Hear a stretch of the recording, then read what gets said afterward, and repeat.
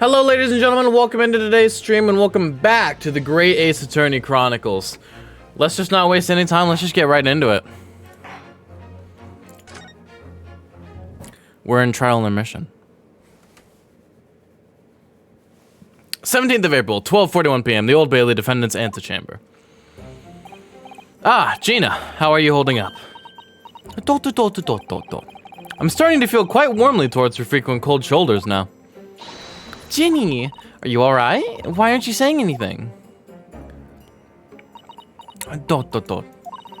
What's the point, eh? Why go all this trouble and fight so hard for the likes of me? What? Yeah, you saw it? That picture. What picture? Ah, you mean this? The photograph taken by Hurley's red-handed recorder. Well, I didn't think it would have captured a scene like this, that's for sure. That's true. That's pretty crazy. It's hopeless. Anyone who sees that's gonna think, oh, I did it, ain't they? Well, I won't pretend it wasn't a bit of a shock when the prosecution first presented it to the court. I got the stream muted, but I'm here watching. Hi, Crisis. Surely you gotta have your doubts about me now. You can't still think I'm innocent. Bum bum bum bum. Of course I can. Dot. More dots. Ginny, why don't you talk to us? Tell us what really happened that night. Eh? Runo's cleverly managed to piece together a lot of new information, but still, we'd really like to hear it from you. Yeah, that would help me so much, because then I would know what I have to prove. Okay, that's good. Alright then. Yes, please tell me. It was after we'd had that dinner together at your place, right, Iris? Ooh, what am I yawning? Hey.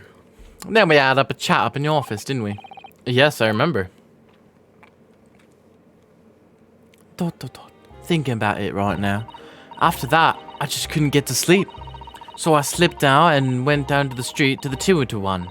To Windibank's place. I had to know if Iris's story was there or not. The Hound of the Baskervilles. I don't know what it's about or nothing. But if you ask me, there's something in it that Sholmes don't like. Something he don't want people reading. So that's why he lied to Iris about sticking it in lug with Windibank for safekeeping. At least, that's what I thought at the time. So you broke into Windibank's? I just had to know if it was there or not. I mean, I had no idea all that was going to kick off, did I? I struck the lock and snuck inside. It was dark as you like in there. So I gave the oil lamp on the counter a bit of wick. And that's when... What do you think you're doing? Ah! I nearly died, I did. And the next thing I knew... I'd grabbed the gun off the counter and was waving it in the air like, I don't know what. Ah, you're the girl who was in here this afternoon.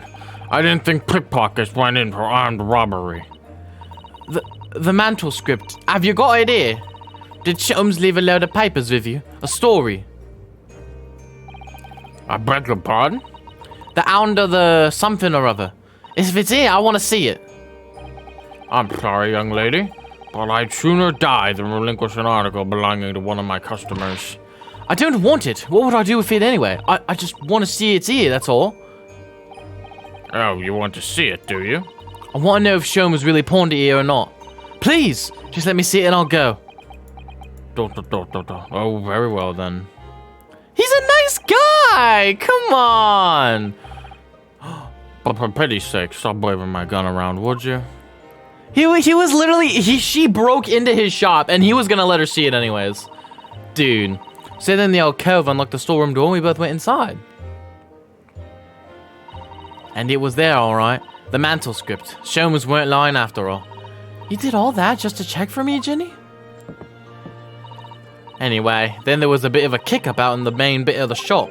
The Skulkin brothers arriving on the scene, yes. What was that noise? Someone's breaking in! Dear me, is there some burglars convention here tonight that I don't know about? Poor guy. I think I forgot to shut the door behind me. Sorry. I better go and take care of it. Could I possibly have my gun back? Oh well, I'll come with you and... Now don't be foolish, young girl. You must stay right here. Don't leave this room under any circumstances. He was trying to protect her, bro. And with that, he took the gun out of my hands and walked back into the shop. I hung back in the storeroom, like he said, straining my ears in the dark to hear what was going on. It sounded like they got into a bit of a scrap. I started to think I should help, see. So I was just about to go out the storeroom myself when... Bang, bang! 2 shots. So one from Windibank's pistol and one from Eggert Benedict's, I think. I heard a couple shots go off too, I think, almost at the same time. And then there he was, right at my feet, lying face down on the floor. I was right next to the storeroom door, so I slammed it shut and locked it quick as you like. Because you thought whoever had shot Mr. Windibank might come for you? Yeah, so I went to grab the old cove's gun. I figured I'd put up a fight at least. But when I got a better look at him, I knew.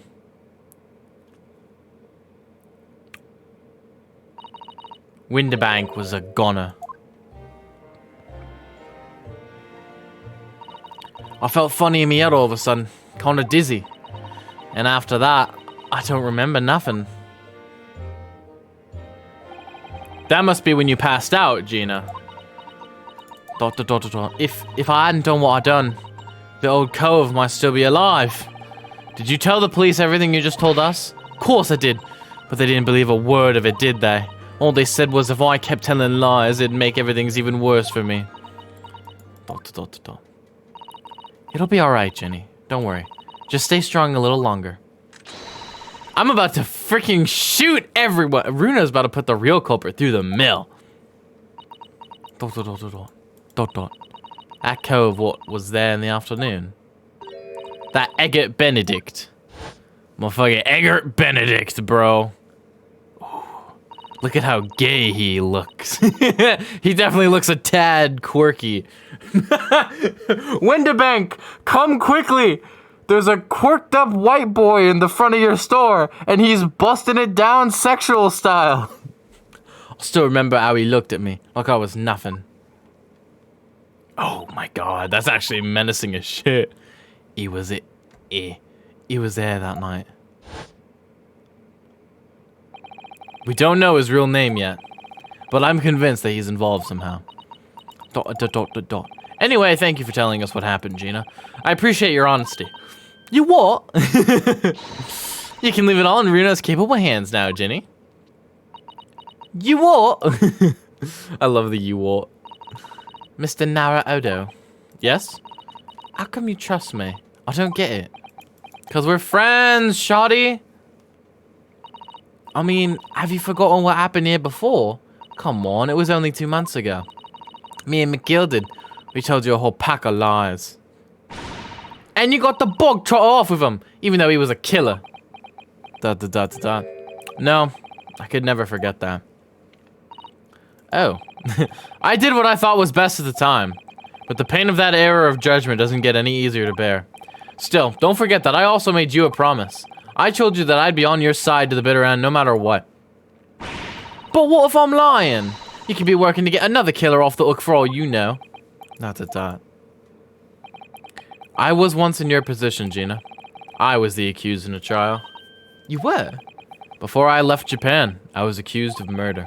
And strange as it might sound, the circumstances of the crime were pretty damning. I was sure that no one would believe it wasn't me who had done it. Oh, Runo. But there was one person who stood up for me, who believed in me, was prepared to defend me. My best friend. No, don't play his theme. No, don't play his theme right now. Don't play it. Ah, screw it. Turn it up.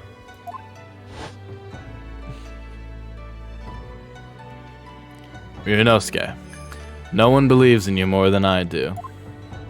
Leave this to me. All you need to do is put your faith in me, and I'll do the rest.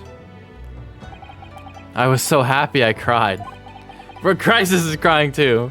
But even then, somewhere inside of me, I couldn't help thinking, surely he doesn't really believe in me.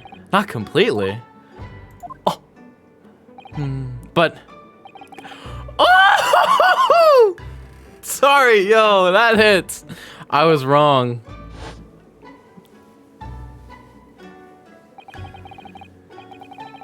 Soon as my trial began, it was obvious that he had an absolute, unwavering belief in me. Bro, they need to not do this to me right now. I'm gonna start crying, busting it down, sobbing, depressed style. And in turn, I developed an absolute, unwavering belief in him. Yo, she posted up right now. Look at her. She posted. Since then, I came to realize, if you want someone to believe in you, you have to believe in the other person first. What are you saying? I promise you, Gina, that no matter what happens, I'll keep believing in you. Oh, dude, so you don't need to worry. I won't let you down. Even though I'm a diver and a no-good liar, you're not like McGilded. I know that. It's not I don't know, it's I know. You're not like that. Eh? That's right, you're our friend, Jenny. Aris, we know you better than you think. And we've come to the conclusion that you're someone we can trust. Yes. That's really all we need to know. Exactly. If she starts crying, I'm gonna bust it down. Mr. Nada Odo, if she starts crying from under her hat. Oh, there it is! Defendant Gina Lestrade and her legal representative. Court proceedings are about to resume, mate. Please enter the courtroom immediately. Oh, dude, my bailiff voice is the exact same as Gregson. Damn it. Yes, of course. Thank you. Oh, that was good. I'd been both a defendant and a defending lawyer in my time, so I knew only too well just how hard it was to put all your faith in another. And I also knew just how hard it was to bear the burden of another putting all their faith in you. This is it at last. The final chapter, the final battle. Wish me luck, Susato-san. And I hope you're watching over me too. Partner!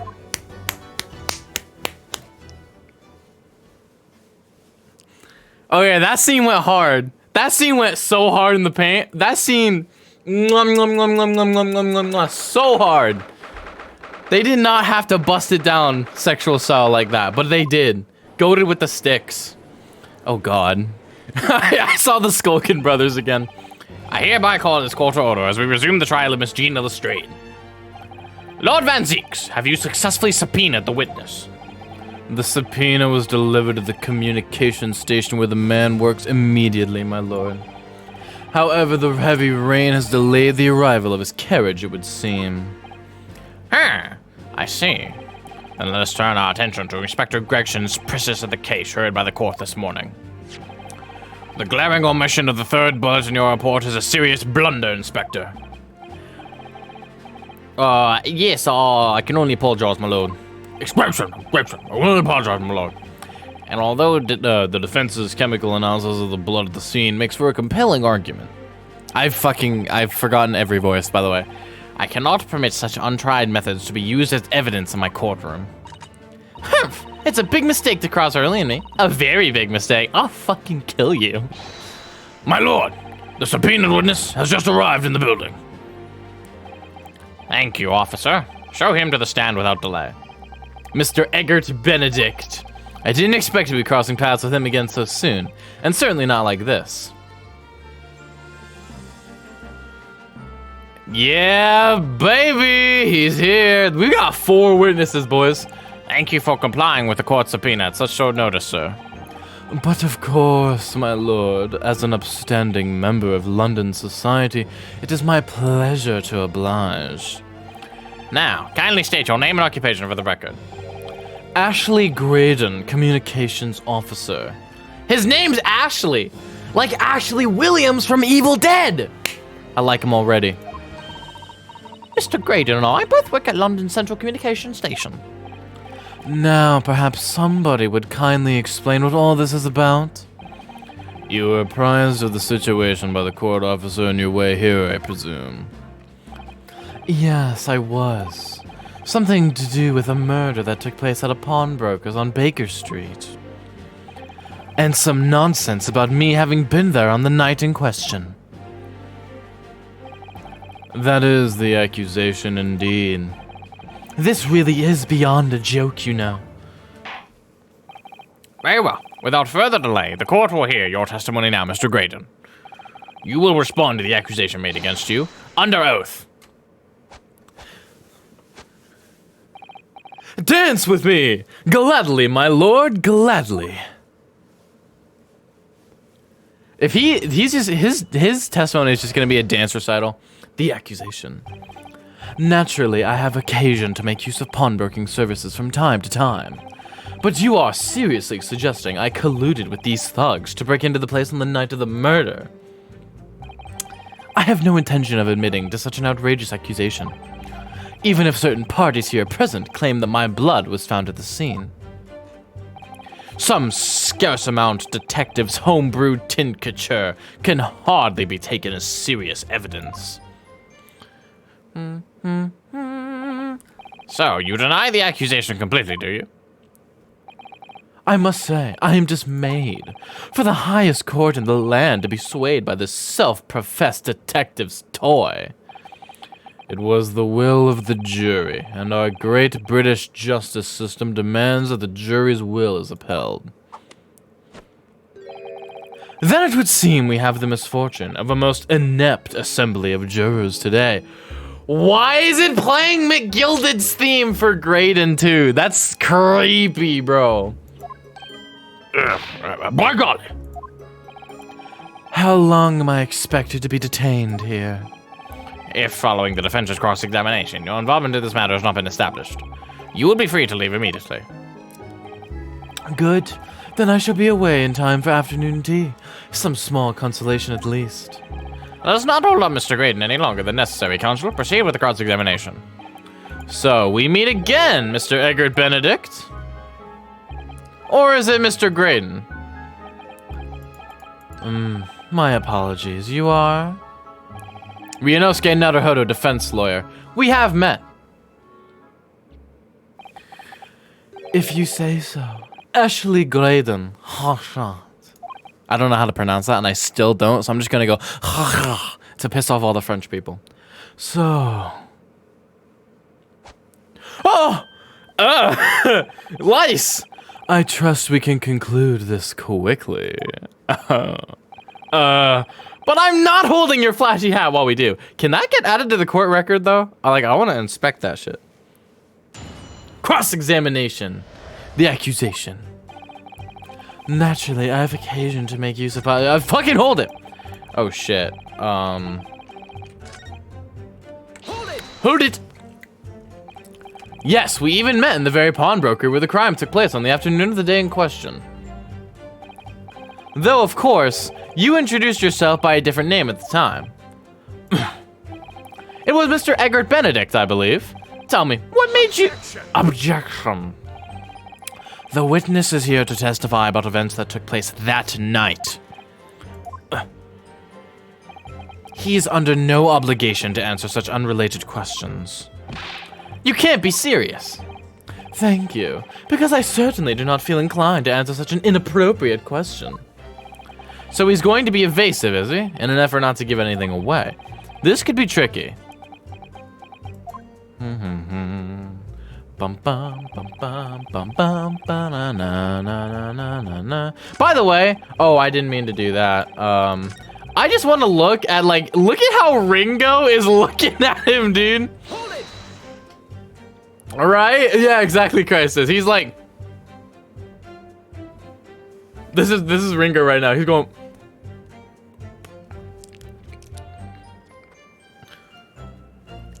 Nash, he's got a nice ass. You know what I'm saying? Like, that is literally what Ringo's doing at the moment. Have you seen these two men before? This pair? No, I don't associate with criminals. Said by a man who introduced himself as Egbert Benedict. I'd like to know who I have to thank for this. Who made this outlandish accusation against me? The young lawyer there in the black. This is a farce! Dance time! Whose idea was it to permit an outsider to work in a British court anyway? Racist much? Well, needless to say.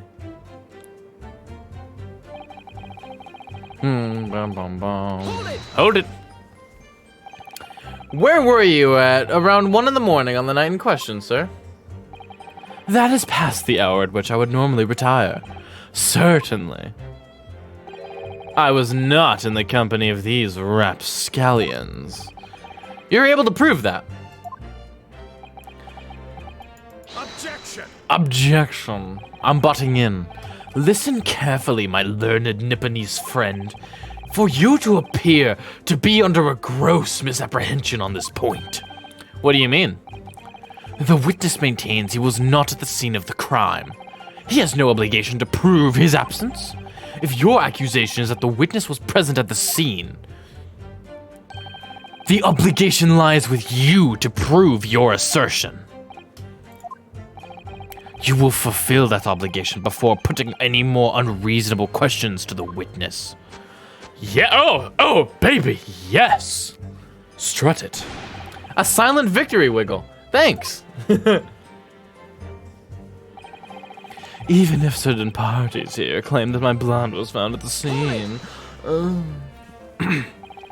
Blood was found at the scene of the crime. There's no question of that. Mr. Sholmes' chemical analysis has positively identified the substance as such.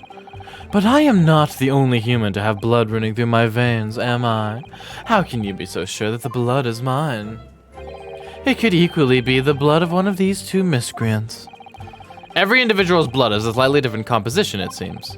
Mr. Sholmes' chemical is able to differentiate different blood samples by— Spare me the science lesson! Who is this Sholmes character, anyway? Oh, I assumed all Londoners would know the name. He's a renowned detective. So even you are unable to bring yourself to say great detective. A great detective, you say? Now we're in the realm of fairy tales, aren't we?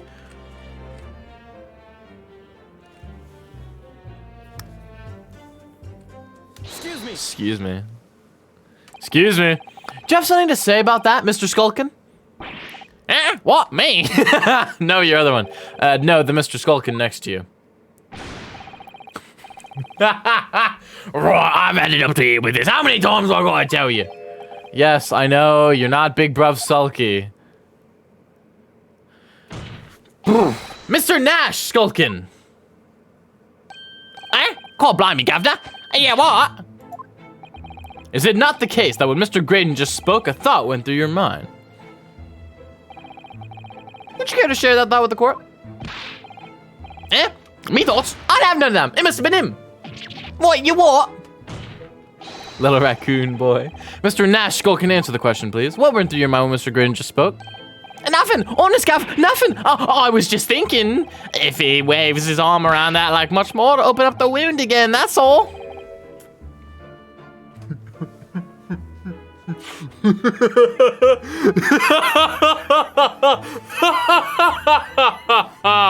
What wound?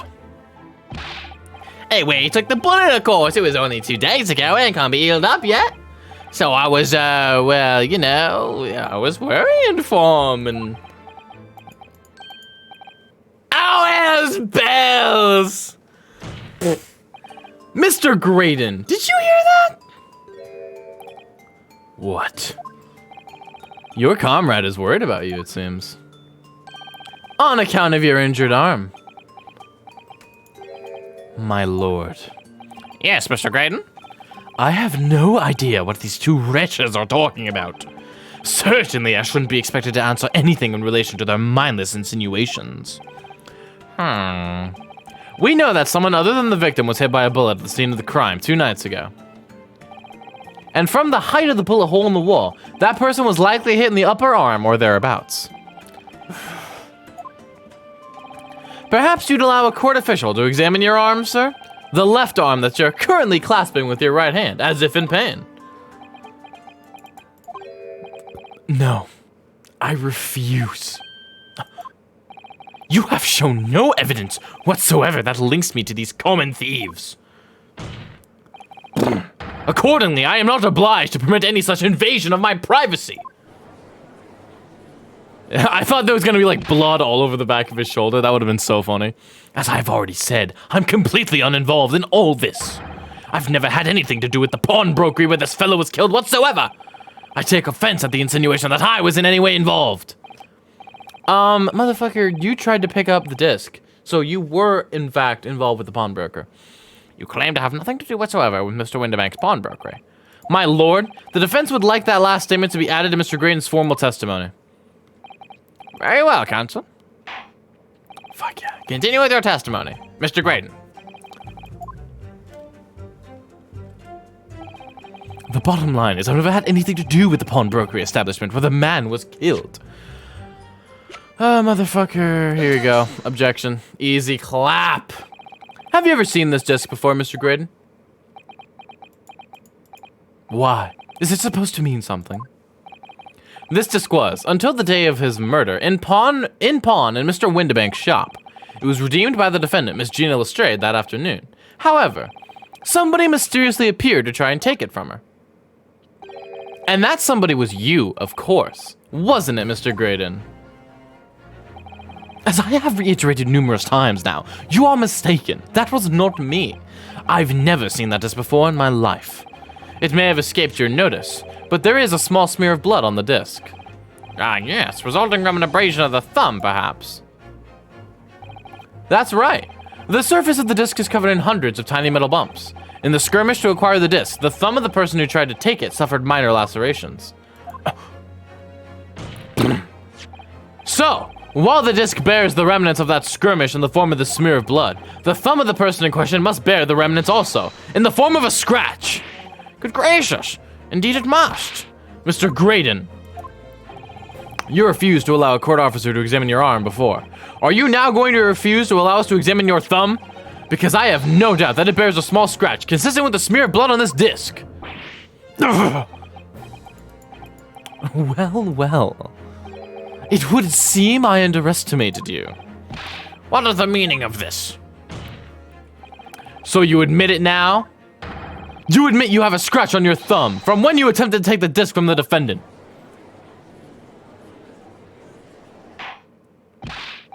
Order, order! Well, Mr. Graydon. It would appear there has been something of a misunderstanding here.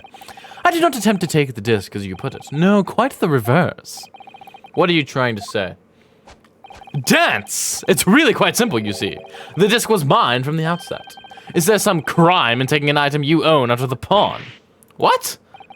It would seem, Mr. Graydon, that in this piece of evidence, my learned friend has established a link between yourself and the incident.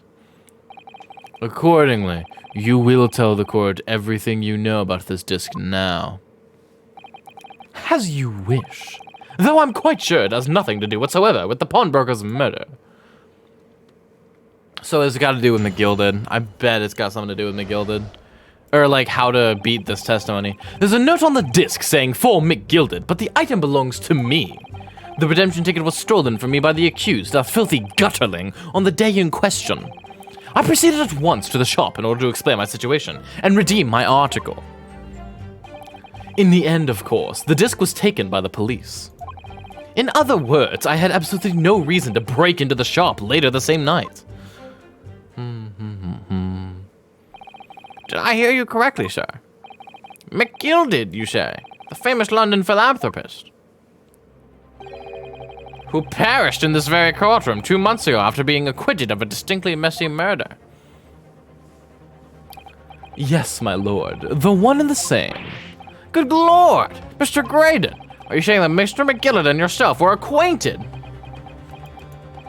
Yes, that's correct. We were dating! Order! Well, I certainly didn't expect to hear that name uttered here in my courtroom again. According to what Gina told us, this disc was placed in pawn on that fateful night 2 months ago. McGilded himself gave instructions to deposit it at Windibank's. It's funny that Mr. Graydon here is claiming that this belongs to him then, isn't it? In all likelihood, he's lying.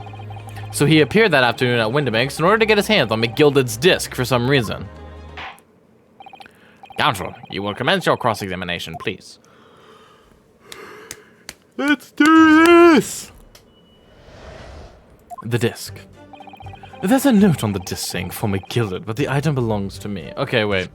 Can I look at this again?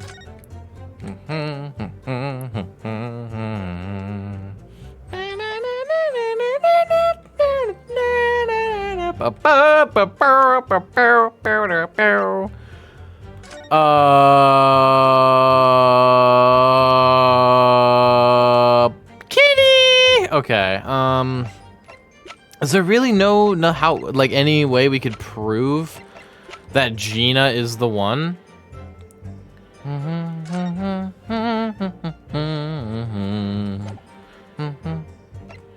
I really don't think there is. Oh, wait. I want to press everything. That's the first step to this game, honestly. Hold it! Hold it!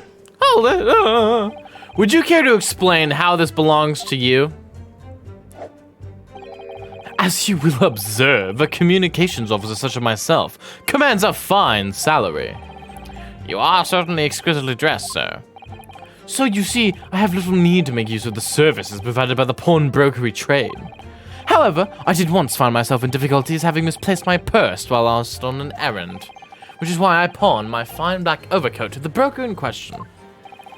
You claim that was your overcoat? Obviously, and in my haste, I clean forgot that the music box disc was in its pocket. And yet, there is a note on it that reads, for McGilded. I am a collector of rare and unusual music box music.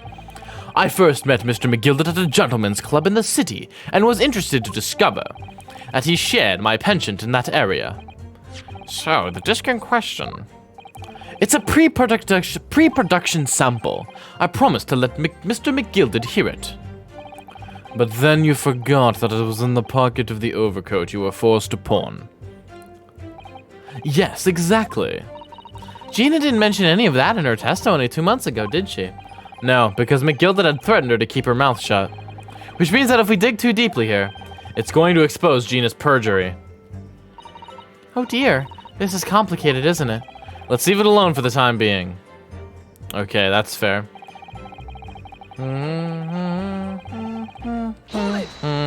Hold it! So you're saying that Miss Lestrade lifted the ticket from your pocket or bag? That's right, despite being mindful of danger when walking in the insalubrious areas of her kind frequent. That was a weird sentence. Miss Lestrade did no such thing. Well, of course you would take that stance, but the girl is a regular offender. You came to the pawnbrokery that day prepared with all the information you needed to identify the defendant. You were looking for her. That's what brought you to Windibanks. To get your hands on Mr. McGilded's disc. Objection, motherfucker. Where's your proof? My learned friend is a veritable font of nonsense. Nonsense? I concur with the prosecution. Counsel, you will refrain from conjecturing. In this way is not clear. Yes, my lord. Okay. Then I will continue with my testimony for what possible use it can be. I proceeded at once to the shop in order to explain my situation and redeem my article. Had you ever been to Windibanks before? Only once for the purposes of pawning something. But like many, I enjoy browsing in such establishments. So when you noticed that the pickpocket had taken your ticket, you chased after her, is that correct? Yes, that's right. I didn't notice at first, of course, such is the art of the pick purse. But when I did, I headed to the pawnbroker at once, in order to reclaim my coat before the thief could. I was merely trying to recover what was rightfully mine in the first place. He can say what he likes because he knows we have no evidence to contradict him on this. In the end, of course, the disc was taken by the police. Hold it! Hold it! Yes, it was taken by Inspector Gregson here, wasn't it? That's right. This was the very man. Apparently the police are collecting anything that has a connection to Mr. McGilded as evidence. Is that right? Excuse me. Excuse me.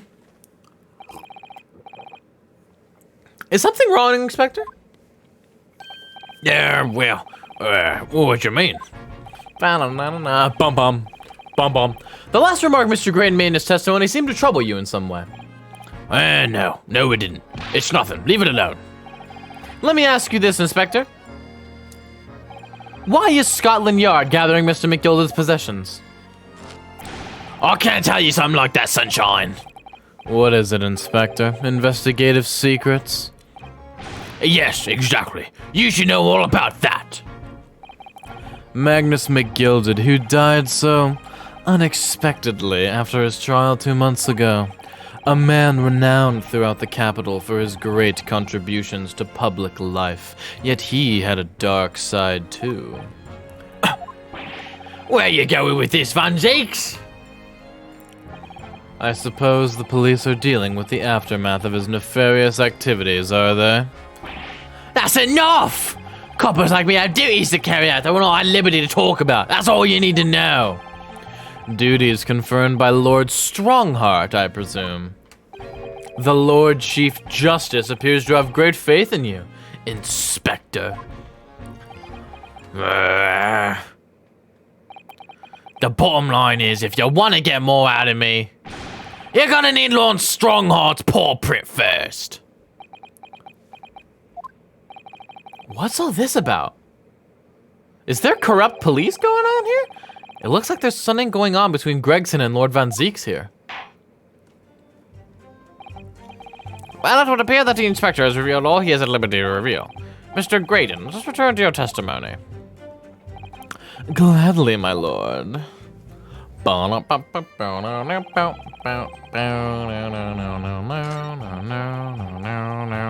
actually want to press and then keep going with that statement.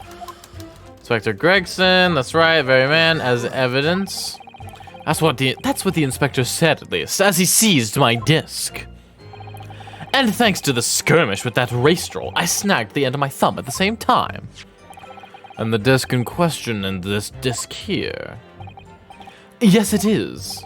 Scotland Yard have indeed been gathering items believed to have been the property of McGilded, presumably to aid their investigations in some way. Not something I would be aware of. I really didn't know the man well anyway. Wahaha! After all, I'm merely a communications officer with a penchant for music boxes. And flamboyant poses. JoJo's. Okay, never mind. Hold it! But perhaps you'd seen something of value among the forfeited items. No, not at all. Oh. A valuer was brought into police to assess everything in the shop. Without exception, every article on the shelves was common or garden bric-a-brac. In that case, it's clear that you broke into the shop later that day in order to recover Mr. McGilded's disc. Have you not been listening, man? Even if I had wanted to recover the disc, you may recall it had been seized by police that afternoon. It was no more in the shop that night than I. As I keep saying, I simply had no reason to break in. So there was nothing of McGilded's left in the shop that night. Nothing this man might have been after. I wonder if that's really true. It's not. Bruno, if you have some evidence, then let him have it. I'm dying to see that irritatingly assured expression of his crumble. I know exactly what to present. McGilded slipped the disc into his coat pocket and had it deposited at Windibanks. Then, when he realized he was going to be arrested on suspicion of the omnibus murder, he threatened Gina and forced her to take the redemption ticket. There's no doubt about it. That witness is lying through his pearly white teeth. The police were obviously after anything left behind by McGilded as well.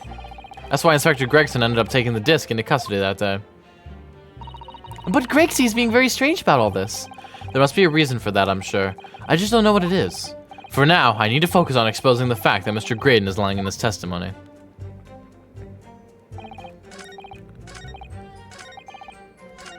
Alright.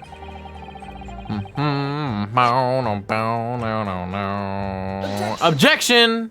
Homeboy, you messed up. The disc was deposited at Windibanks on Magnus Gilded instructions. You knew there, and you went there with the intention of obtaining it for yourself. Objection, motherfucker. Conjecture again. And in any case, the disc was taken into custody by the police that afternoon. The witness had no reason to visit the pawnbroker again that night. Objection. That's not true. Sorry, my learned friend, but that's not true. Ooh, okay. What? Mr. McGilded had another article in pawn at Windibanks. As this second pawnbroker's ticket proves. Oh. There were 2 articles belonging to Mr. McGilden in Windibank's pawnbrokery. And the reason you broke into the shop that night was to recover the second one. Together with your 2 accomplices, the Skulkin brothers. Oh. This is the second ticket, is it? What had the man deposited? The article described reads, 1 small box. A rather vague description, it seems to me. Are you suggesting that I broke into the pawnbrokery with these clowns in order to steal some trinket box? I believe there are adequate grounds to suspect that you did. You love clowns! You were chasing that Clussy, weren't you? This is absurd. Why on earth would I do such a thing? Once the article had been forfeited, I could simply walk into the shop and purchase it. There would be absolutely no need for me to resort to theft. That's a good point. Indeed. The witness makes a solid argument. So that means that for some reason, this Graydon fellow needed the small box that very night, does it? Oh. It's time to put an end to this nonsense, my lord. Could you be a little less cryptic, Lord Benzies? Please. I do hate to ruin my learned friend's argument, but the truth is quite incontrovertible. On the night in question, no small box was taken from Windibank's pawnbrokery. And rest assured, the prosecution can prove it. What? Good gracious! Inspector, show the photographic prints to the court, if you please. Yes, sir. What prints? I think I know, it's from the second camera. These prints were taken from one of the detective's security cameras. Ah, Hurley's red-handed recorders again. As previously explained by using this plan of the shop layout. The victim's establishment was furnished with automatic cameras in 2 locations. One was set to capture the counter from where Mr. Windibank received his customers, and the other was set to capture the shelves on which articles were placed for sale once forfeited. Question. According to the information on this ticket, Mr. McGilden's small box had been forfeited already, 2 days before the incident, at 9 p.m. on the 13th April, to be precise. Which means it would be on the shelves of forfeited items in the shop front. Now, what I have here is a print taken by one of the cameras about 2 hours before the incident. At 11 p.m. on 15th April. Okay. The victim clearly certainly had a very full shop, it would appear. And then here we have another print. This one was taken about 2 hours after the incident. We gotta do the stereoscope! The stereoscope, boys!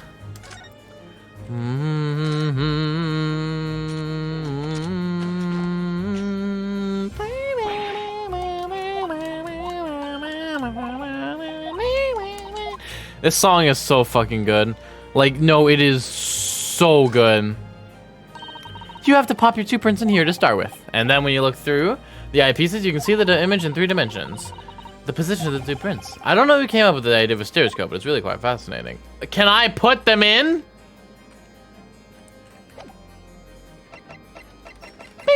Oh, I don't have them in evidence yet. We have 2 pictures to compare. Though I must say, placing them side by side leaves me cold.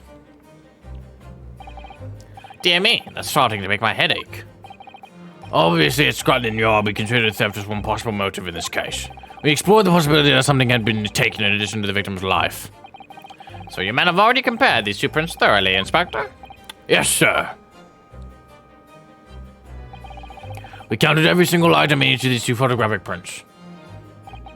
And the Yard's conclusion is that exactly the same number are present in both. Ah. In other words, nothing was taken from the pawnbroker on the night in question.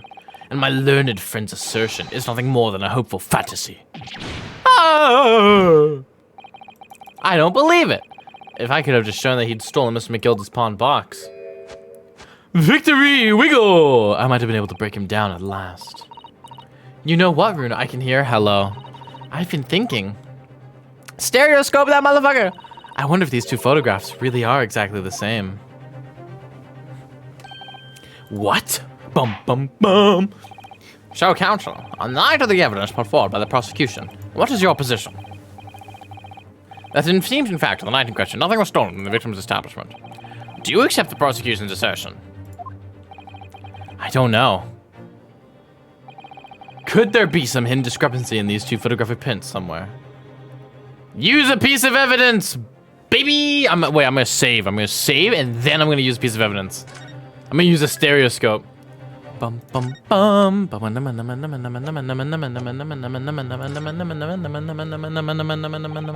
Before I give my answer, my lord, I'd like to try something if I may. Try something? What do you mean, counsel? I'll need to use a certain piece of evidence from the court record to identify the discrepancy.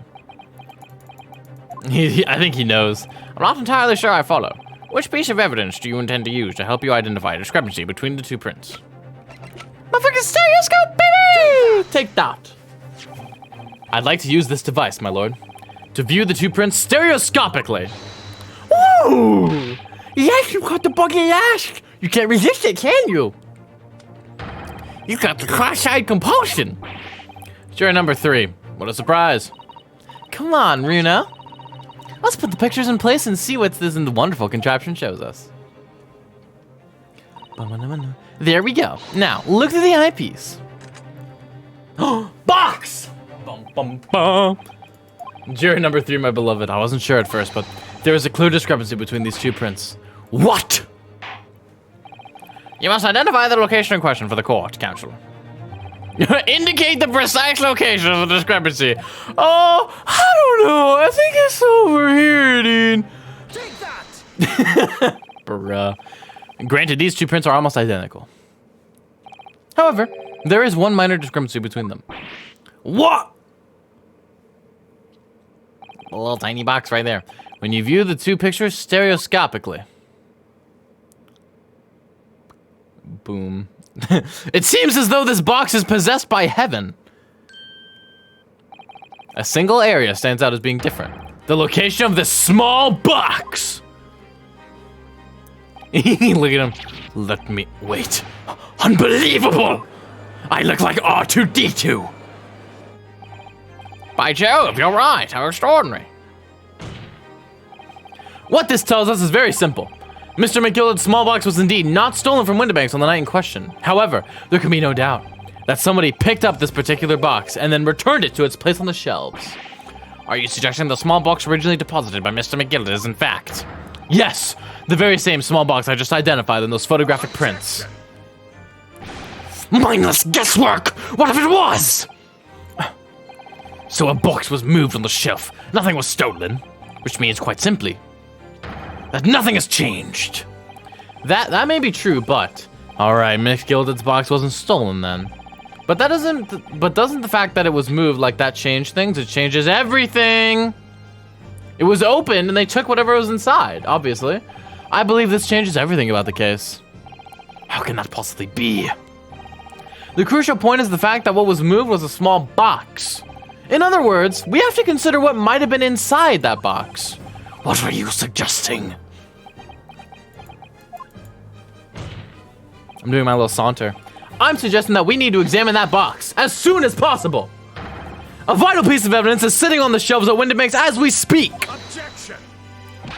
That won't be necessary. Some little box belonging to a man who died 2 months ago can't possibly be relevant to this trial. The court does not uphold your objection, Lord Van Zieks. Bailiff, arrange for an officer to go to Baker Street at once. Obtain the small box in question and bring it back here for further examination. Let's go. Who are you? Why are you mod? Dude, I got new mods, bro. You know, I'm gonna be like that because I'm base, exactly. Yo, they're staring at each other in a kind of romantic way. Oh, yo, he's pissed.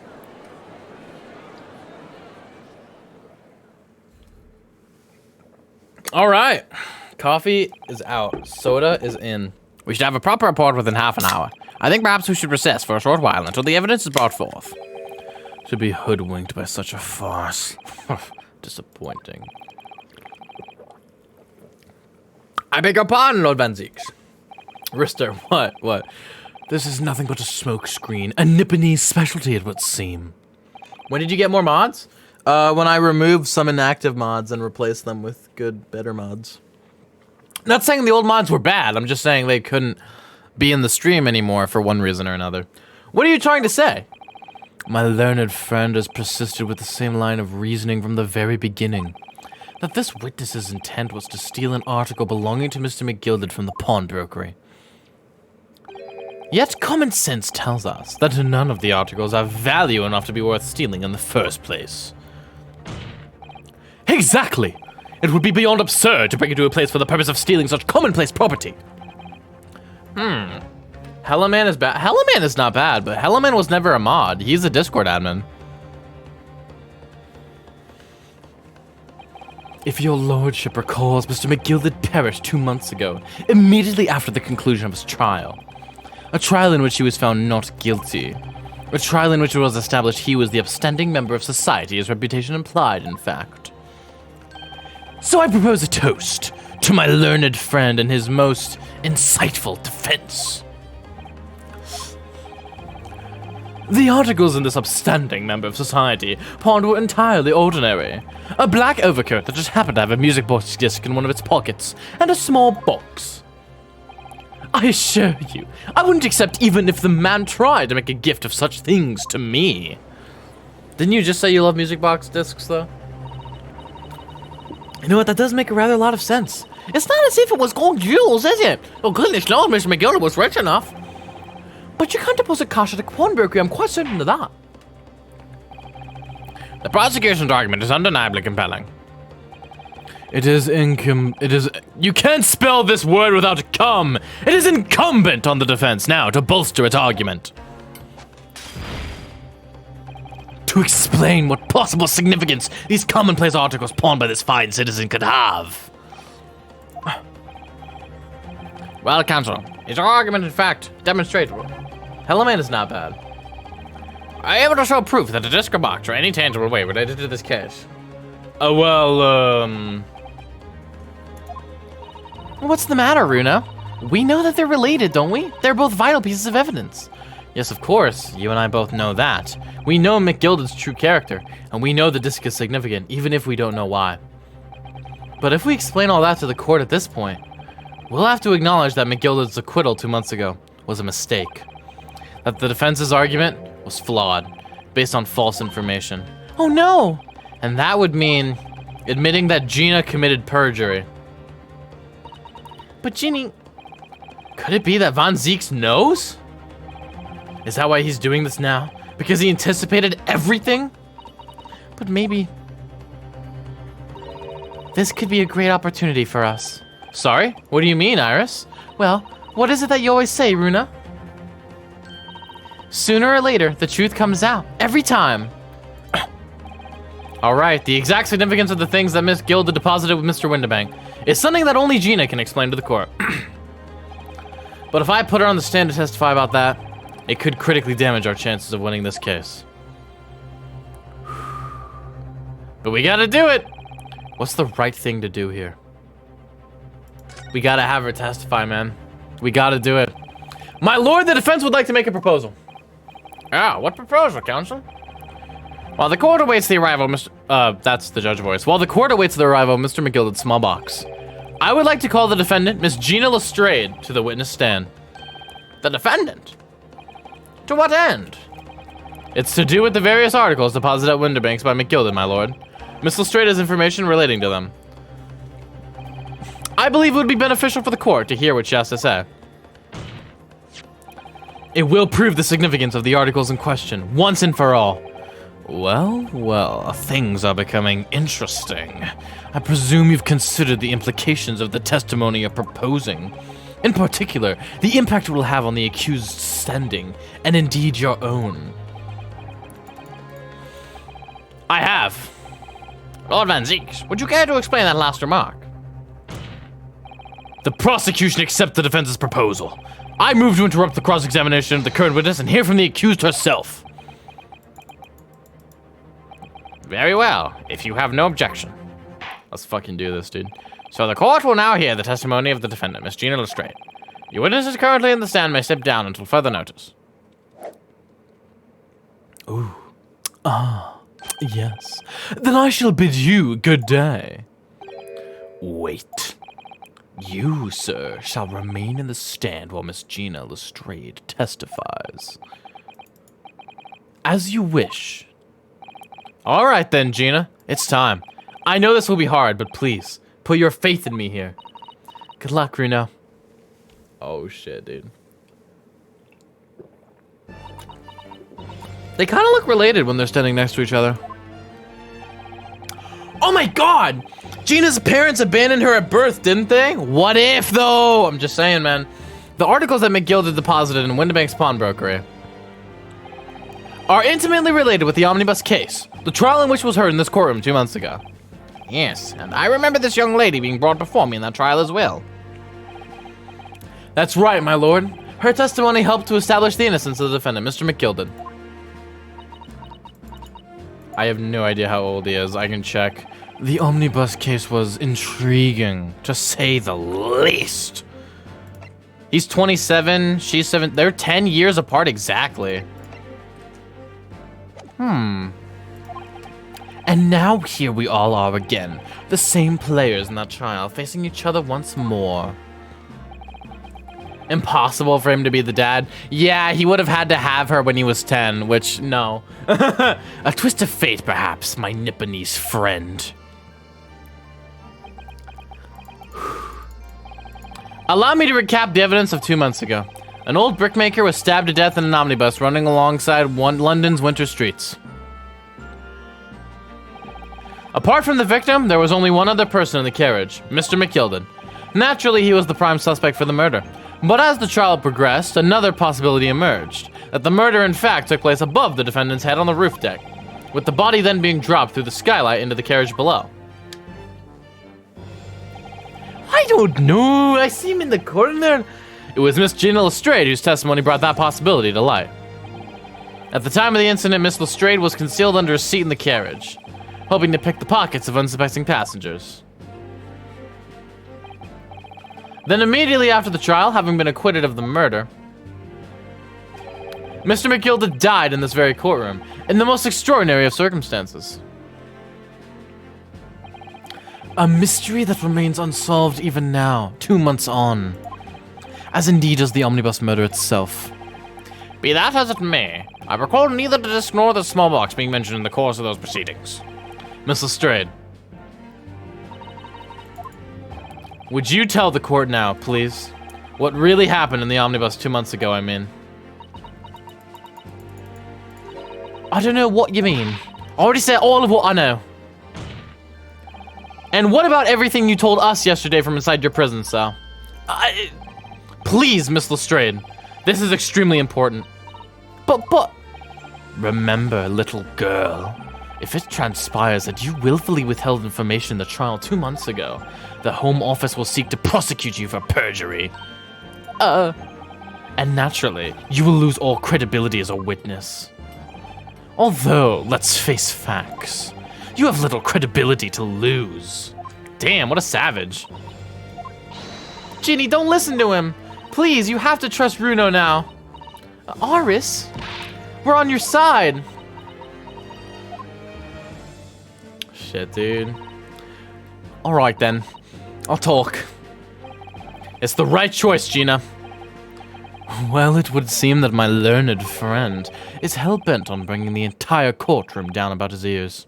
So be it. I must confess, I'm struggling to understand what on earth is happening here. Honestly, same. However, it would appear that Mr. McGilded's pawn articles in that extraordinary case of the omnibus harbor secrets of which we have been hitherto unaware. So, Mr. Lestrade, you will now give your testimony before the court about the events of 2 months ago. You will reveal the truth, a commodity sorely lacking in your original statements. This is it, then. Everything's going to come out. Like Van Ziek said, this could bring the whole courtroom down about my ears, but as a lawyer, I'm prepared to take that risk. Holy shit, dude. This is insane. Witness testimony. The real truth of the omnibus case. Truth is that brickmaker cove was in the cabin of the omnibus the whole time. When the Irishman dragged me out from under the seat, I saw the disc on the floor. All of a sudden, I heard a scream from over my head, and the pair on the roof deck were off to call the slops. That's when McGilded slipped the driver some tin to do a run to a pawn shop round about. He threatened me not to snitch, not to say nothing to no one about what I'd seen or heard. Good grief, this is outrageous! What you've just told the court bears almost no resemblance to your testimony 2 months ago. As you say, my lord. Then there's every chance I may have adjudicated an error in McGilded's trial. It sounds very much to me as if the man deliberately deceived this court in an effort to cover up the most wicked of schemes. Without doubt, your lordship is correct. A great injustice was done in this courtroom 2 months ago. The actions of the accused in that trial, of this witness, and of my learned friend are entirely inexcusable. I don't believe it. The whole trial was a farce. It was all lies. That McGilded fellow was rotten to the core, just like that pickpocket. Don't forget that lawyer from the east. They were all in on it together. You're wrong, the lot of you. Mr. Nadaodo, the lawyer there, he didn't know nothing about it. Humbug! I don't think so. Are we really expected to believe that? He really stitched everyone up, didn't he? With an operation to get the man off scot-free. Unforgivable. Stop. The lies have to stop. Stop. Yes, the defense made a terrible error of judgment. I intend to take full responsibility and suffer whatever consequences are deemed appropriate. However, it's imperative that the court allows the witness to elaborate on her testimony, because the true significance of McGilded's pawn articles must be brought to light. Very well, my learned student friend. Student friend? Given the depths of calamity you have just plunged yourself into, this may well be worth hearing. Words fail me. The situation is utterly deplorable. Mr. Naruhodo. Yes, my lord. I will decide upon your fate following the conclusion of this trial. Of course, my lord. Blimey, Mr. Naruhodo. Now, counsel, proceed with the cross-examination. Why is Graydon turned around? You see this motherfucker? Fancies, please hold me in your arms, bruh. All right. And you were hiding in the cabin at the time as well, weren't you, Miss Lestrade? If I remember rightly, in the storage compartment underneath one of the seats. Yeah, that's right. It's pitch black under there, so you can't see nothing at all. Now, in your testimony 2 months ago, I feel certain that you claim Mr. McGilded was the sole passenger, did you not? False testimony, my lord. That's what he told me I had to say. Why are they whispering? Hey! Is there something you'd like to share with the... hold on. Inspector! Mr. Graydon! Whoa! Blimey, you're trying to give me a heart attack. You have been whispering to each other for quite some time now. Tell us, what is the discussion about? Discussion? With this fellow? Pull the other one, sunshine.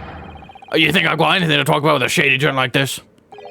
And I have nothing to say to this uncut detective after he deprived me of that disc that was rightfully mine. But they've clearly been talking the entire time I've been cross-examining Gina. It's as if they've been negotiating. Gregson, no! Gregson! Gregson, my beloved, no!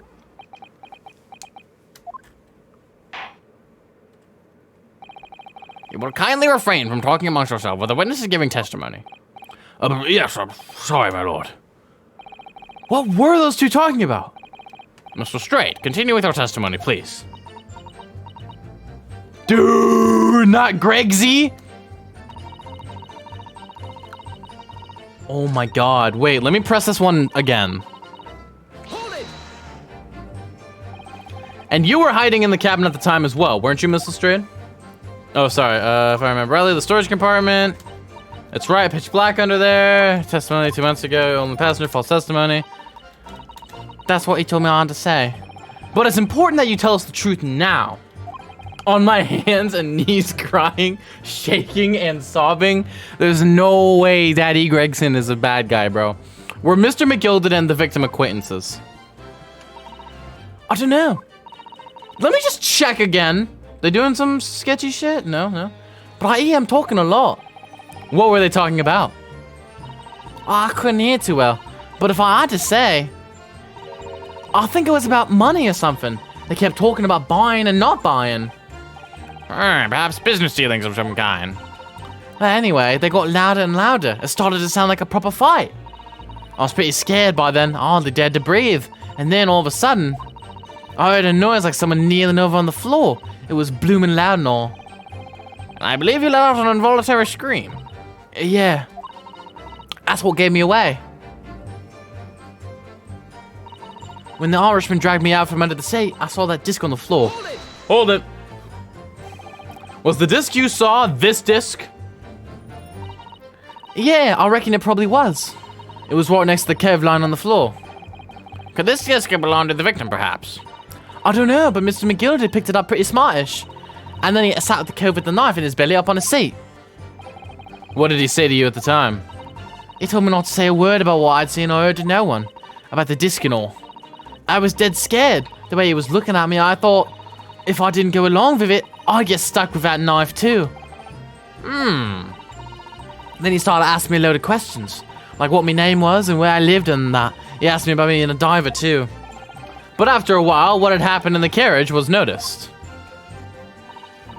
Yeah, that's right. At first there was a kind of rapping noise. Mr. First on the roof is just... Just like, all of a sudden I heard a scream. The slops. There were two gentlemen occupying the seats on the roof deck, I believe. That's right. My pure baby right there, on the right. They must have looked down through the skylight and noticed the cove with a knife in his guts. When they screamed, the driver pulled the horses up and McGildy got out of my sight. Out of sight? Where? Back under the seat where I started off. Once the carriage came to an halt, the two cows from the roof ran to fetch the slops. If they immediately... First, please stop beatboxing. There's been a murder. If they immediately left to fetch the police, it would appear they'd been entirely unrelated to the incident. Huh. So that left McGildy, the driver, and you still at the scene. Beppo, bro, Beppo! Yeah, only the driver didn't know I was there because I was under the seat. I heard the cabin door open and a voice from outside. The driver, yes. He also testified in the trial, I believe. Motherfucking Beppo! Look at my boy! A fellow who went by the name of Beppo, if memory serves.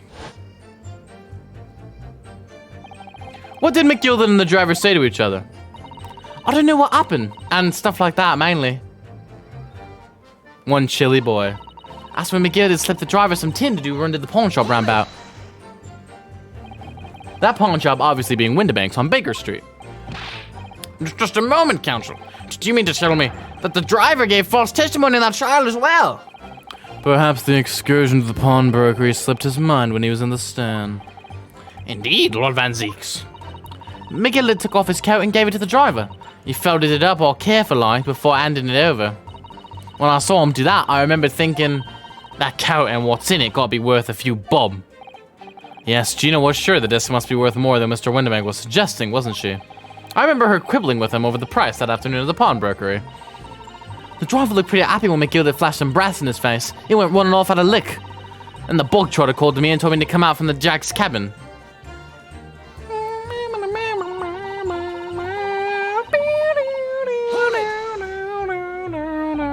Threatened you how exactly? He told me I'd only be able to scarper if I did exactly what he said.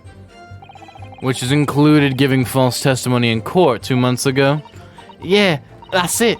And there was one other thing he said. Which was? He told me I'd have to hang on to the ticket from the pawn shop and make sure not to lose it. The ticket? Well, I never.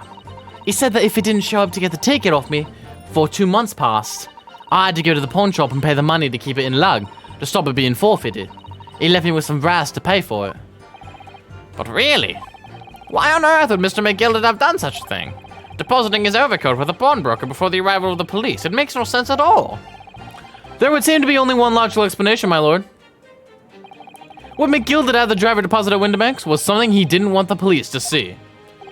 Something very important that he needed to hide at all costs. Anyway, after that, he let me go, so I legged it before the coppers showed up. Thank you, Mr. Strait. Thank you, counsel. I've heard enough. I believe we now have a reasonable understanding of what actually transpired on the omnibus. It would appear on that night 2 months ago a negotiation was taking place on the omnibus. A negotiation concerning this disc. However, matters did not run smoothly.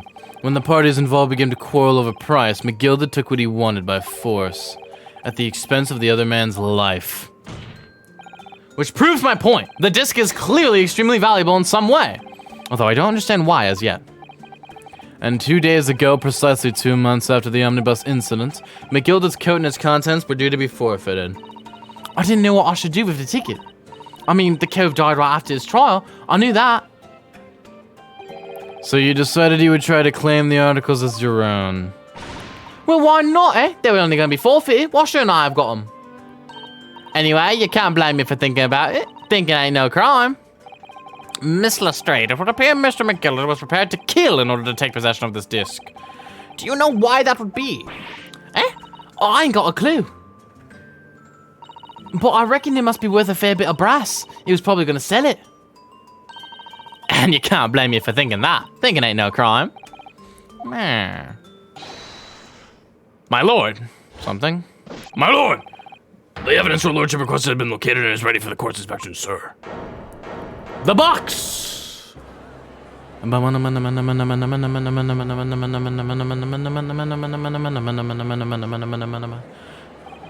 mysterious little box, deposited by Mr. McGilda 2 months ago. There's no doubt in my mind that it's a key piece in this far-reaching puzzle.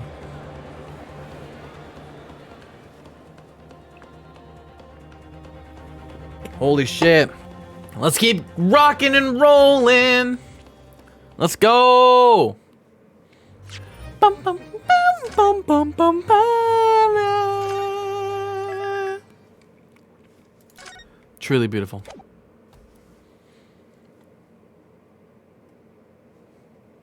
It's that motherfucking box.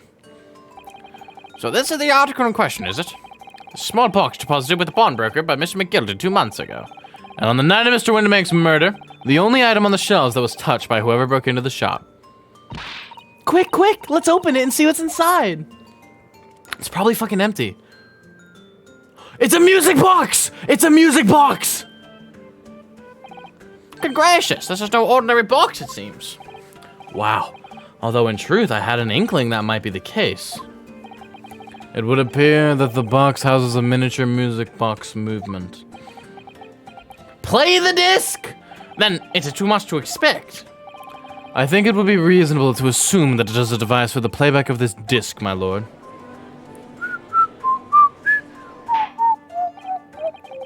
So here we have the means to play back Mr. McGilda's disc, deposited at Windibank's at much the same time. Not strictly correct, my lord. It was not McGilda's disc. It was the disc of his victim in the omnibus. But why, for heaven's sake? Are we to understand that the brickmaker was trying to sell this music box disc to McGilda? ... I have a question!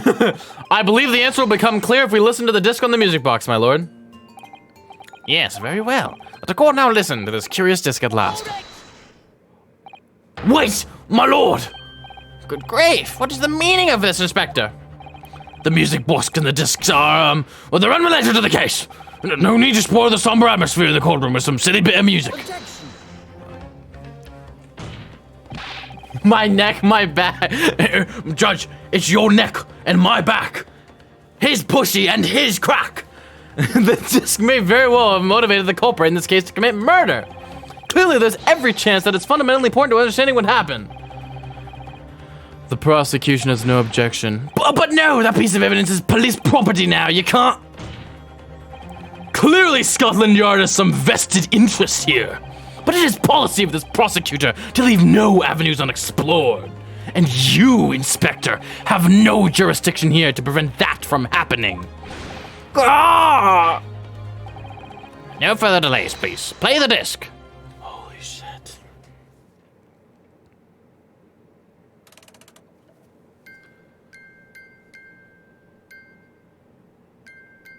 It's Morse code! It's Morse code! I really wish I knew Morse code. What on earth? That's certainly not what I would call music. No. It's just the same note playing over and over again in an irregular sequence. Huh.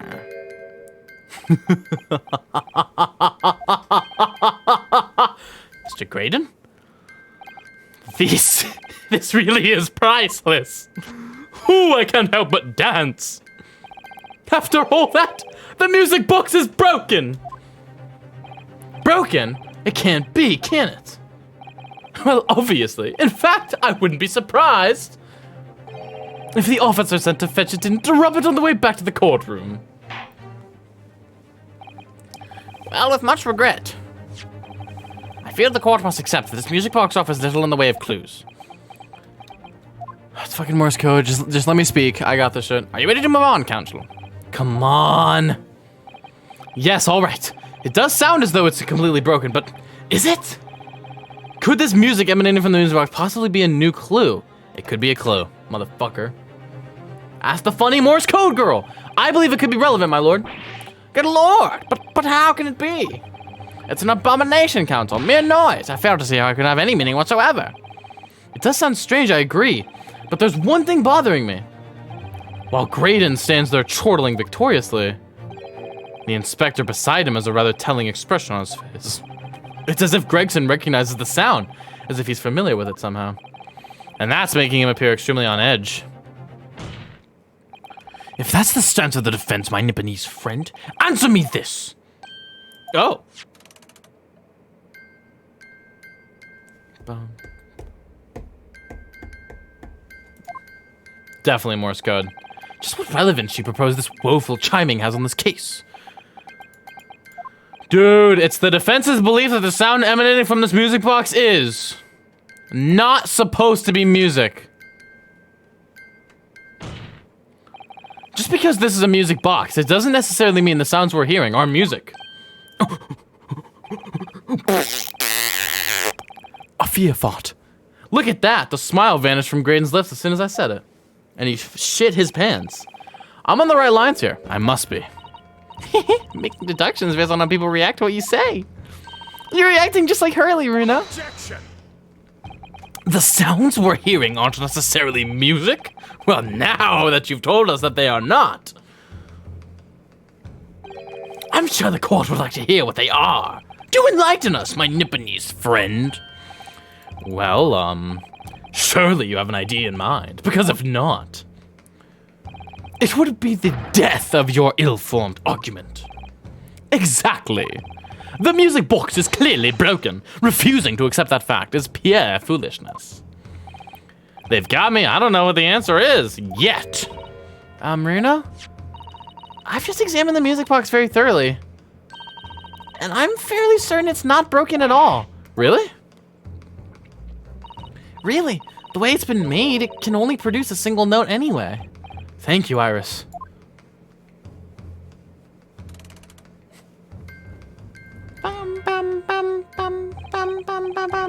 Alright, well, if the music box isn't broken, it must mean that the sounds it's producing have some significance that isn't musical. Dot, dot, dot. Oh, shit. Could it be? Is that what these sounds are? Something's just struck me, Runa. I feel like recently, in the past few hours even, I've heard another sound very much like the one this music box makes. Morse code, girl! It's a familiar sound. Actually, Iris, I was just thinking exactly the same thing. I'm going to have to press the defense for an answer.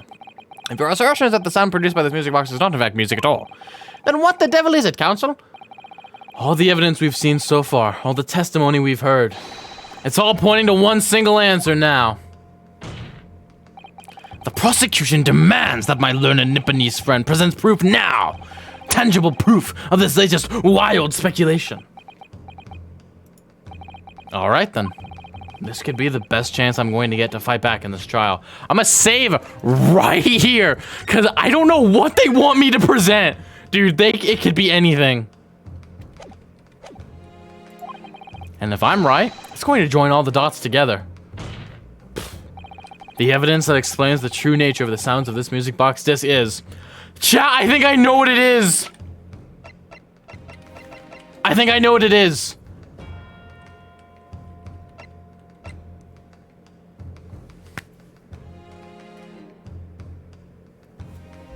Let's try it, baby!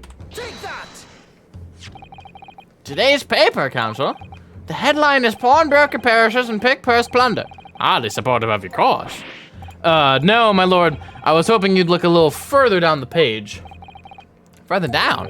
Ministry Mole. Classified secrets may have been leaked overseas from Ministry of Justice. Yes, this is a very serious matter being investigated at the highest level, I understand. I have heard that international transmissions along supposedly secure lines are somehow being intercepted and leaked to various other countries. And presumably, those transmissions are in the form of wired telegrams? Of course.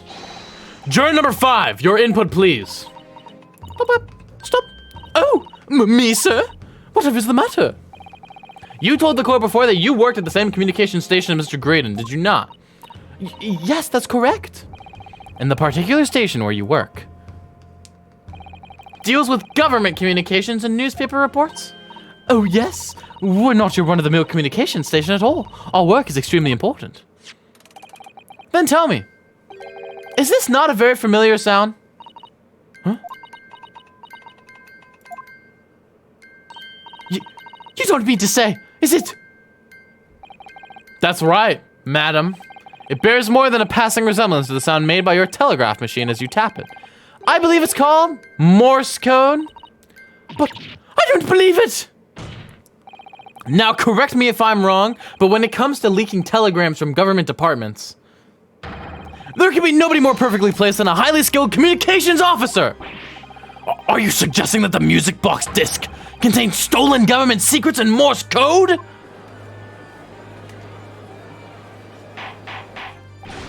Order, please, everyone. But this is high treason, counsel, deserving of capital punishment. Too much new vocabulary. What is treason and what is capital punishment? Oh, the sorts of words I'd half expect you to know. For our sovereign government's confidential information, hostile nations would surely pay almost any price. Yes, and on that night 2 months ago, that was the very negotiation that was taking place inside the omnibus. But in the end, McGilded perished and the all-important disc lay unclaimed in the pawnbrokery. My word!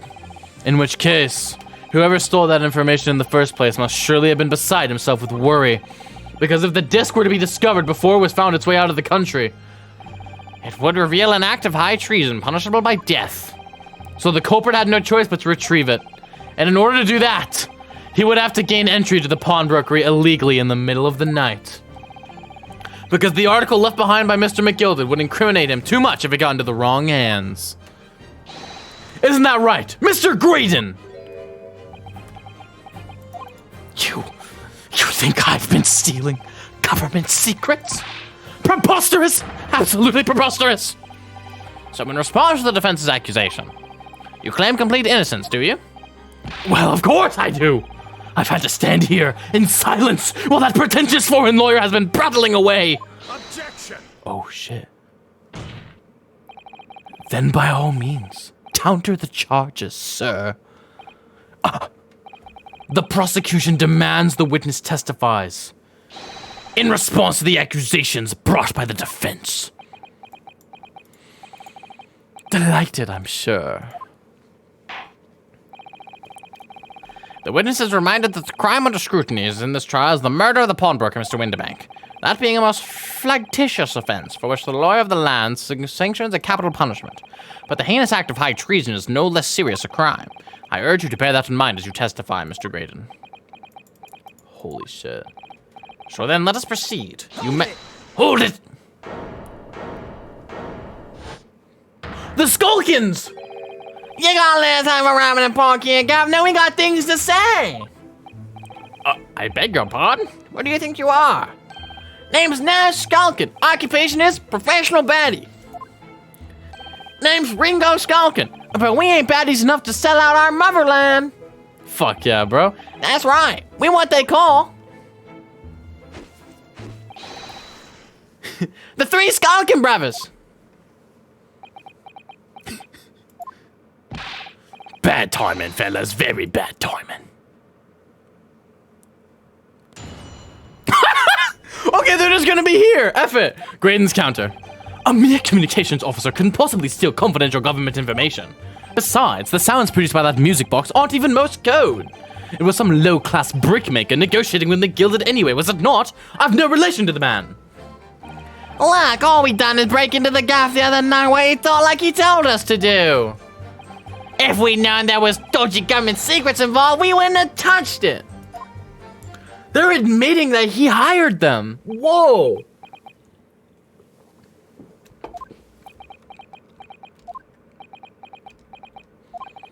Mr. and Mr. Skulkin. One Mr. will do, Governor. What's up? Do I take it that you now admit to the crime? That on the night in question, you did indeed gain entry to the premises illegally. And moreover, you did also as a party of 3 in collaboration with Mr. Graydon here.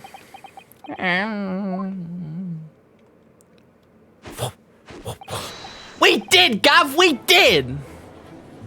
Let's go, Skulkin Brothers! I love these guys. They're awesome. Quiet down, please. What do you say to that, Mr. Graydon? I have no idea of what these 2 ruffians are referring to. You little rotter getting us mixed up in all this monkey business. You never said nothing about no government secrets. It was supposed to be a straight-up job. And what about the geezer whose shop it was there? Poor old bloke didn't have to die, did he? Oh, you little fucks. Nice to know who your friends are. Whatever these men say, I deny the accusations. Indeed. Well, I certainly wasn't expecting this little music box to become so significant in the proceedings. However, as it has, I will admit it into the court record as evidence. Please, yes, dude. They are adorable. I know, I love the Skulkin Brothers. They're my favorite! Like they're an annoying witness, but they're an annoying witness done right. You know what I'm saying? Because they're 1, actually funny, and 2, like, I'm hyped for them. You know what I'm saying? I'm like, let's go, Skulkin Brothers. You do your thing, man. Hey, what's that? Is that a button? Is that a fucking button? Oh. What is it, Runa? I've just noticed something about this music box. Looks like the bottom of it opens up as well. Huh, you're right. Well, come on then. What are you waiting for? Let's open it. Right then. Here goes.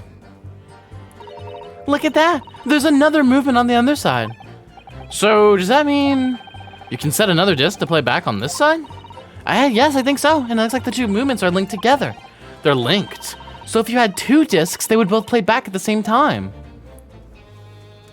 What the fuck? Who would have thought there would be a second movement on the underside of the box? And this movement is like the other one. The comb's teeth are all the same length. So this movement also produces a single tone like the other one. Yes, it must do. Except that the length of the teeth on the 2 combs isn't the same. So the single tune produced by this movement will be different to the single tone we've already heard. What? Basically, each movement can only produce a single note. But the notes they produce are different. A music box that can only play 2 tones. What about this disc still? See how the 4 Magilla disc sits in the music box that made a deposited at Windibanks? It couldn't be a more perfect fit. So there's no question then, the disc was designed to be played in this music box. Yet despite that, the sounds it produces are neither musical nor do they appear to have any meaning. It just doesn't make any sense. I wonder if perhaps there's more to this music box than meets the eye. Maybe we haven't discovered all its secrets yet. Oh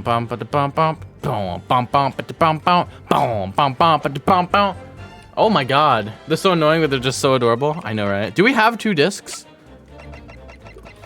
I don't think we do.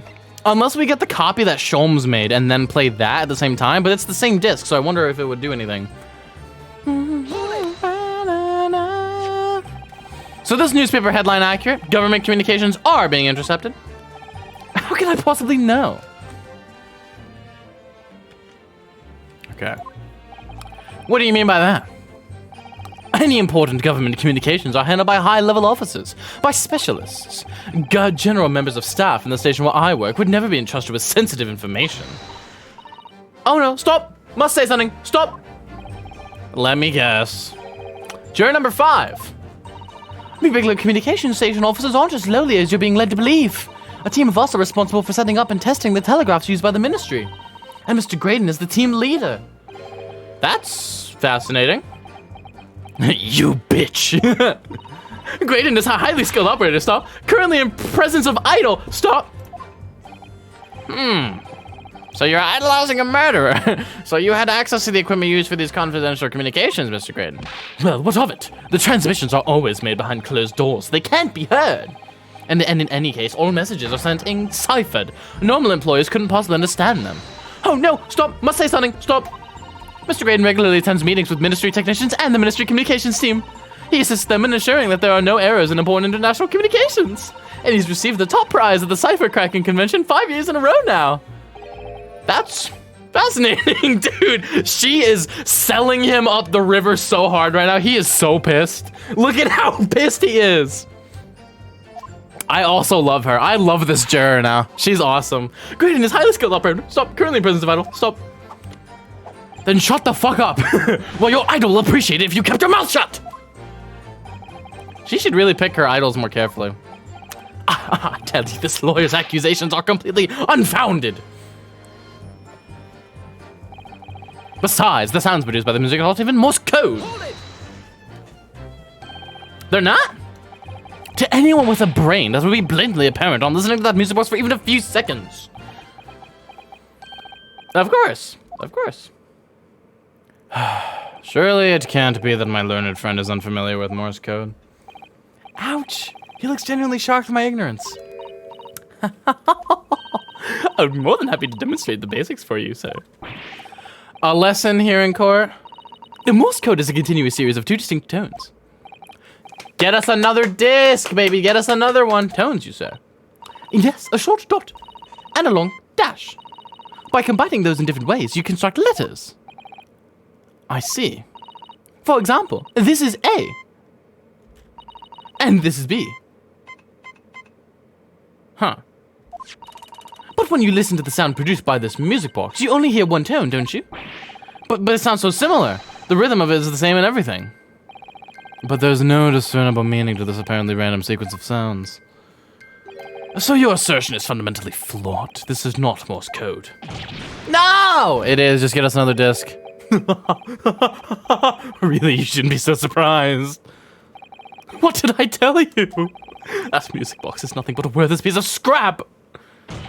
Perhaps you might consider studying your subject matter before casting aspersions in the future. What are aspersions? Do they taste yummy? Sorry, I'm just quoting Danganronpa.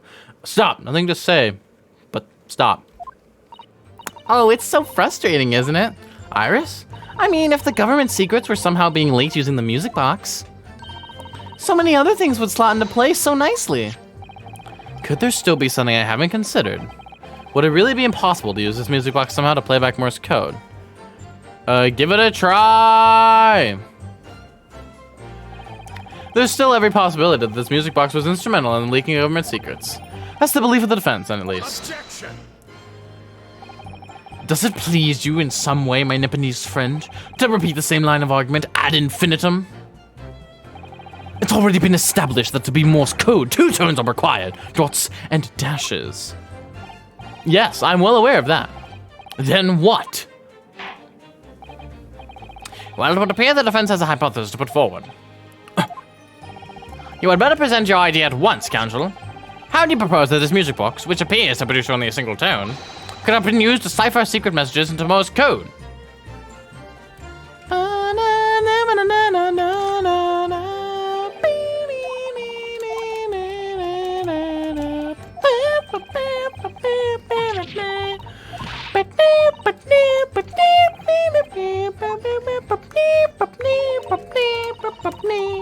I'm just jamming while I'm speeding through the dialogue.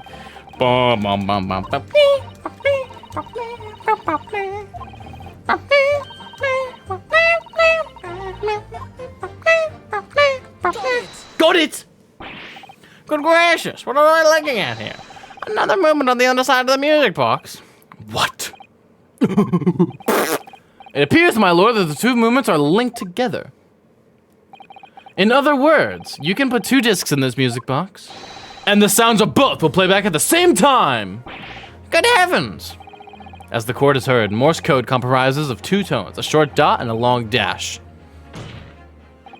With a second disc in place, this music box could be used to generate Morse code and convey a message.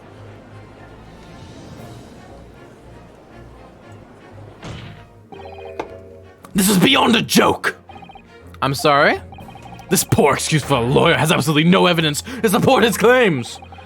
Though, of course, if my learned friend were able to present the court with the second disc, that would be another matter. Well? I can't, at the moment. And may I remind the court that, as the witnesses pointed out, he was not the one in the omnibus with McGilded 2 months ago, striking a deal over the disc or discs. Indeed, that was Mr. Mason, the brickmaker. Exactly! I had nothing to do whatsoever with it. Though it has holes, I must admit the argument presented by the defense has much promise. I believe the cross-examination should continue. The link between Graydon and the victim of the omnibus case must be there somewhere, but I haven't found it yet. Oh dear, it looks like you need to give yourself an argument more strength, Runa. You'll reiterate your testimony if you please, Mr. Graydon. If I must, though I maintain exactly what I did at the start of this pointless cross-examination. It was some low-class brickmaker negotiated with McGilded anyway, was it not? I've no relation to the man. This is probably gonna be where we get some wacky tobacco shit.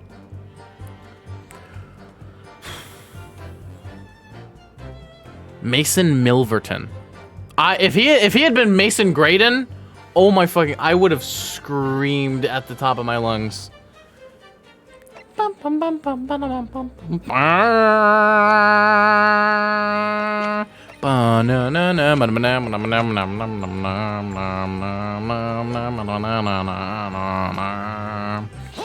it! So 2 months ago in that omnibus, McGilded killed the brickmaker and stole the disc. Mr. Mason was a single man with almost nothing to his name. It seems he lived in an artesian quarter some years ago, but people there remember little about him. That doesn't make much sense, though, does it? How would a humble brickmaker come to acquire secret government information? How indeed? There must have been somebody else involved behind the scenes in all of this. Somebody who acquired the disc and gave it to Mr. Mason, in order to take it to the meeting with McGilded and negotiate a deal. Dear me.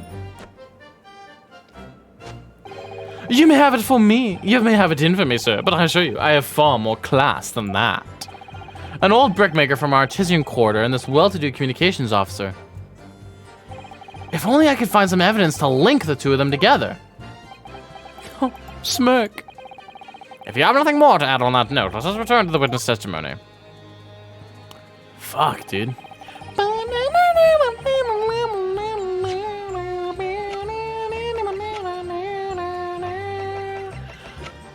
Ugh, I wish I could look at my people right now. I want to look at my people.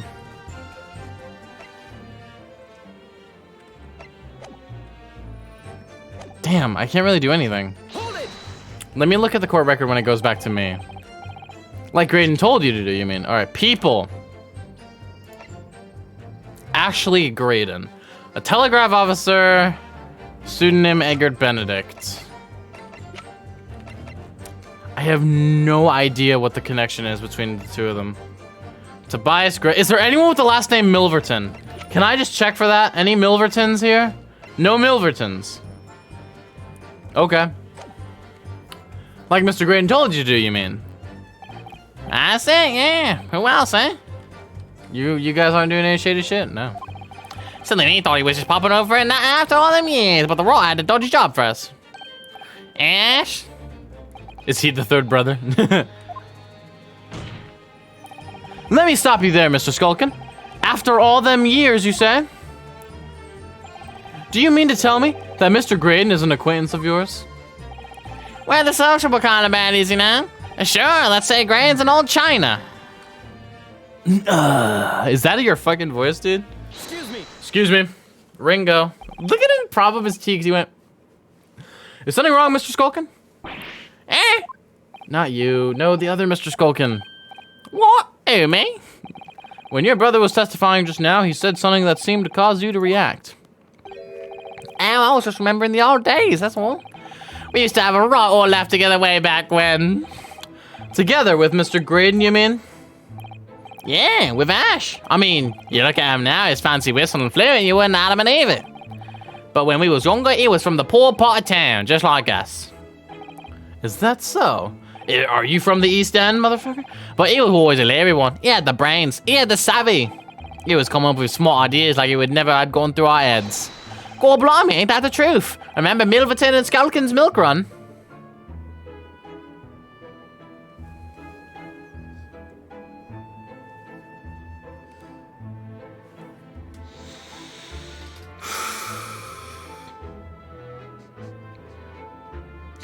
Milverton and Skulkin's milk run! That was a corker, eh? Save it until after the trial. Your menacing has no place in this courtroom. And neither does your fruit. Oh, I think he's asked us a question, didn't he? And we was answering. Yeah, we ain't done nothing wrong. Nevertheless, the court's prepared to accompany you on your trip down memory lane. Counsel, can we turn our attention back to the testimony, please? I don't know. Could that sentimental story be relevant somehow? Add it to the motherfucking testimony. My lord. Yes, counsel. The brother's last sentimental statement could hold vital information relating to this case. Very well, counsel. I will permit the brothers to supplement their testimony with that detail. Briefly, I hasten to add. Say no more. A skulkin's never skulkin. Milverton and Skulkin's milk run. God, those were the days. Hold it. Fucking hold it, bro. I'm sure I'm going to regret asking, but what exactly was that? Some kind of business? Oh, just a little scheme we had going back when we was youngsters. A bit of fun, really. Delivering fresh milk to the locals, that's what it was all about. That sounds alarmingly legitimate. There must be a catch. I suppose since we're here, I should ask them to elaborate, but on what? The name. So this business was just a bit of fun, you say? And it was just yourselves and Mr. Graydon involved? Yeah, that's it. Milverton and Skulkin's milk run. What if actually Graydon is another pseudonym? Was it? Yeah, that's it. And where did the Milverton part come from? Oh, right. I thought a clever clock like you'd have worked that one out. That's his... Hold it. Enough of this.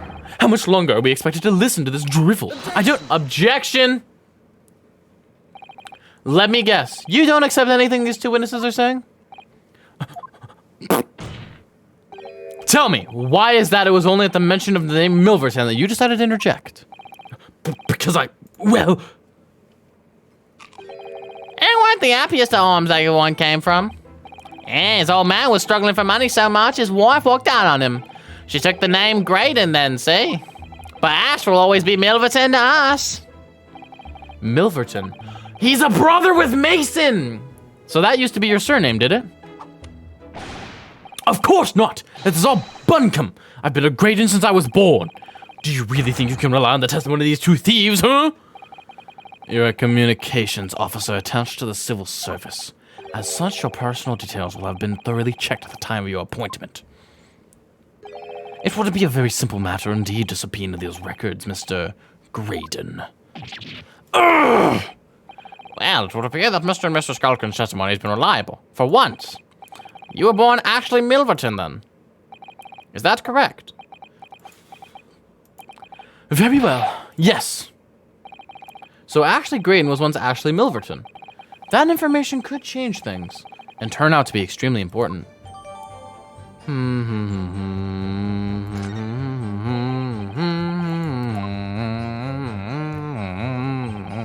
All of a sudden, we seem to be up on our necks in a serious matter of national security.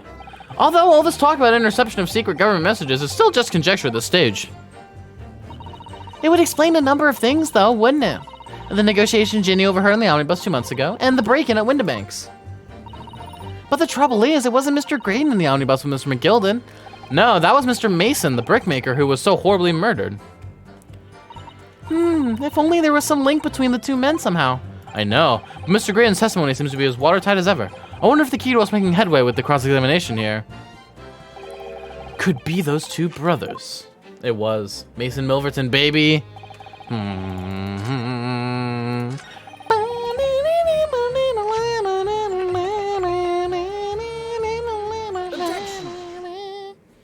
Objection, Mr. Ashley Milverton. Tell me, why did you try to hide your former name from the court? Because I haven't gone by that name for years. It means nothing to me. No, I don't think that's the real explanation at all. The truth is, Yor had a reason to hide that name. Explain yourself, please, counsel. I have here the notes from the omnibus case, my lord. And as we all know, the victim, the man who we now understand to have been negotiating with McGilded. Yes, Mr. Mason, the brickmaker. That's right. Only Mason wasn't his surname at all. It was his given name. His full name was Mason Milverton. Milverton? Do you mean to say Saint's alive? Mr. Ashley Milverton, is it not the case that the brickmaker, Mr. Mason Milverton, was your father? Father? I don't. As I believe I mentioned earlier, your family history will have been thoroughly checked when you joined the civil service, and it really would take no time at all for the court to subpoena those records. The truth is, you've been illegally acquiring highly confidential government information and selling it to McGilded in collaboration with your father.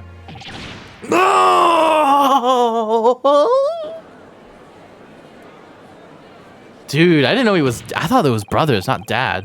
The new facts and evidence unveiled by the cross-examination of this witness all come together to reveal the truth. The truth, you say? That you collaborated with your father, Mr. Mason Milverton, in illegal dealings with Magnus McGilded. By dint of this music box, you mean, counsel? Yes, stealing information being sent in secret government communications and selling it on to Mr. McGilded. Mr. Graydon concocted this elaborate scheme using 2 music box discs to encode the information. And presumably, a safety measure against the information falling into the wrong hands. And a very effective one. I shouldn't have given the scheme any credence whatsoever. But the deal with McGilded went sour and the brickmaker met his end.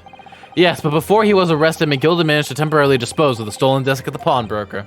Then, having learned of the situation, you appeared at Windibanks 2 days ago, in an attempt to recover the 2 articles McGilded had placed in pawn there. I kind of feel a little bit bad that his father got murdered, but that attempt failed. One of the discs was seized by the police, and the other you never found. So that same night, you enlisted the help of the Skulkin brothers and broke into the pawnbrokery.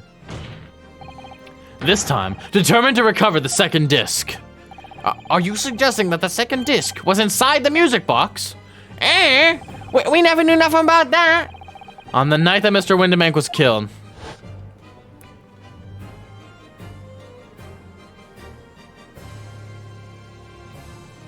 There it is, baby. The intruder to the pawnbrokery touched one item and one item alone, the music box. As rather ingeniously demonstrated using the 2 prints from the security camera, indeed. So the question that naturally begs answering is this: why was only that one article disturbed?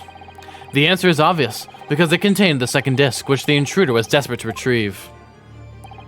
Since, if it were to fall into the hands of the police, it would be proof of his high treason.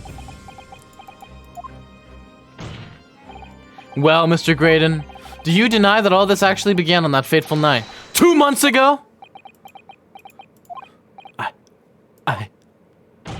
I refuse to accept any of this nonsense. That's not gonna work for you, bitch. Sir? There appears to be blood seeping through the sleeve of your jacket. Oh! 2 nights ago, we know that 3 shots were fired at the scene of the crime in Windibank's pawnbrokery. One took the life of the pawnbroker himself. One struck the pouch around Mr. Sholmes' waist. And the final bullet struck the calendar on the wall of the shop, having first pierced the arm of one of the intruders. No, Bitrate, don't break down on me now, bro. Don't break down on me, Bitrate. Mr. Barry, you better calm the fuck down, Bitrate. Mr. Graydon, that wound on your arm that you seem to be trying to hide. It's a bullet wound, isn't it? He's got you now, me old China. Time to call it quits and Krauk, I reckon.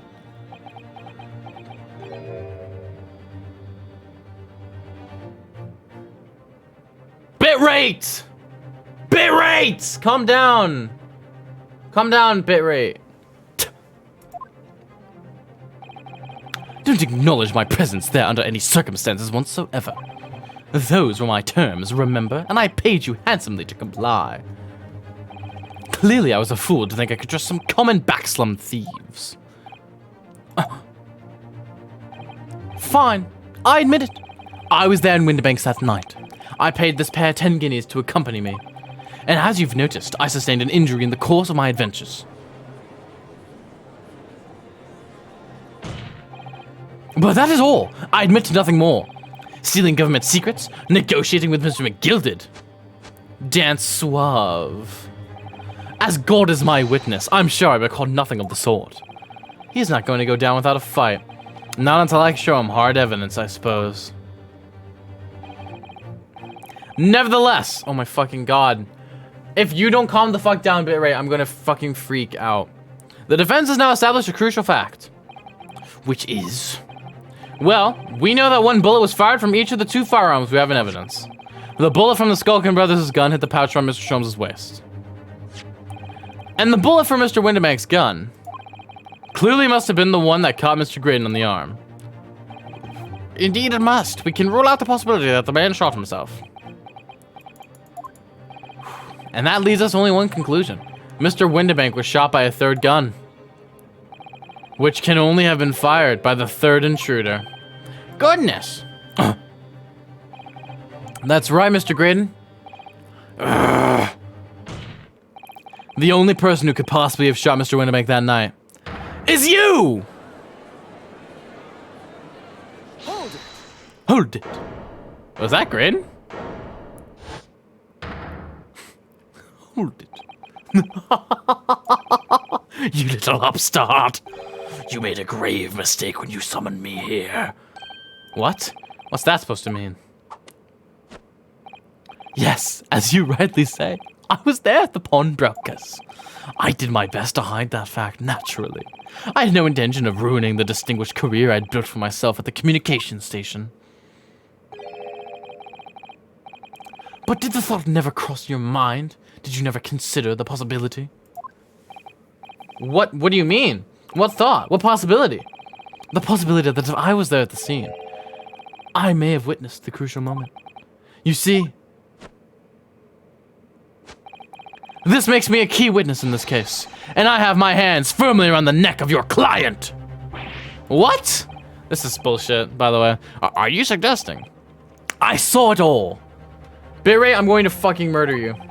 I saw the very moment the pickpocket girl pointed that poor defensive pawnbroker and shot him. Bitrate! Stream is going fucky-wucky, bro. Order. Well, it would seem we are finally entering the last act of this theatrical trial. Mr. Graydon. Oh, fuck you, Bitrate. Fuck you. Fuck you, Bitrate. Fuck you! Fuck you, Bitrate! I'm turning you down to 6,000. Calm down, Bitrate. Dude.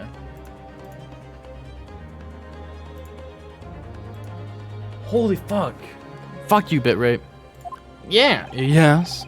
I trust you are fully aware of the implications here. If it is shown that your claim is false, you will have incriminated yourself as the killer. Oh, I understand fully.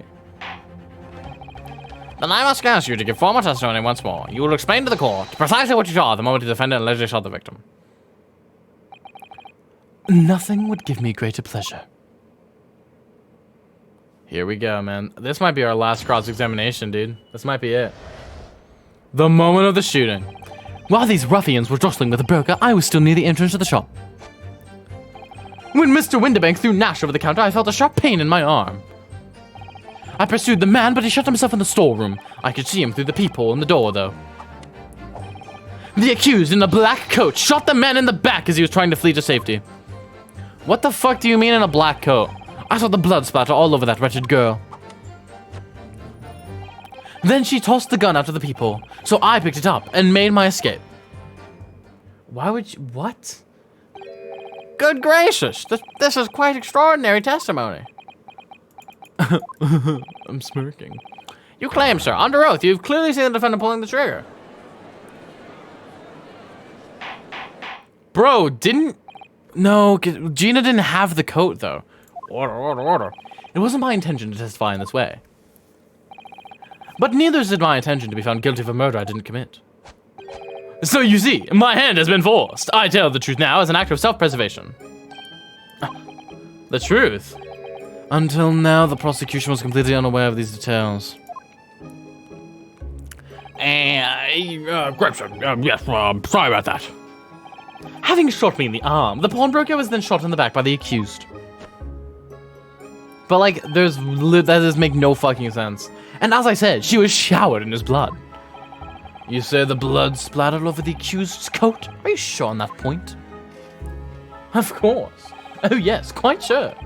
All over the black overcoat the pickpocket girl was wearing at the time. Really? If her coat... Wait, no, she... Oh no! Oh no! She was arrested in the black overcoat and it does have blood on it. It's Mr. Mason's blood, though. Oh my god, he's gonna use our own evidence against us. And we can't really prove it's Mason's blood because no one trusts Turlock. Such an investigation is entirely impossible, my lord. What? Only very recently, a German scientist has developed a technique to identify human blood. Oh my fucking god, dude. So here's to true science, not some amateurish detective's dubious foray into the world of chemistry. There's nothing dubious about Hurley's work. His ideas are all sound. Ideas are no use to us here. In science, as in law, theories must be proven before they stand. Oh, that hurt. In Germany, the technique has already been employed in the courtroom on the basis of evidence. Scotland Yard has a small quantity of the chemical reagent used, with your lordship's permission. We could shatter all vestiges of doubt within minutes. This doesn't look good, Reno. Why not? Well, we know, don't we? That there's blood all over the front of Ginny's coat. If they test it with their chemicals... Oh, help! You're right! I was forgetting what happened yesterday. Don't move, Ginny! I'm gonna shoot! Oh, shit, that was my real gun.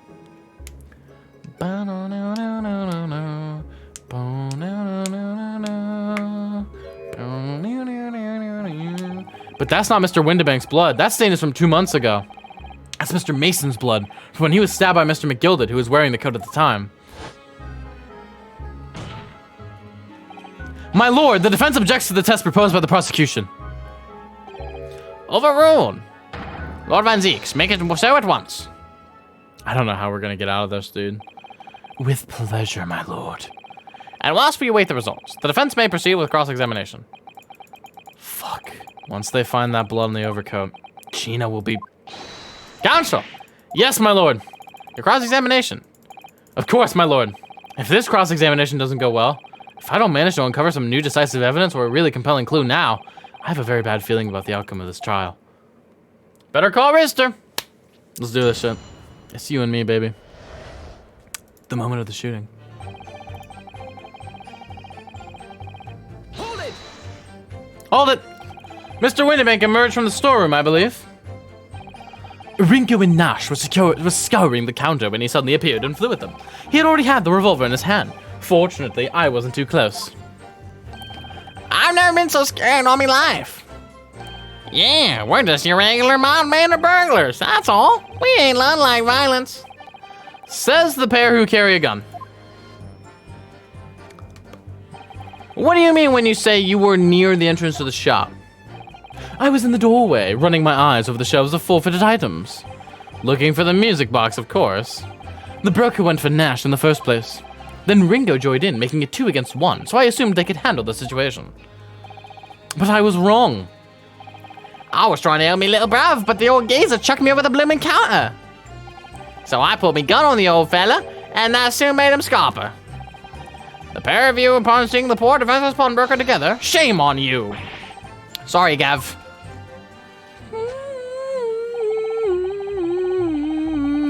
Hold it! Hold it. You mean that's the moment you were shot?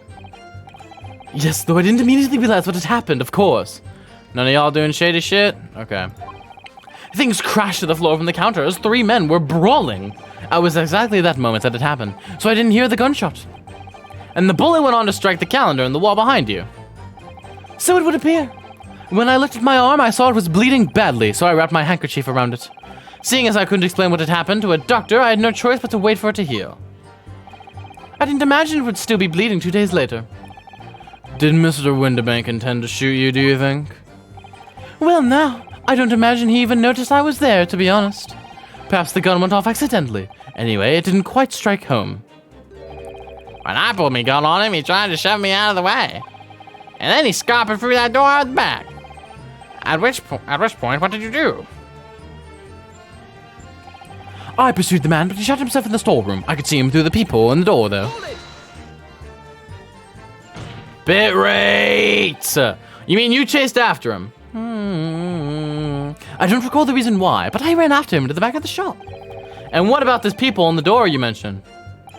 Well, unsurprisingly, the storeroom door is a solid job, made of stout wood. But there's a small opening in about head height that lets you see what's in there from the outside.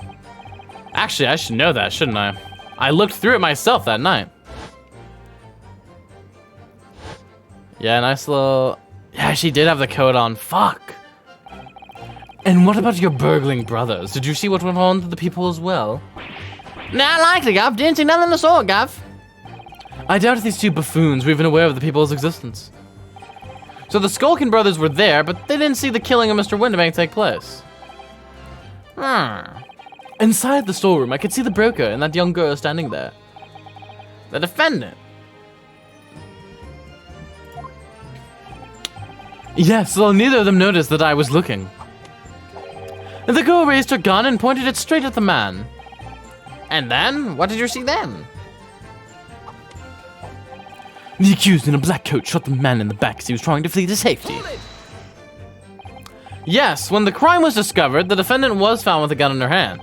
But that was Mr. Windibank's gun, from which only a single bullet had been fired. And as we've already established, Mr. Graydon, that bullet was fired at you. Ah, but no, it wasn't the broker's gun the pickpocket girl had when I saw her. Yes, the bullet from Mr. Windibank's gun grazed my arm, and yes, the Skulkin's gun grounded the detective. But this was another gun entirely, a third gun. The broker's gun was not the murder weapon, so clearly there had to be a third firearm involved. In other words, the accused must have had her own gun with her at the time. Objection! But no other gun was found at the scene!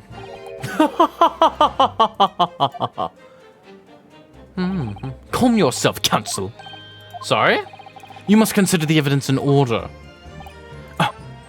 At first I saw the broker and the girl glaring at each other, but then all of a sudden, the broker turned to run, and it was at that moment that the little gutter rat shot him in the back. A chilling image, I must say.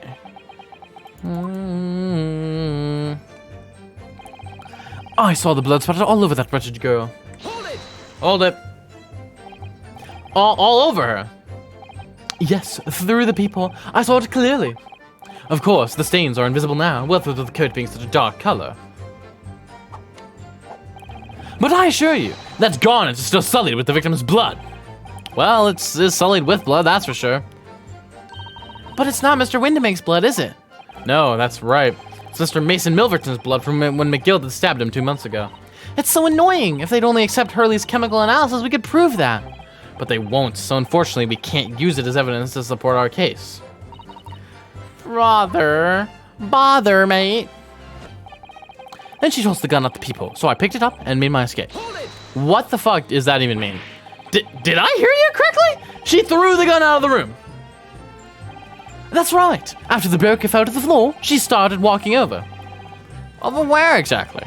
In the direction of the storeroom door, to where I was watching. Of course, I quickly retreated. And then, the girl dropped the gun to the people onto the floor on my side of the door. But why on earth would she do such a thing? I couldn't tell you. Perhaps she was hoping to distance herself from the murder weapon. Without thinking, I went and picked it up. I suppose I was worried about just leaving it there in case any more tragedies took place. So it was you, in fact, who took the third gun from the scene of the crime? Yes, it was yours, truly. I left the clear up to my lackeys and left.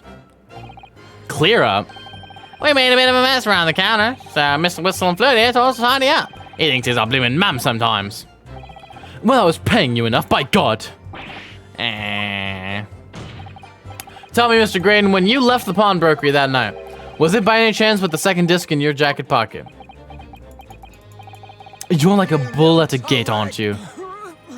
Hey, what's going on here, dude? Bro, what are you... Excuse me!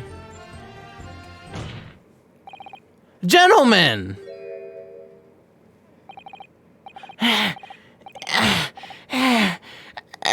Wait, don't take that sound out of context.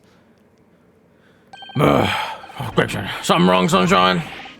That should be my line. You do realize you were just violently shaking Mr. Skulkin? Blimey, this dude's a bit of an hooligan, ain't he? What was going on just now?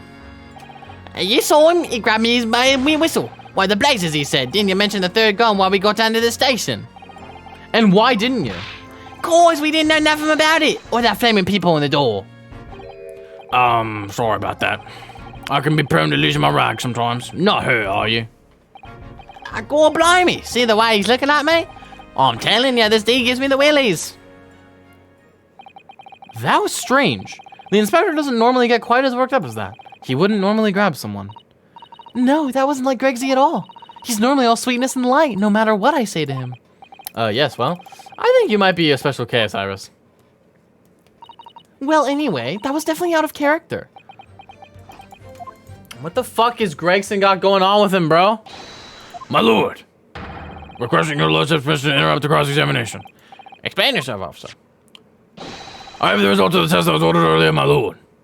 Ah, the blood on the accused overcoat. Here we go. Thank you, officer. Very well. The cross-examination is hereby temporarily suspended. Which means we'll get back to it later, I bet. I presume you have no objection, counsel. No, my lord.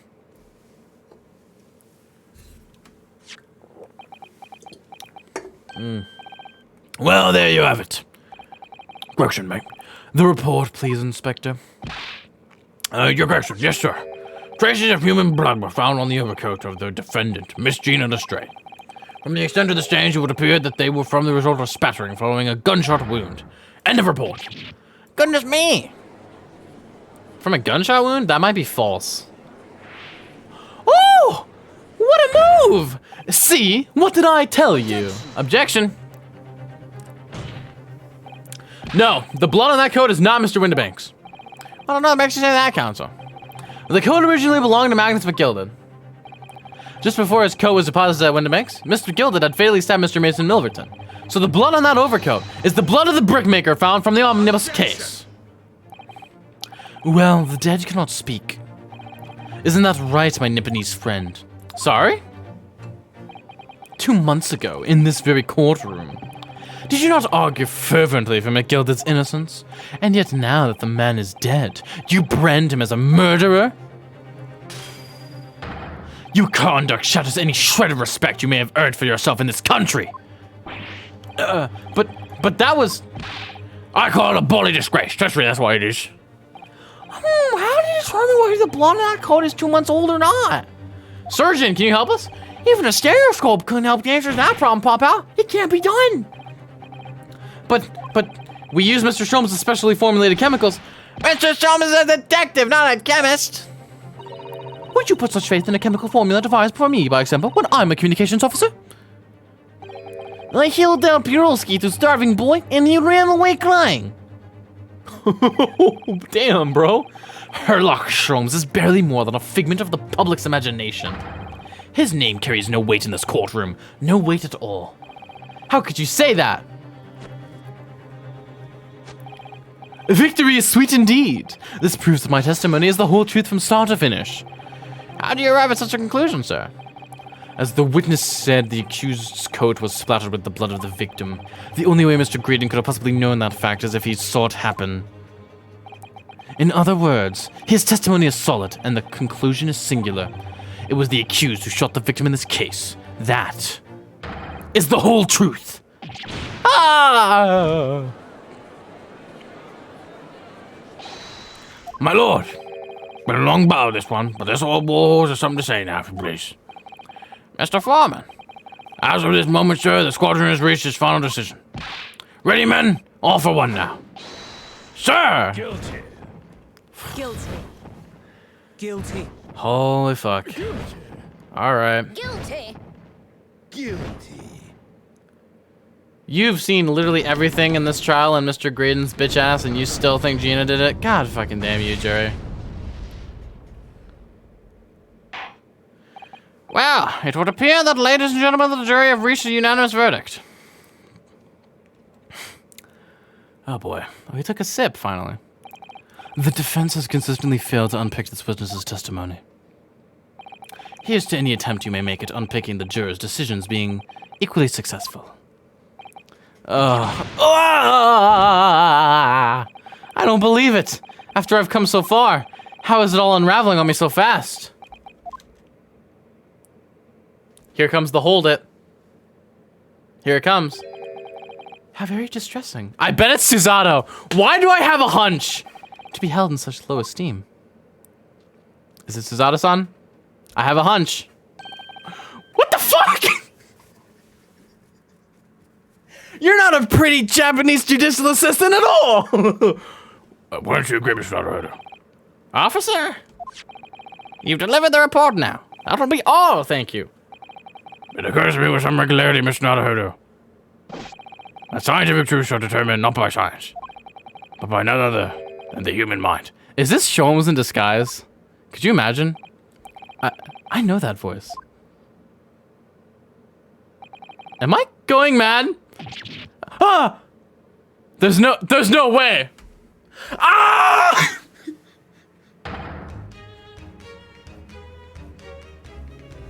Yo! Mr. Sholmes! What is the meaning of this?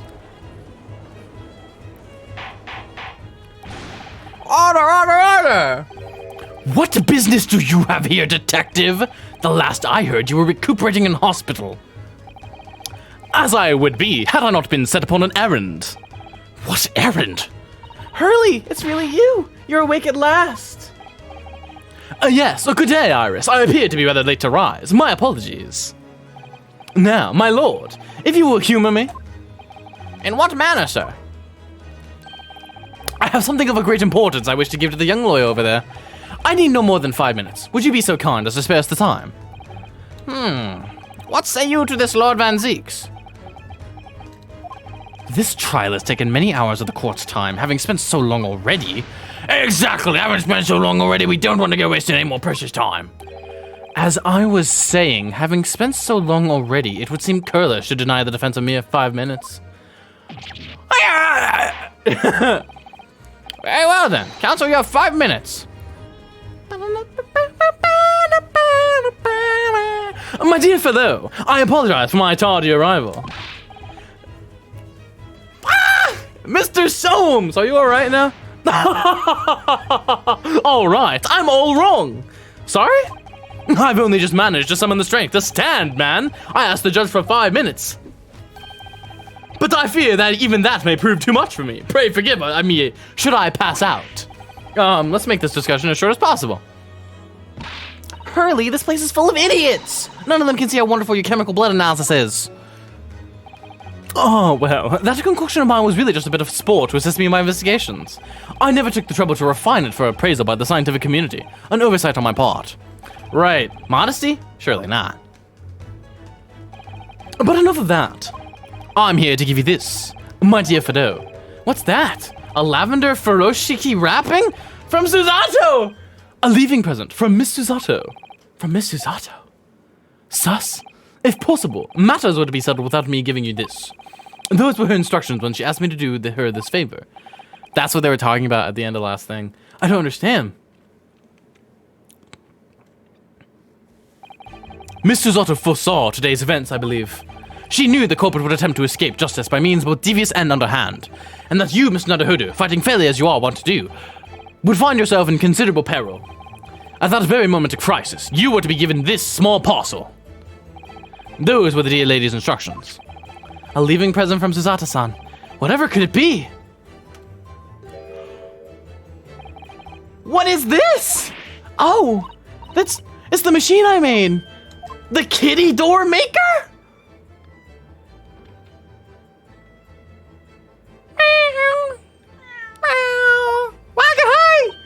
Look, I used this. It's my latest invention. What is that? I call it the cat flap-o-mat. It can make everyone a cat flap for a little furry friend like Waggy in seconds. We'll be listening? Okay. What's Susie up to? Mr. Zotto muttered the following words before she left. I'm a failure. I don't deserve to be a judicial assistant. What? Didn't she say something like that? Aww! I want to hug her! I want to give her a hug. You really are the best judicial assistant in the world. Well, that's extremely flattering. But I'm sorry to say that I've been a complete failure. Whatever did she mean by that, Mr. Sholmes? That night, when you left Winterbanks in pursuit of the thieves, Mr. Zotto made use of this contraption for a certain purpose. She created the trapdoor in the door! There wasn't a trapdoor when the brothers were in there! Oh! That's it! That was your answer, dear fellow. No, not at all cryptic then. So Zala-san used this cat flap-o-mat that night. But why? The cat flap-o-mat.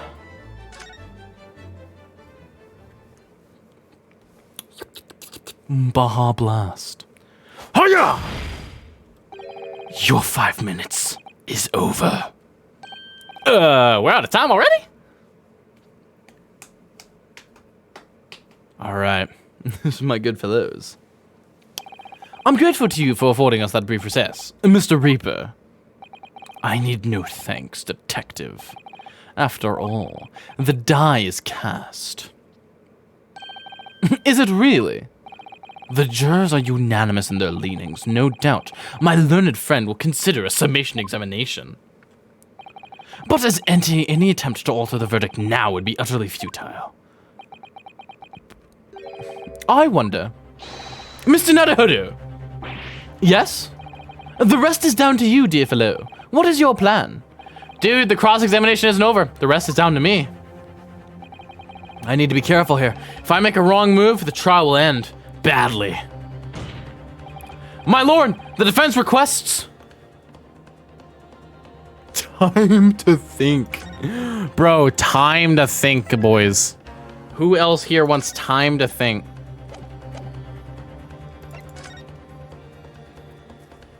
Further cross-examination. Objection. The jurors have spoken. Protocol dictates that you may not cross-examine a new witness now. Objection. The defense is not asking for the cross-examination of a new witness, rather to continue with one of an existing witness. What? It would appear that a rather important detail has escaped your attention, Mr. Reaper.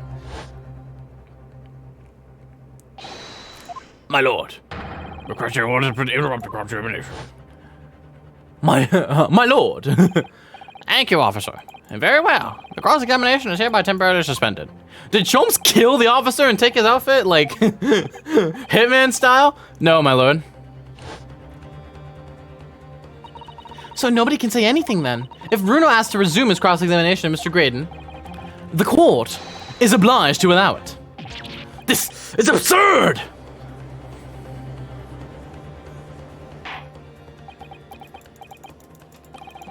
I would remind those present that this is my courtroom. I concur that the defense is entirely within its rights to request the continuation of the cross-examination.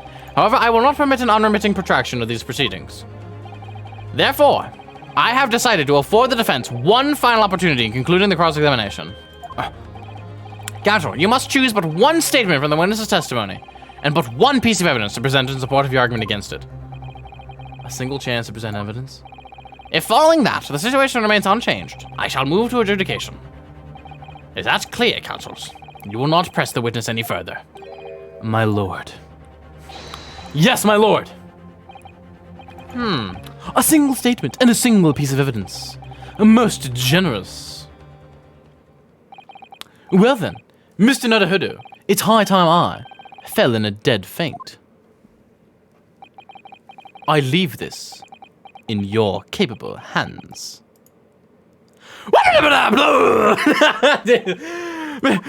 Mr. Soames! I love him. I love Sholmes, man. I can't deny it. He's my favorite in this entire game. Stand so incontestably before the court in a state of such high fever. Either the man has extraordinary strength of mind or an extraordinary lack of feeling. I imagine he's feeling very little now. The detective is sleeping soundly in one of the antechambers. Strike a man when he's down, why don't you? Well then, counsel, are you fully prepared? Yes. One statement. One piece of evidence. One man. One banana. 5 minutes. Can he eat the banana in 5 minutes or less? Yes. Or Iris. And I won't waste this final chance that Suzata-san has given me. This is going to decide the entire outcome of the trial. Very well then. Under the terms I have outlined, you may resume your cross-examination. Cross-examination! The moment of the shooting again. Yo! There's a third music? Ooh! Oh my gosh. So what's the evidence? What's the evidence? What's the evidence? Can I examine this shit?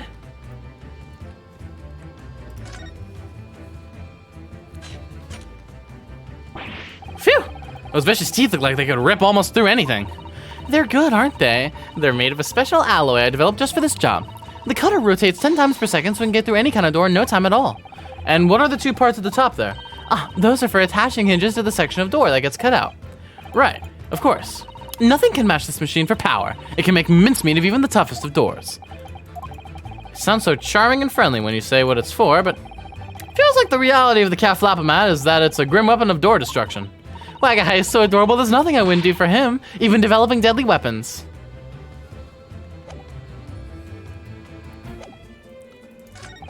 When Winterbank threw Nash over the counter, I felt a sharp pain in my arm.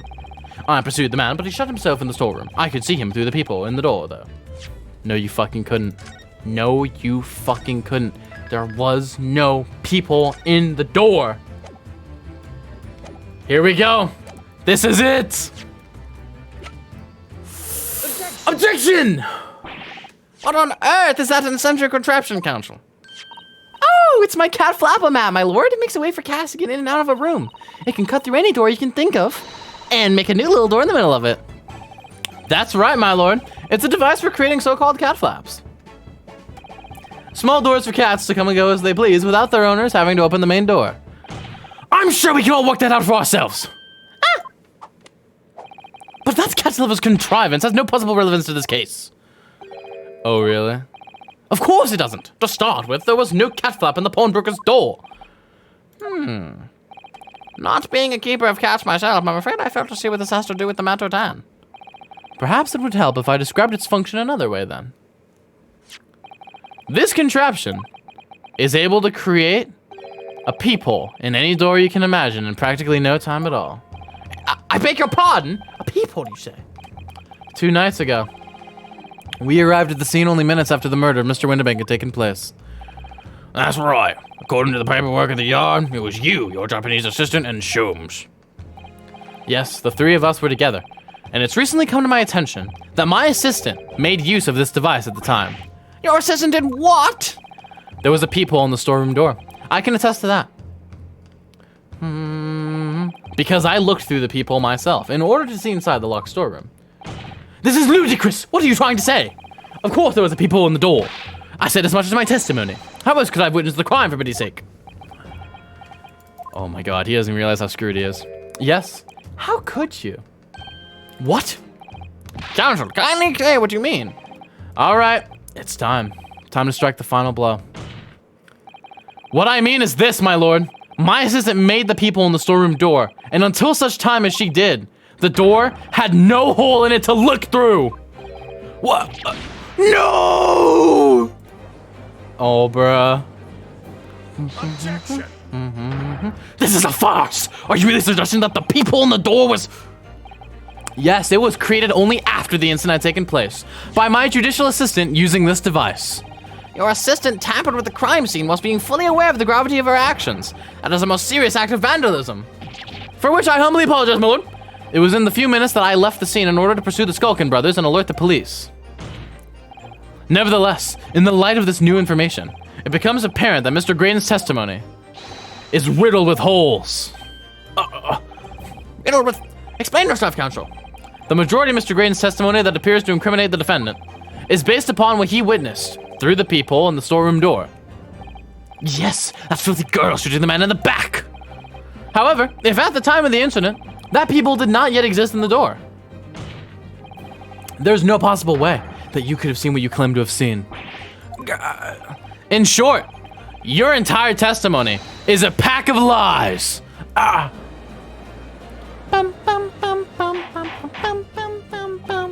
Order, order, order! Is there any credence in this revelation? None whatsoever, as my learned friend must surely realize. Exactly! This is some keep chip designed to discredit me. I'm afraid not, sir. Of course it is. Do you seriously expect people to believe that plaything can cut through a solid wooden door? Oh yes, I designed it to be very powerful. It can cut through even the toughest of doors. That's absurd. I don't believe it for a second. Let's demonstrate. I had a feeling you'd say that. What? Waggy, Cooey, time for dinner. Meow. Meow. Well, young lady, this is the Old Bailey. One does not make cat flaps in the oak paneling at the Old Bailey. I'm not done yet. Don't worry. This doesn't mean that the peephole in the storeroom door at Winterbanks was made by your machine. And there's no way you can prove that it was. No, but it's easy. What? The cat flaps my cat flap and my crate are all of a fixed size, and the dimensions of the peephole at Winterbanks are an exact match. Old Silky is lost for words. Excellent work, Iris. Thank you. And now it's my learned student's friend's turn to be lost for words, I feel. I believe your judicial assistant has already left the country for your Eastern Island home. Well, yes, that's true. Then you may have some difficulty in establishing all of the facts. For the sake of argument, let us assume the peephole has dimensions that are a perfect fit for this contraption. In that case, when was the peephole cut? The prosecution demands proof for your answer. What is the purpose of your line of inquiry, Lord Van Zieks? It's very simple, my lord. The defense argues that the peephole was created after the incident using this device. But now that the perpetrator has returned to her native land, she cannot testify to that fact. There is no proof. For as long as the defense remains unable to prove when the peephole was made, my learned friend's claim amounts to nothing more than a baseless accusation. What? I think it's in the photos, bro. I think it's in the... Indeed, that is so, Lord Van Zieks. Well, counsel, I think it's in the photos. Have we even noticed anything? Let's see. There's no people! Oh! Oh, dude, it's the photos! The photos! I got this. Don't give up now, Runo. This is the time to create your own opening and force your way through. I don't know if I can do this, but I do know one thing. Suzato-san is the greatest judicial assistant in the world! Very well. The counsel for the defense will present evidence to support the claim made. Proof that the peephole on the door of Winterbanks' storm was created after the event and not before. Bum bum bum.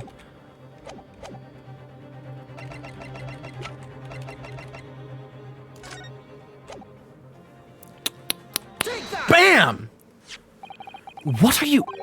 A print from that detective's infernal cameras again? My judicial assistant, Miss Suzato Mikotoba, is an extremely intelligent and capable woman, which is why I never had any cause to doubt that she would have considered this scenario and made sure I had the necessary proof. And the necessary proof is this photographic print, counsel. This print shows the scene in the shot moments after the defendant entered the premises. Agreed. And it also shows the accused mercilessly wielding a gun in the direction of the defense's broker. But more to the point, it pictures the storeroom door in the background. Let me see that print again. Oh, I don't believe it. This really is quite remarkable. The door to the storeroom, it's completely devoid of a people of any description. Oh. Mr. Graydon, you couldn't possibly have witnessed the crime as you claim to have done, because at the time it happened, there was no people in the door. In other words, your testimony is a catalog of lies. No!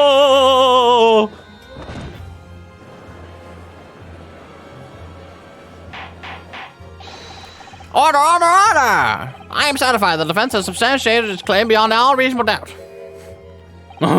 This witness's testimony was entirely fallacious. Dude, I know I'm going overtime, but I feel like this game is literally about to end. That's not the only thing we know beyond all reasonable doubt.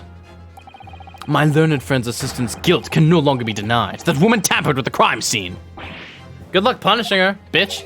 But more importantly, good lord, there's more, Lord Van Zieks. The defense may have established a reprehensible instance of perjury, but that is no proof that this man is the victim's killer. Yes, that's right. What? I was there at the scene. It's true. And I was shot in the arm. It's true. But that's all. Yes, in fact, if you look at the circumstances, I am the victim here. Oh, please. No. I don't believe this. But they're right. As it stands now, I don't have any definitive proof that he is the culprit. Still, he can't worm his way out of it now. Iris, you know what they say. There's no point locking the cat's door after the cat has bolted. Isn't that right, Runa? As Hurley always says. One lie begets another. No, wait. That might have been a line I wrote for him in one of my stories. Well, no matter who said it first, you're right. Mr. Graydon, not only did you give false testimony to the court, but the lies you told make no sense. Make no sense? What do you mean by such a remark? What you said in your testimony reveals that you know something you shouldn't have known. In other words, there is a fundamental inconsistency in your statements. What? Objection. I think it's the black coat. This is provocative talk, counsel. Don't you enlighten the court? Explain this alleged inconsistency. Iris was right. One lie begets another. The inconsistency is revealed by the lies in the witness' statements. They should know that Mr. Graydon had knowledge of something he shouldn't have known anything about. Namely, the bloodstains on the coat. The bloodstains that were present on Miss Lestrange's coat. That's right. The victim's blood splattered all over her when she shot him. But how could you possibly have known that? Obviously, because I saw her do it through the peephole in the... The point is not that you lied in your testimony, Mr. Graydon. It's the nature of the lie you concocted that is so revealing. You're not making any sense. Then let me ask you a simple question. How is it, Mr. Graydon, that you knew of the existence of the peephole in the storeroom door? What? Well, obviously, Has the cat got your tongue, witness? The peephole in the door was made after the incident occurred. And once I returned to the shop, having failed to catch the two burglars, Scotland Yard's investigators arrived immediately. Since that time, the police have been at Windibanks constantly carrying out their investigation. Isn't that right, Inspector Gregson? Well, yes, of course. The place is struck full of bond articles, and my lads have to thoroughly examine them all. So I gave you the order to have officers working around the clock in shifts so we get through it all. And consequently, there's no way that you, Mr. Graydon, could have gained access to the shop. Therefore, you should have known nothing about the people in the storeroom door. So the fact that existence forms the basis of your testimony is completely inexplicable. Objection. And yet, the fact remains that Mr. Graydon did maintain that he witnessed the crime take place through the peephole in the door. How on earth is that possible? Could I have a word, please, Lord Van Zieks? I think this is where it comes out. Gregson has been doing sus shit this entire trial. I think he told him. Or let him investigate. I think Gregson helped him Speak, Inspector. It's just I really ought to be getting back to the station now to put in my report. There's really not more I can add to the testimony if it's all the same to you. Permission denied. Oh. It's not all the same to me, Inspector. Not at all. You will remain exactly where you are until this trial concludes. Oh, of course, sir. Mr. Graydon, you shouldn't have known about the existence of that people. Which can only mean that you must have been informed about it by somebody else. Objection! Stop there, my learned friend. You realize, I trust, that the words you just uttered have extremely serious implications. Yes, but the defense believes that the details about the case that Mr. Graydon claims to have seen must have been revealed to him by a certain person before his testimony. And in fact, considering a particular clue we have, there's really only one person that could be. Who is the person in question, counsel? Who gave this witness details of the crime scene to facilitate his false testimony? Take that! I'm sorry, Gregson! The truth is, it can only have been you, Inspector Gregson. Objection! You had better have some proof to substantiate such a rash claim, my learned friend. Consider the fact that we have only been aware of Mr. Ashley Graydon's identity for the last few hours. We learned of it only during the course of the trial today. Indeed, preparations for his testimony were made with great urgency during our hour-long recess, while the police executed the subpoena and brought the man here from the communication station. And until that time, Mr. Graydon would have had no idea, no inkling that he would suddenly be required to appear in court. Are you suggesting that until such time he was summoned? Yes, my lord. Until then, it's reasonable to assume he knew nothing of the people.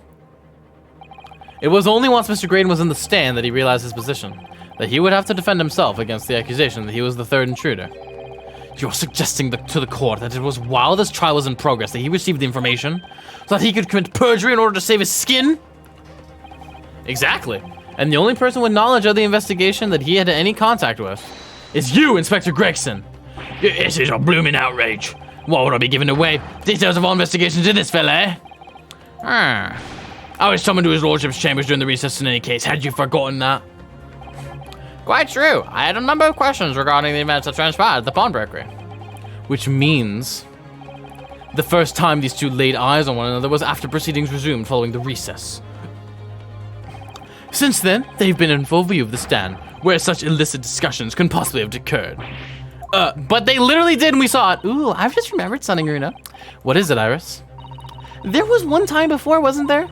I think it was when Ginny was testifying. Oh yes, now you mention it. When the bailiff was dispatched to retrieve Miss Gilded's music box from the scene of the crime. That's it. It was during that testimony.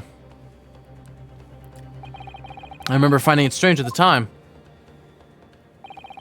Mr. Graydon and the inspector seemed to be having some kind of secret discussion.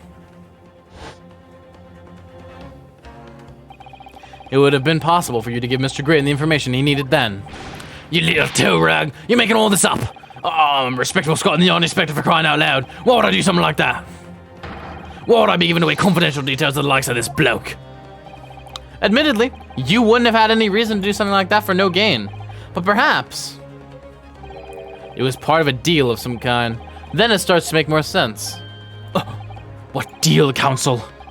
I wonder if perhaps, in exchange for details about the people at the crime scene, Mr. Graydon agreed to give a certain something to the inspector. The fucking manuscript? No way! I'm sure I need not remind the inspector that, if found true, striking a deal of any kind with a witness would be considered a gross case of maleficence. Well, It's becoming clear that jumping in with accusations is this Nipponese French student's specialty. I don't do that. But with the stakes so high, the prosecution is not prepared to listen to baseless charges. It is incumbent of the defense now to present evidence in support of this diabolical claim. Evidence? Just what are you proposing that the inspector demanded of the witness in return? The court must see proof of this alleged deal. If Inspector Gregson really did strike a deal with Mr. Graydon, then logically, there's only one thing he could have asked for. That must be it! Bruno, do you think it could be? Yes, it's the missing link that would join all the dots together in this puzzle. Maybe the second disc? I must press you for an answer now, Counsel. What evidence explains the nature of the alleged deal Inspector Gregson made with the witness? I don't fucking know, bro. I literally don't know. I literally don't know. I want to finish this game today so bad. So what did he want? He wanted a thing.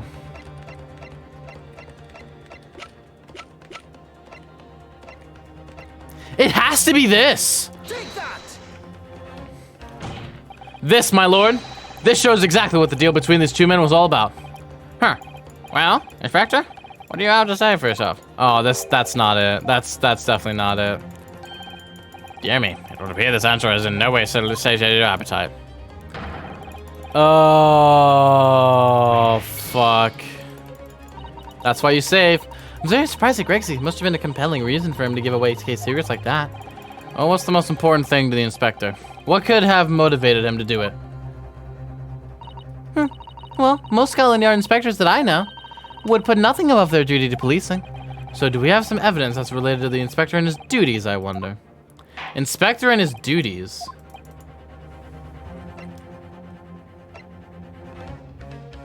No.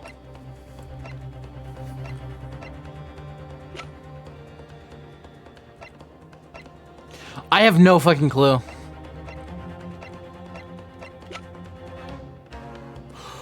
Oh, wait, no, can I do people? I can't do people, huh? I can't do people. Why not, bro? Oh, God, I have no idea. What did he want?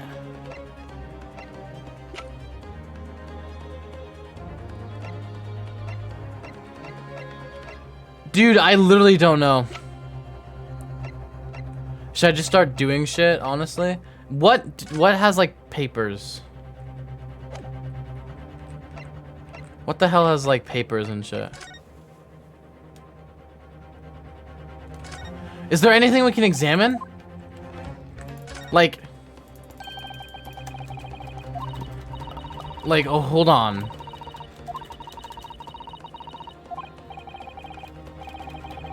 I don't know. Baskervilles? The Hound of the Naruhodos. Okay, that was funny, but that's not what I want. Oh, God. I have no idea. I literally have no clue.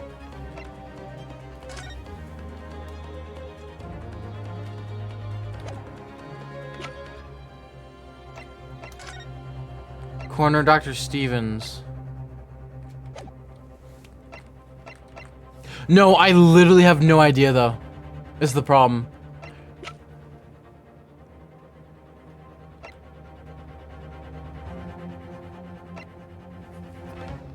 Oh my God.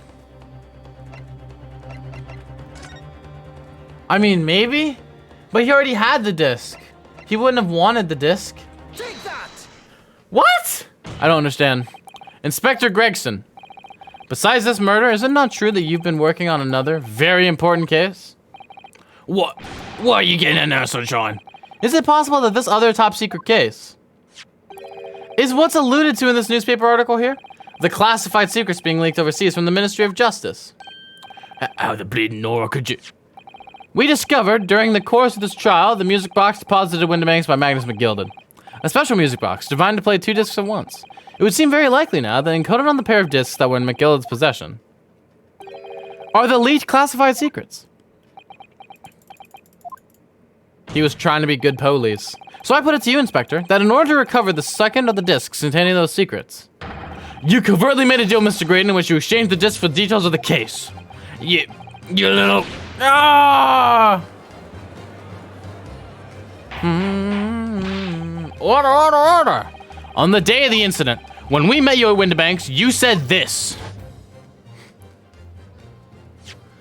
Oh, I'll be taking that whatever it is and make this down to the yard, thank you very much. So hand it over. No, don't give it to him. It's fine. Oh my gosh, so crazy. I'm sorry, miss, but anything belonging to McGilded has to be taken as evidence now. Scotland Yard already knew at that time, isn't that right? That Magnus McGilda was involved in the stealing of government secrets. My orders were recover the medium used to convey the secrets leaked from the ministry, and do it on the QT. Strictly hush hush. And that explains why, when I presented this disc as evidence to the court, you objected so heavily, I presume. Because you knew that it contained highly confidential information. Blimey, not likely. I mean, I wasn't that sure of it myself. I realized there was a possibility, that's all. Inspector, surely you're not saying that in order to acquire the second of these music box discs, you did indeed reveal confidential details of the crime scene to this witness. To aid and abet this man in giving false testimony. There's no other way that Mr. Graydon could have known of the existence of the people. It's the only explanation. A deal was struck between these two men. No! Objection! If, and I stress if, this sobering assertion turns out to be founded in truth, I will murder you. It would mean that the second disc is, as we speak, here in this very courtroom. Wait, what? In this room? How could you possibly make a claim like that? Because Inspector Gregson is a Scotland Yard detective. What? What's that supposed to mean, eh? As a seasoned policeman, the inspector will have approached this alleged deal with caution. Certainly, he would have accepted a gentleman's agreement in this matter. No, he would have insisted on having the article agreed upon in the palm of his hand. Good gracious, then you mean to say Inspector Gregson already has the item in question in his possession? He has the second disc actually on his person. Yes! The defense demands the inspector is searched at once. Definitely! They could only have struck a deal with each other when Ginny was testifying before, and Gregsy hasn't moved them witness stand since. My lord, please, order an examination of his personal effects immediately. Well, Inspector?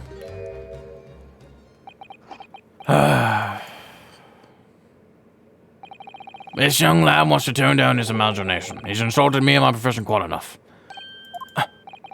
However, if it'll put this matter to bed and dispel any doubts about my involvement, then I'll happily submit to a body search. What? He's going to agree to it? I presume you're aware of the precipice on which you're now teeter, my learned student friend. You've made a most serious allegation against Scotland Yard here. If, following the search of the inspector's personal effects, no disc is found, you will be deemed unfit for court service. This trial will end, and my country's government will formally demand of yours that you are severely reprimanded. That sounds serious. Indeed, to have a visiting student make such a defamatory remarks about our country's most senior police force is not something Her Majesty's government will be able to overlook. You're just threatening Runo because you're scared.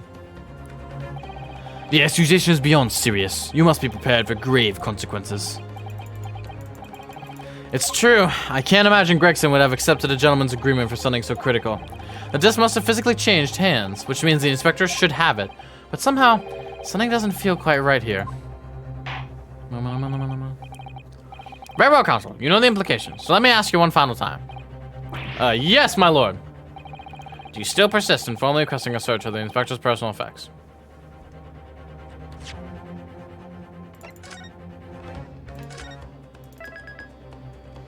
I don't know.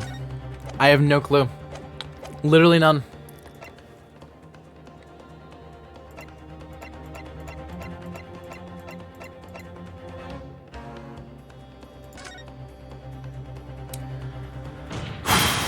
Yes, the defense formally demands the search be conducted.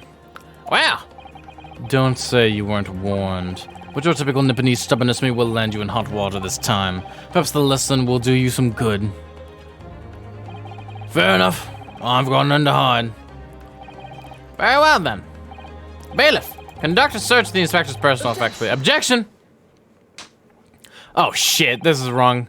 The defense demands the search, but not of Inspector Gregson. What? Now where's all this? I'm the one you're accusing, aren't I? I thought you wanted to search me.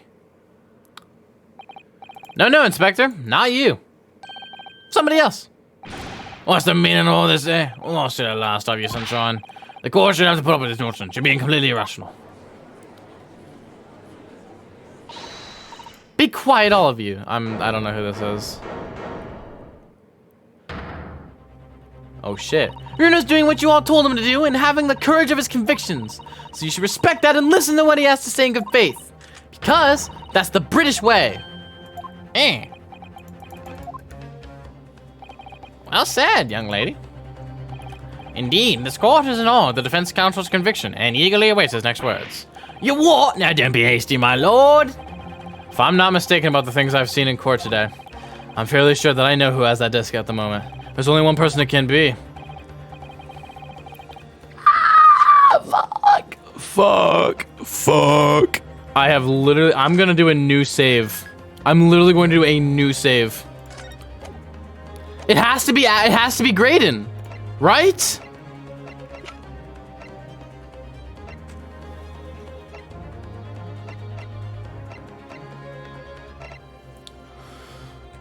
Present it! Mr. Ashley Graydon, my lord. The offense demands he be searched at once. Very well. I presume you will not protest, Mr. Graydon. Au contraire. He seems way too happy to be doing that. And so a brief body search was carried out by the court bailiff.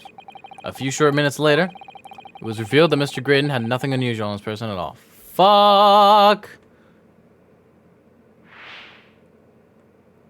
That doesn't make a lot. I'm fucked. God damn it.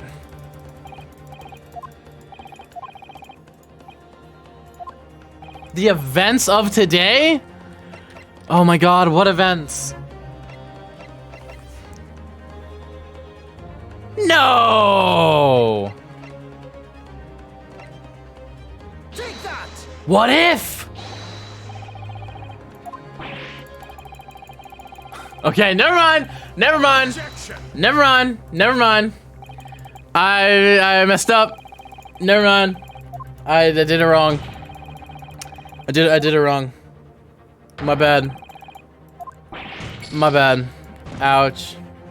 Should we have searched Gregson? Or could he have hidden it? So it has to be someone on the witness stand.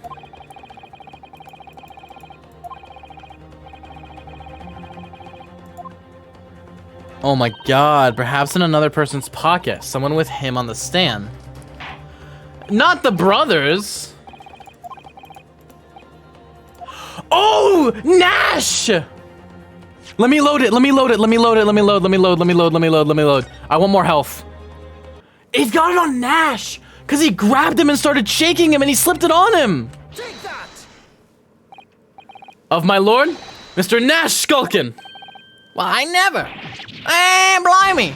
Me? Him? Very well then. Bailiff.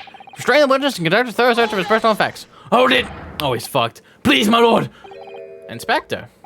Scotland Yard has no object to this search. Objection! Unfortunately for you, Inspector, your objections carry no weight here. In this courtroom, only the prosecution and the defense have the authority to object. But Lord Van Zeeks! I have no idea what forces are in play that might influence your actions. But personally, I have no intention of obstructing the course of this trial. Bailiff, carry out the search. Help! They're closing in on me! I don't know nothing. Hold on, never about no disc. Got it out! Look at him, dude. Dude, we just did a first-person slasher kill. Here, my lord. In the witness's pocket. I found this! Good lord, that's... Another music box disc. I don't know, never. No, we're fucked, Gregson. You are fucked. Dude, I should have ended this stream half an hour ago. Ugh. This is the second music about this, left behind by Magnus McGilded. Is it not, Inspector Gregson? I have to finish this game today. Order. Mr. Skulkin, what have you to say for yourself? Gordon Bennett. I mean, just Gordon Flamin' Bennett. I swear I didn't know nothing about that disc. Go on, Mr. Gordon. Counsel, would you please explain what exactly is going on here? The alleged deal that was struck between this witness and this detective, no? Without question, my lord. Then for pity's sake, why on earth was this man in possession of the disc the inspector traded for information? Inspector Gregson is a shrewd, calculating man who rarely loses his composure. But at one particular point in this trial, he exhibited some unusual behavior for a brief moment. I don't recall. What unusual behavior? It was, yes, during my cross-examination of Mr. Graydon. Tell me, Mr. Graydon, when you left the pawnbroker that night, yada yada yada yada yada yada yada yada yada yada yada yada yada. While Mr. Graydon answered my questions, the inspector appeared to have grabbed Nash Skulkin by his coat and was shaking him violently. Yeah, he did it all. Thought me noggin was gonna fall off clean, I did. I was wishing I'd been born as me brother, I was. And what exactly happened to make the detective attack you like that? I ain't got a clue. It just suddenly turned and grabbed me once like that and started shaking me. What the blazes didn't you mention the third gun when we got you down to the station? That's what he said. You had to right on my ear, oh he did. My ear's still throbbing now. The way the detective behaved then was extremely out of character. But looking back now, it must have been that he did it. That was the opportunity Inspector Grayson created for himself in order to hide the disc. Well, bless my wig, he hid it. You. But I'm afraid I fail to comprehend the motive here. If the detective acquired the disc he was after, why on earth would he then proceed to hide it in another man's pocket? It's a court of law. He could have submitted the item as evidence. It would appear, my lord, that the inspector was not at liberty to do that. Why ever not? As the man himself revealed earlier, his current assignment has some special conditions. My orders were recover the medium used to convey the secret leaked by the ministry, and do it on the QT. Strictly hush hush. So he was just really following orders, honestly. Hush hush. That's top secret assignment, is it? As far as we're aware, the information stolen comes from confidential government communications. It would seem that if information were to be revealed in court as evidence, it would be problematic. Does that sum up the situation, Inspector? I'm operating under direct orders from the ministry. I'm afraid I'm not at liberty to answer that question. So, realizing there was a chance that you may be searched here in court, you took steps to hide the disc you had acquired from the witness. Does this mean he only pretended to attack Mr. Skulkin in order to get close enough to him to slip the second disc into his pocket? So it was all a pretense?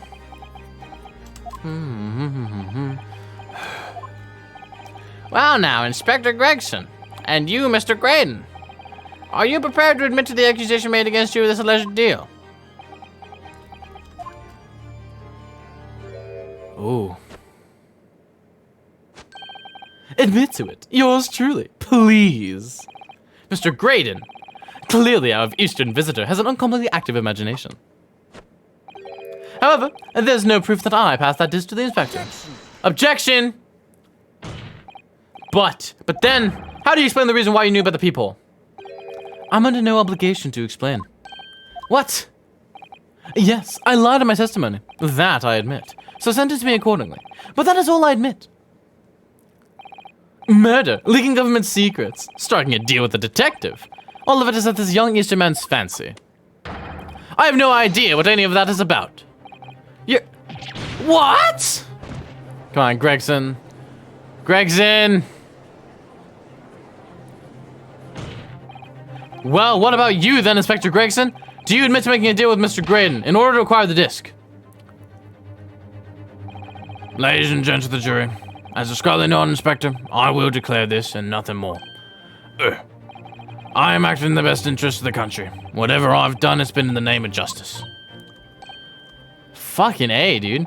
So as members of the public of this fine country, I'd like to think that justice will be your guiding light when you're making your decisions. Holy shit. It's literally rigged. This is a quandary indeed. Rarely have I encountered such extraordinary tumultuousness in the concluding of a trial.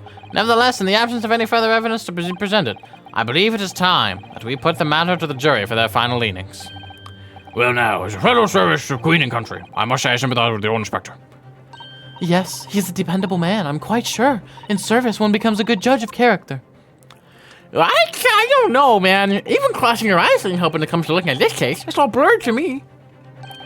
Well, as a fellow professional, I like to put my faith in the detective, really. Graydon is highly skilled reporter. Stop! Currently in presence of vital. Stop! Has she just been saying that for the past like 2 hours? Detective has way much trust and eyes. More than this I cannot say. I don't believe it! These 6 jurors are They're going to believe Gregson if they declare their decision now.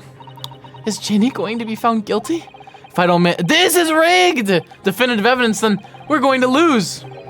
Either some proof that Graydon killed Mr. Windibank or stole those government secrets. Or some evidence to force Gregson into admitting that he struck a deal with the witness. Well then, counsel, I think it's time I impose on the jurors to declare the final decisions now. That is, unless you have some compelling evidence you have thus far not presented to the court. If I let the judge call on the jurors to announce their leanings, Gina will be found guilty. So there's no choice then, Reno. You have to throw some more evidence at them. This is it now. It all comes down to this. Who do I present evidence against? Gregson or Graydon? I'm gonna say Gregson. I'm going to appeal to Gregson. He's our homie! I want to trust, I want to appeal to him, man. Inspector Gregson, there is one final piece of evidence I would like you to see. What's that then? Please, Greggy! If you refuse to acknowledge that you did in fact strike a deal with the witness here today, then you leave us no choice but to examine this piece of evidence. Oh! Well, go on. This is my last chance. Looks like I'm gonna have to force his hand here. If you don't tell us that you made a deal with the Graydon right now, we're gonna expose government secrets live on air! Wait, where's the disc? Where's the other one? Take that! Is that Mr. McGilda's peculiar music box, Counsel? Yes, with the disc already in place, ready to play. I think perhaps now would be a good time to listen to the sound produced by the music box again. Only this time, with the second disc we've just discovered set in place as well. Oh goodness, this disc, Counsel. Hold it! No, wait, I can't let you do that. Why not? Because it's got nothing to do with this case. That's why. Objection. Not true, Inspector. The defense has already proposed that the sounds heard by the court earlier from this music box were part of a Morse code message. We know that Morse code comprises of two distinct tones. The defense believes the second disc contains the second tone needed to complete the message. And now we have a chance to confirm that theory. We're crying out loud, Sunshine. We're talking about state secrets here. If you go letting the whole courtroom hear confidential information like that, it's treason. Then do you admit the charge? That in order to protect those state secrets, you engaged in unlawful dealings with the witness? You're mad! If you let that secret information out into the public domain, you'll be making an enemy of the entire British government, you idiot! Objection. Let's not forget, Inspector, that you, a Scotland Yard officer, leaked confidential case details to a witness. That you continue to lie in court, and all because, by fair means or foul, you were determined to do your duty. Well, by fair means or foul, I'm prepared to do mine! Don't you dare! I will stop at nothing to protect my client. I don't care who I make an enemy of! My lord, if you please! The court must hear the sounds made by that music box. Come on, Van Zieks, for Pete's sake, stop him! Objection! Inspector, you should know my methods by now. I'm a prosecutor. I'm no Scotland Yard puppet. In this courtroom, my duty is to the law, so let me propose a toast to uncovering the truth. By fair means or foul. Let's go, Van Zieks! No! Let's make an enemy of the government, bitches! Very well, the defense's stance here and that of the prosecution have been very clear, I feel. Therefore, in accordance with the defendant's request, the court will now listen to this music box. It's set in operation one more. This time, with the second disc in place, and both discs. This is actually a really cool shot. Oh my god, good cinematography right there. Holy shit. Simultaneously. Is he gonna do a hold it?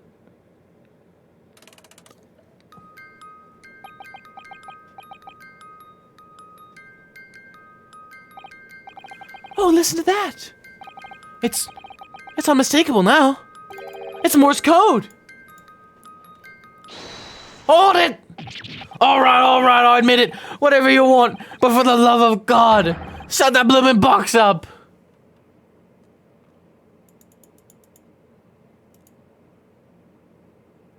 Damn.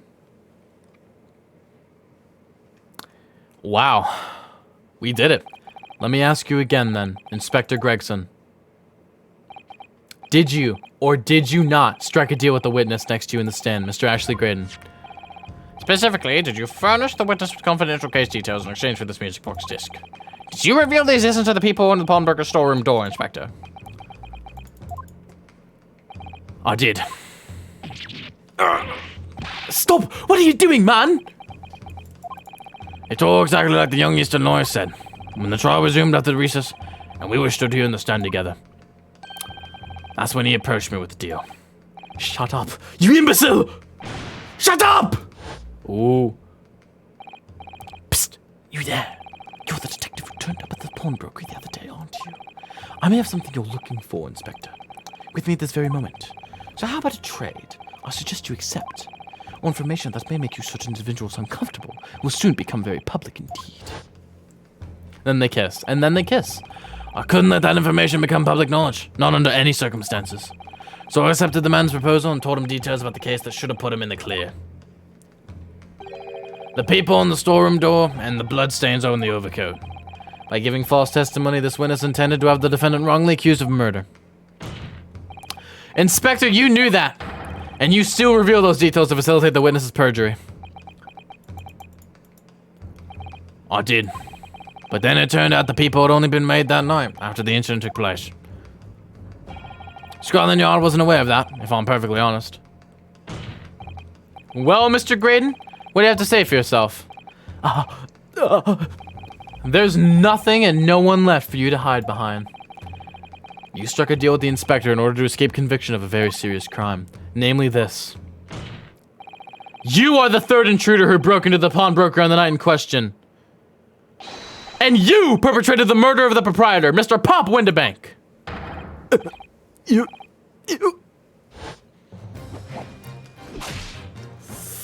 You traitor! Oh my gosh! Yo! Yo! Oh my goodness! His chips! Bailiff! Bailiff! Restrain that man! At once! Oh my fucking god. That was sick! That's it then. It's all over.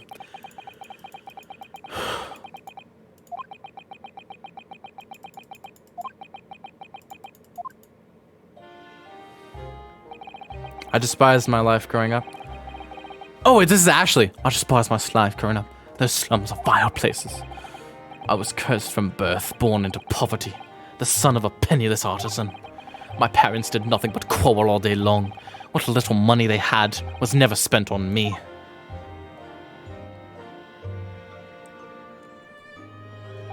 So I set about studying, to better myself, to one day escape from that hellhole. And you eventually became a communications officer. I admire your determination. But then you decided to try to sell government secrets? Why? For money, man. Isn't it obvious? Because I wanted money. Even now, years later, the nightmares of my life in the slums wake me in the small hours. I wanted to drown them out, with more money than anyone who lived in that squalor could ever imagine. Then one day, I met him. Mr. Magnus McGilded. I don't know. You're a fiend with a queer talent, so you are. I've money to throw your way if you're interested. All you need to do is go along with my little plan now. I was to steal the ministry's telegraphic message logs, and McGilded would buy them for a handsome sum. As I was responsible for the inspections of the ministry's communications office, it was a simple enough task. The lure of the devil's offerings, how easy it is to succumb. But you surely must have realized the seriousness of the crime you were committing. And for that reason, I took great lengths to ensure my actions were untraceable. By using the music box. My father was a brickmaker, though my mother divorced him when I was still a child. Yes, Mr. Mason Milverton. That's right. He was very skilled with his hands. He'd once been a music box maker's apprentice. I imagined his skills would be sufficient to create a machine that could generate Morse code. So I sought out my father again, to employ his services. It was the first time I'd seen him since I left the slums 10 years earlier. Damn, dude. Look at you, Ashley. What a fine gent you've become, eh? He was a different man to the one in my memory. A thin, frail old man. But poverty had never broken him, never corrupted him like it had me. I was sure he wouldn't help me if I told him the real reason. So I made up a story. I've got some work for you, Father. I need some music box discs made. Music box discs, eh? A musician friend of mine has written some music he wants to sell to the public. I brought the score with me. There are 2, actually. I'd be delighted, son. It's been 20 years since I did any work like this, though. Fetch my tools, would you? They're in the loft. That makes me really sad! Damn it, man! That's how I had him made the 2 discs. Thereby splitting the information in 2. You were taking considerable precautions indeed. It was to protect myself as much as anything. It meant that I could deal with McGilded in 2 separate transactions. The first involved the first of the 2 discs and the music box for playing them. I exchanged them with McGilded for 10 guineas. Then on receipt of the second disc, he would pay 1,000 guineas. So, what happened on the omnibus 2 months ago? Was the second part of a deal, the exchange of the second disc? Yes. I'd sold the man information that way a number of times already, but it seems he became reluctant to part with his money. And that doesn't quite make sense, Mr. Graydon. For why was it on the omnibus 2 months ago?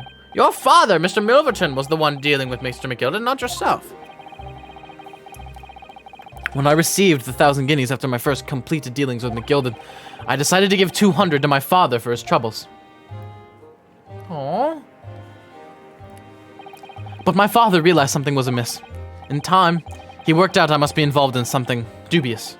And when he did, he said to me, "Next time there's an exchange, you'll let your old man do it, understand? Otherwise, I won't take your money anymore."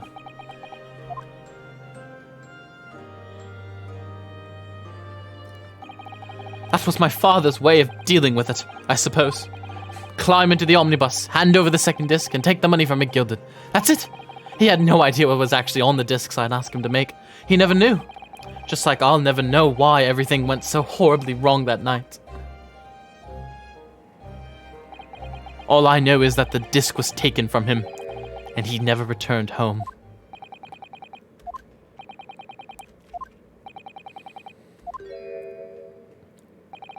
It was only then that I found out what sort of a monster McGilded really was.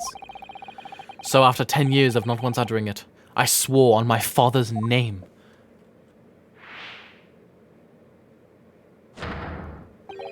To exact revenge. Revenge? As anyone with even the remotest knowledge of the man will no doubt be able to imagine, McGilded brought all his wealth and influence to bear in the most despicable of ways. To crush any semblance of justice in his trial. The crime scene was tampered with, evidence was fixed, and witnesses were bribed.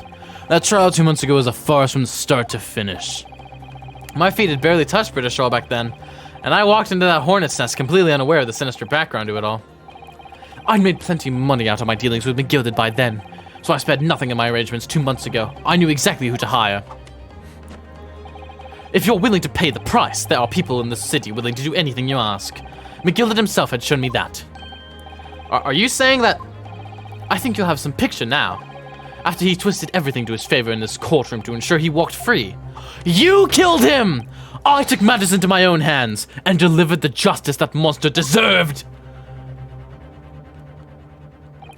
That tragic accident following the trial here 2 months ago was planned and executed by yours truly. So McGilded is actually dead, okay. McGilded's death that day was caused by this man!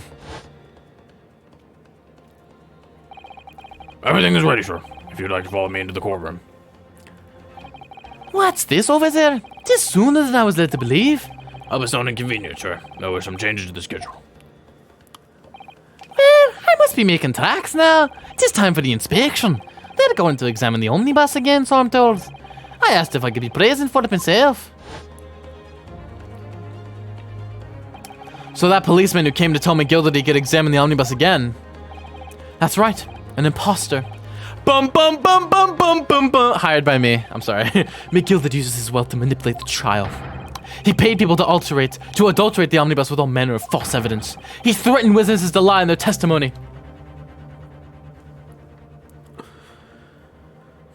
So I gave the man a taste of his own medicine.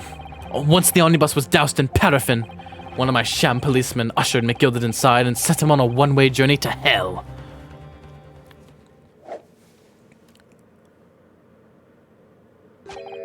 An eye for an eye. That's how I avenged my father's death. A spine-chilling account indeed. But that wasn't the end of it for me. There was a loose end, you see. A loose end? Yes, I should think it's obvious. The second disc, which my father had taken to exchange with McGilded. Ah, yes. There was indeed no mention of it in the man's trial 2 months ago. Clearly because it had been removed from the scene of the crime. When I realized it was missing, I remembered something. Something from the first time I dealt with McGilded. Holy shit, I get it, they're guilty, fuck it. This is the first of the 2 discs, and the music box you need to play them. Well, look at that now. What an ingenious little invention. So then, as promised, 10 guineas for you, young man. What's this? Windibank's pawnbroker, eh? Aye, there's a pawnbroker's ticket, so it is. You can use it to redeem an article I deposited there for ye. There's no need to give a name. Just hand over the ticket and tell the fiend the watchword. I'll put the jewel in pawn for ye. It'll fetch a good 10 guineas if you sell it, so it will. I've never heard of a pawnbroker being used in quite that way before. Have you not, Mr. Graydon? London's pawnbrokeries are very useful places, you know. Each one is like an extremely secure vault. McGilted. You killed my father. Prepare to die. Literally, dude. So many dots, man. So many dots. So I knew that if he'd taken steps to hide the disc, it would be in that pawnbrokery somewhere. And on the night he killed my father, he must have entrusted the ticket to someone. Yes, to Gina. I remember now that when we first met you at Windibanks that afternoon 2 days ago, you had a description of Miss Lestrade written down. How did you know who you were looking for? From the trial. That pickpockett's testimony was clearly peculiar. Anyone could see that. I realized immediately that she was another of McGilded's pawns, that he must have threatened her somehow. I was fairly convinced it would be her who had the ticket. So I started to make some inquiries. I had a strong suspicion the girl would come out of the woodwork on the redemption deadline. And he was absolutely right. Like, what would he have done if she had just picked it up like a day earlier, bro? Literally. And yes, sure enough, she did. All I needed to do was wait until the girl went to the Windibanks to redeem the articles. But unfortunately, she redeemed only McGilded's overcoat and the 1 disc that was in its pocket. The all-important music box with the 2nd disc inside was still missing. Because it had already been forfeited 2 days earlier. But I was unaware of that fact. Had I not been, I could have avoided my nighttime excursion. Meanwhile, as our investigation into the stolen government secret was progressing, we'd picked up on the fact that McGilded was involved. Inspector, you've recovered fast? My orders were to recover the stolen information as quickly as possible. So we started gathering the fellow's possessions and examining whatever we could lay our hands on. We had a full-scale investigation going on at the yard, but we had to keep it as quiet as we could. Then, when the inspector here took the disc from me in the pawnbrokery that day, I became nervous. I was sure the music box and the 2nd disc were still in there in the shop somewhere. So I knew that it was a race against time. I had to find those articles before the police did. So that's what prompted you to break into the place that same night. With the help of your old friends, the Skulkin brothers. What happened that night in the pawnbrokery? I can only describe as a nightmare. While Nash and Ringo were searching the counter, I'd located the music box I'd sold to McGilded on the shelves on the forfeited articles. And the 2nd disc was inside. Yes, I slipped it into my pocket with a very deep sigh of relief. But then, something entirely unexpected happened. What are you doing in my shop? Bang! A gunshot rang out in the shop, and I felt a sharp pain in my left arm. And the broker fired his gun and the bullet pierced your limb. Yes, exactly. But unfortunately, I decided to bring my own gun with me that night, just in case. Bang! Wow. Before I knew what was happening, I'd fired back. The man had already turned to flee. I hadn't intended to fire in his direction, much less kill him. But unfortunately for both of us, the bullet hit home. It struck him in the middle of his back as he fled through the storeroom door for refuge. A sorry, sorry tale. It all took place in the blink of an eye. I don't imagine Nash and Ringo even realized what had happened at first. I was terrified, so I fled. And that's the whole story. That's everything that happened at Winterbanks on that wretched night. Dude. I can't believe I felt sympathy. But I really do. That's crazy how they did that. What an impact, man. Like, damn. What a tale. Yep. A lot of dots. Damn. Earlier, you called McGilded a monster. A man who used his wealth and influence to distort the facts and escape justice for the crime of murder. What tragic irony, for what you have done is exactly the same. That's true. You've become the very monster you saw and despised so deeply in McGilded. Yes, I think I have. Damn, bro. Crazy case. This has been a long and exhausting trial. However, it would seem that at last we have arrived at the truth. Inspector Gregson, what of Mr. Ashley Graydon? He's been restrained, my lord, and is being escorted to the yard. He'll be charged with the murder of Mr. Winterbank and the stealing of government secrets. Very good. And you, Inspector, regrettably, you will have to face charges yourself. Yeah, probably. Yes, my lord. Of course. It transpires that you were complicit in helping a criminal escape justice. That fact remains, whether or not you were doing so in the line of duty. The crime is a serious one, Inspector, and inexcusable. Now to the defendant, Mrs. Gina Lestrade. Oh, yeah? It is time for the final adjudication. Is the jury ready, Mr. Foreman? Yes, sir. Guardian squadron standing by, sir. Is it really it now? The last push, the final call, the finishing whistle. My men are ready to deliver the verdicts. Thank you, Mr. Foreman. Very well. Ladies and gentlemen of the jury, you will now declare your final decision to the court. Not guilty. Not guilty. Not guilty. Not guilty. Not guilty. Not guilty. Woo! Baby! Look at those scales tip!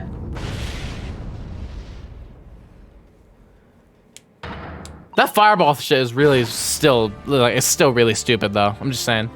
That's the stuff, I'm off the hook! Finally, Runa, you managed to do it! Finally is the word. It only took 3.5 fucking hours. I wasn't sure if we'd come out on top for a while there. Susie was right. You're the best lawyer in the world. Miss Lestrade, I am not finished with you yet. What are you looking at me like that for? Before you start enjoying your freedom, there are certain other crimes to consider, 2 months ago, in my courtroom no less, you gave false testimony, did you not? And in relation to the trial today, not only did you unlawfully enter Winterbank's pawnbrokery, you also attempted to abscond Mr. McGilded's property, it seems. I've never done nothing of the sort. Of course not. It's not like you were gleefully wearing McGilded's coat in your cell yesterday or anything. Oh, and just when I was getting excited about throwing a party for Ginny this evening. And turning our attention to the defense. Determining that, when played together, the music box discs contained a message in Morse code was, well, it was certainly a most unexpected revelation, Counsel. Quite so, my lord. The prosecution was caught entirely off guard. In fact, I think we should applaud my learned friend's courage here today. I propose a toast to demanding that government secrets be disseminated before the entire courtroom. Very sorry about that. It was the only way I could get Inspector Gregson to admit to what he'd done, so... If I may say something on that point, isn't that... If I may say something, it's, about the sounds produced by the music box before. I too wondered if that was really Morse code at all. What? What are you saying, madam? Oh, well, it's just that I'm really rather fanatical when it comes to Morse code, you see? So much so that the whole world seems to be covered in dots and dashes to me, in fact. Goodness, madam. An unhealthy level of obsession, one feels. But I must say that in my opinion, the sounds produced by those two discs were nothing more than that. A meaningless series of two different tones. What? Can that really be? It wasn't Morse code after all. Fuck. My lord, the defense would like to listen to the music again. Are you off your nut? How many times do I have to tell you this is ministerial secret, sunshine? This courtroom is not an appropriate forum to discuss the nature of the government communications. We know McGilda conspired to trade national secrets with our enemies. Secrets acquired from Mr. Grid. Now that the man has admitted to his crimes, we have no need to pursue the matter further. But it's really going to bother me. Miss Lestrade. Yeah, my lord? That which you have seen today here in this courtroom has been extremely disturbing. Falsified evidence, intimidation, perjury, a grim catalogue of depravity. An appalling experience to befall any child. Come on, it ain't nothing I didn't see most days in the back slums. I beg your pardon. If you're weak, you pay for it. That's just how life goes. Gina. But look, I reckon I've worked something out today. The world ain't fair, but if you want it to change, you gotta start at home. You gotta change how you are yourself. Well, that's a very laudable lesson, I would say. I eagerly look forward to the born-again Miss Lestrade never gracing my courtroom with her presence again. Oh, bruh. Probably should witness something or something. Now, with regard to the murder of Mr. Pop Winterbank, proprietor of a pawnbrokery business on Baker Street, I hereby declare the defendant, Miss Gina Lestrade. Not guilty, bitches. That took so long.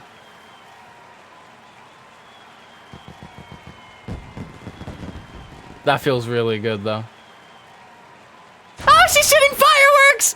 Oh, Gina! Look at that! Gina! That's adorable. That is all. Court is adjourned. Bam!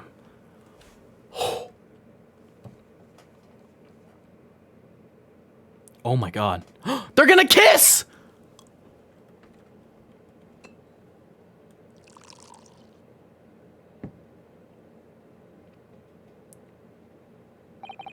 On a personal note, I must say you've surprised me, my Far Eastern friend. Oh. Despite being a Nipponese, you saw through the pretense to the malice that festered within that Englishman, and at the same time saw through the grime to the surprising heart of your English client. You have a curious talent for judging character, especially considering our very different cultures. I don't think there's anything curious about it. Whether we're from the Empire of Great Britain or the Empire of Japan, we're all human beings. We're not so very different on the inside. You know, I took this case for one very simple reason. To lock swords with you once again, here in the courtroom. You did? When I encountered you for the first time 2 months ago, it reminded me of toasting friendship and trust with another Nipponese, only to find my trust betrayed. He does have a backstory of it! Though through you, I hoped to look into the eyes of the man I once knew and try to understand. You mentioned something similar earlier today, about total betrayal at the hands of the Japanese. What happened exactly? Well, you may ask. And one day, when the time comes, you will learn the answer, whether you like it or not. Alright, then I'll wait for that day, if I must.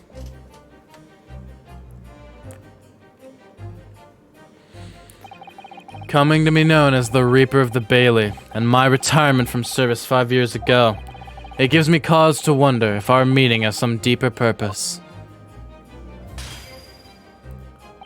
So, farewell, my learned Nipponese fellow, until we meet again. Yo! Rest of you are still streaming. I'm determined to finish this game today. I'm determined. 17th April, 5:53, let's fucking go! The Old Bailey. Defendant's Antechamber. It's done. It's over at last. Yup, I know. We didn't even meet the incentive today or anything. But where's Iris disappeared to? Oh, congratulations, Gina. I knew it all along. I knew that you were innocent. Well, you did what you said, Mr. Nada Odo. You believed in me, right up to the end. Yeah, as odd as your name. What's odd about it? I told you I had faith in you, didn't I? And also, what's odd about my name, bruh? No one ever has before, see? Kept a promise, I mean. Properly. That's awful. I figured something out today. All my life, growing up in the slums, I've never trusted no one. That's just because I've been scared of being stabbed in the back. I mean, the more you trust someone, the more it hurts when they let you down. Yes, I think I can understand that. After all, I had a taste of it in that trial 2 months ago. I chose to trust someone and paid for it. That betrayal left a big scar. You know though, Gina, I worked up something out quite recently too. Trusting in someone else is really an exercise in learning to trust yourself. And when your gut tells you it's the right thing to do, and your trust is rewarded, there's no better feeling in the world. I think I have you to thank for reminding me of that valuable lesson. Alright, good luck, Ariel. Have a good one. Ah, well, if you say so. Don't make a fat lot of sense to me, though. I'm trying to say that putting my faith in you, Gina, has been a real pleasure. For crying out loud, pack it in! But I suppose I sort of feel the same way. I mean, sometimes trusting someone else is, you know, alright. Thanks. That's so sweet. This is the way I see it, Renosuke. A defense lawyer is only as good as his faith in his client. And that comes down to how much faith he has in himself. After this experience, I'm starting to feel like I understand what you mean. Kazuma, am I living up to your expectations? Am I turning out to be the lawyer you believed I could be? Pardon the interruption. I don't know who that is. Oh my god! But what the deuce does a man have to do to be noticed around here? My dear Fado. Ah, that voice! It's too late for that voice now. Miss Naruhodo. Hodo. I've been standing here patiently in the corner for the room for an eternity. Ah, yes, it was me all along, I would have said when finally you noticed me. But you paper with your incessant babbling! Ah, Mr. Sholmes! Ah, yes, it was me all along. You see?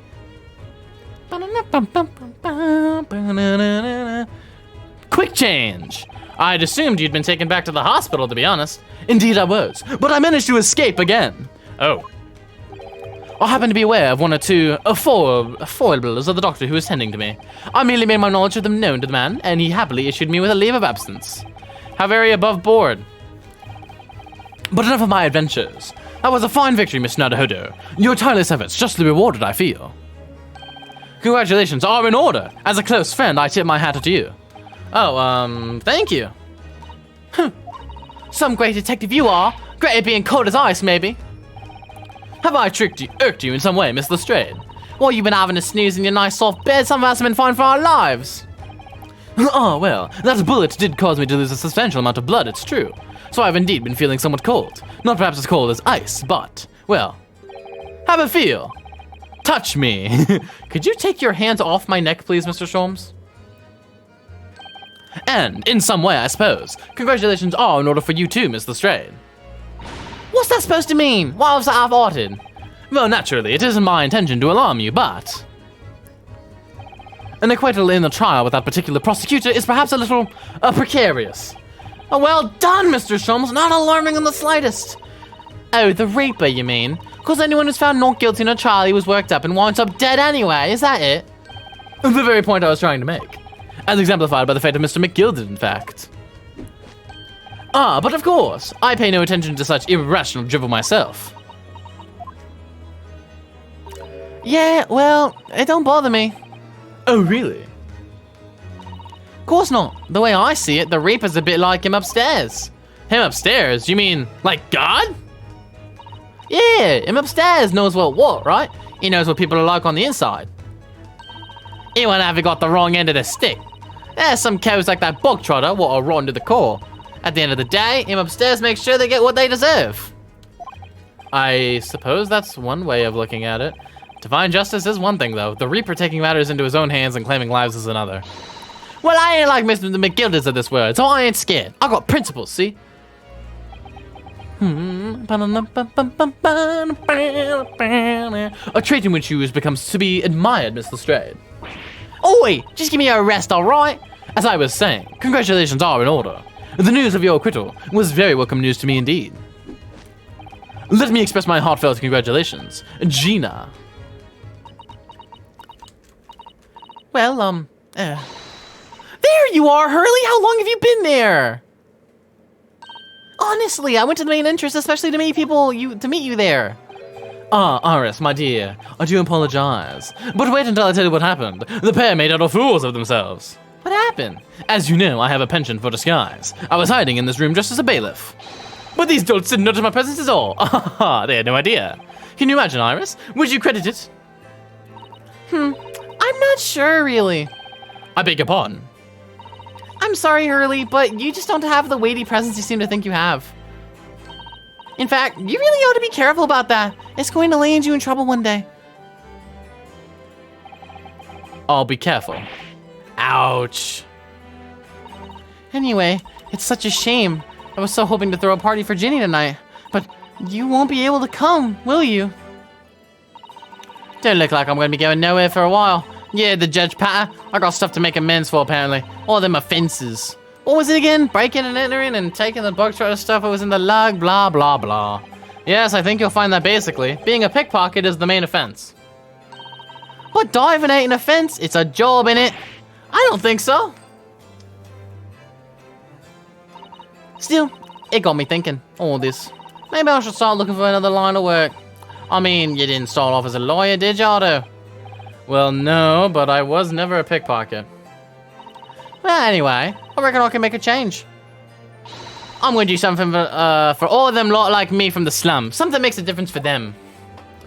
That's a wonderful idea, Ginny, and I'm sure you can do it.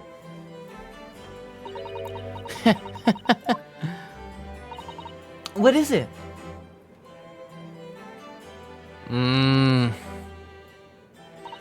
Nothing. Miss Tina Lestrade. The prison carriage has arrived, ma'am. Come with me to the rear gate at once.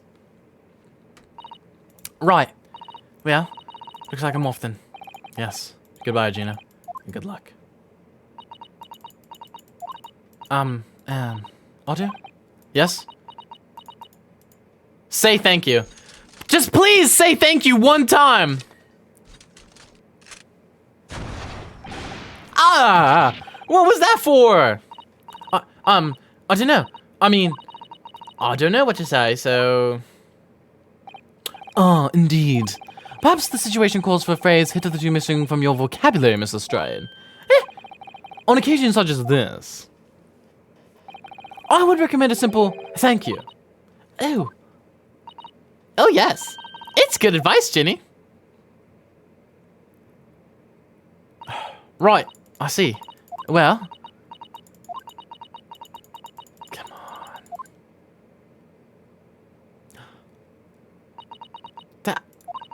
Thanks, Otto. Ah! I'm literally... No, dude. Thank you for everything what you've done. For believing in me. That's it. That's what we were waiting for. That's what we were waiting for. That's it. Not at all. In fact, that should be my line. Thank you, Gina. I was waiting the whole game for that. I was waiting the whole chapter for that right there. That was a beautiful moment right there. Thank you, game screenwriters. Well, quite the indomitable pick purse. Oh, I nearly forgot. I bought a paper outside. It's a special edition, and this trial is all over the front page. Pickpocket's innocence proven. Isn't it wonderful? You should have shown it to Gina, Iris. She would have been thrilled. Oh no! How silly of me! But anyway, would you like the good news or the bad news? Not again. Well, what do you say, Rena? Hurley? As usual, I think I'd rather get the bad news out of the way first. Absolutely not. I have no intention of listening to anything but good news. And there you have it. how people answer that question says a lot about them, doesn't it? Let's not go there. All right then, maybe let's start with the good news this time. The rain has finally stopped. It was a record level of rainfall, apparently. Oh, well, that is good news indeed. We can journey back in greater comfort. All right then, what's the bad news? The huge storm has left the seas very choppy. The channel in particular is awful, so sailings out of the Dover have been delayed by a day or more. Wait, Dover? That's right, if we head to the station immediately. We may still make it in time to wave Susie off. Yes, but there won't be a train, surely. We couldn't be that lucky. Who do you think I am, Miss Nadahudu? Mr. Sholmes? I rushed to Victoria Station earlier and made arrangements for a special express. If we hurry now, we shall be there in time for dinner. And I know of a fine restaurant that serves the most delicious baked sole. The great detective does it again! Indeed he does. I happen to be aware of a number of the rail transport director's foibles. What? I merely made my knowledge of them known to the man, and he happily laid the locomotive. Elementary. Just an idea, but it might be wise to stop manipulating people that way. What are we waiting for then? To London Victoria. Can we bring the cat? Can we please bring the cat? I really want to bring the cat. I really fucking want to bring the cat. Oh, Susan. Port of Dover, quayside. And that took somewhat longer than I had anticipated. Susie's boat must be about to leave now. Mr. Zato, where are you? Over there, look. It looks like she's reading something. Hold it! Mr. Zato, wait! What are you doing? Hold it! Mr. Nadahudu, what are you doing here?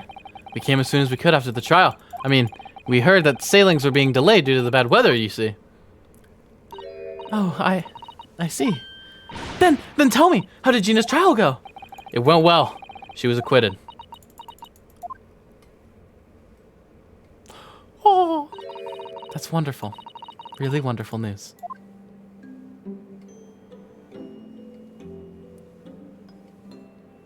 Ah! The book you're about to throw into the sea, it was your Encyclopedia of British Law, wasn't it? Oh dear, I was hoping you hadn't seen that. I'm not worthy of practicing law in any way now, so I was saying my final farewell. You were saying goodbye to law? You? Suzato-san? Would I be correct in assuming? It's because of the people, Miss Suzato. I deliberately altered the scene of the crime, and then I tried to hide the fact. What I did is utterly unforgivable. You literally won us the trial, though, so that reminds me. How did you even come to have this, Susie?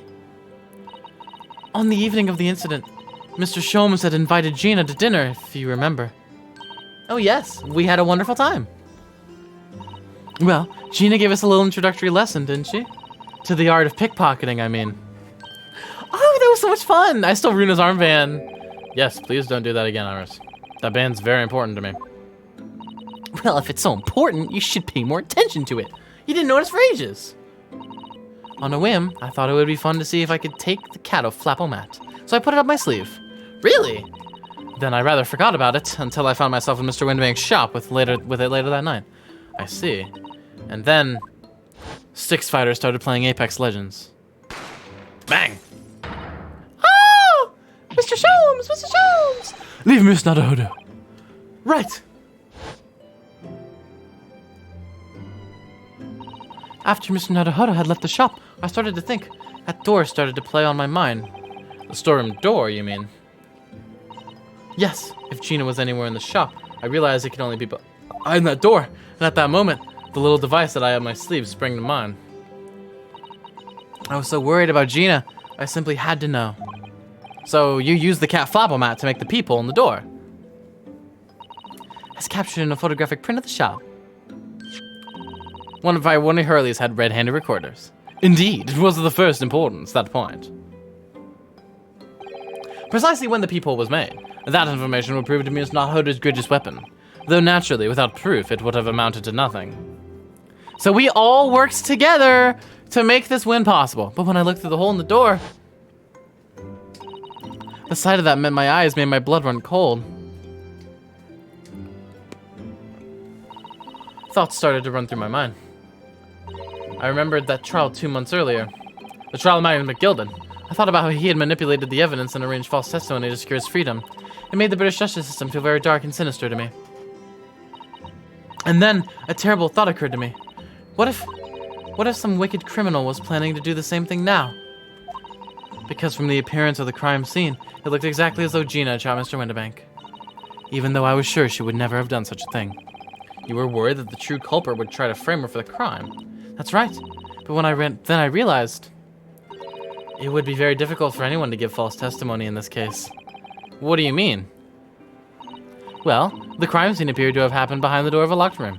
For someone to claim falsely to have witnessed it, there would have had to been a way to see beyond the door. For which, a peephole would be the very thing. Only the peephole I had made wasn't actually there until after the crime had been committed, of course. And the criminal would know that, so it wouldn't make any difference. But the possibility of a rather ingenious trap was there, was it not? A trap? Is that why she did it? So, is that why you kept it a secret, Susie? You never mentioned that you made the peephole to anyone, not even to the police. I know, and I knew at the time what I was doing was wrong. A criminal offense, even. That's why I decided to confide Mr. Sholmes. If Mr. Hanahodo was completely backed into a corner with no other possible means of escape, the truth about the people could save him. That was my plan. She really does think of everything. But then, why didn't you just tell me everything before the trial began? My dear Fado, you're not thinking straight. You must think gay, like me. If she had done that, it would have rendered you complicit in the whole escapade. Ah. You could have been disbarred if you'd been seen to the knowledge of knowingly tampering with the crime scene. So Mrs. Otto decided to shoulder the burden of responsibility alone. For your sake, and Miss Lestrade's. Ooh, Mrs. Otto. I really want this game to be over really fast. The truth is, when it happened, I did it because I'd lost a little of my faith in the law. Oh. I was worried that the right person wouldn't be convicted of the crime. And the moment I allowed myself to think that, it's the moment I lost my right to call myself a judicial assistant. You can't spell assistant without ass, but you're not ass. What you did isn't comparable to what he did. Graydon is the one who lied in the witness stand, using that people as a way to implicate Gina. And besides, if the people inconsistency hadn't existed, I'm not at all sure that she would have been acquitted in the end. Mrs. Otto, what you did saved Gina's life! Well, with your kind words, Miss Naruhodo, you've saved me, too, from my regrets. So sad. Well, we must all be thankful that Miss Lestrade's freedom has been assured. Yes, exactly. Although some of the loose ends in that trial will continue to play on my mind, I'm sure. But the revelation that the music box contains secret messages, Naruhodo. What a triumph to work that out. I'm full of admiration. Well, actually, that argument wasn't quite as compelling as I thought it was. Oh, it wasn't? There was a communications officer among the jury members, you see. A telegraph operator. And she said that the majority of the sounds on the disc were just meaningless tones. As one would expect, after all, we are talking about a secret government communications. No doubt they were written in cipher to avoid being readily understood should they have been intercepted. In cipher? I see. Did shitty but so close and turny hate it here? I'm sorry, Crisis. So we can never have hoped to understand the message anyway. Nonsense, my dear Fado. It's quite a zero-pi problem, I assure you.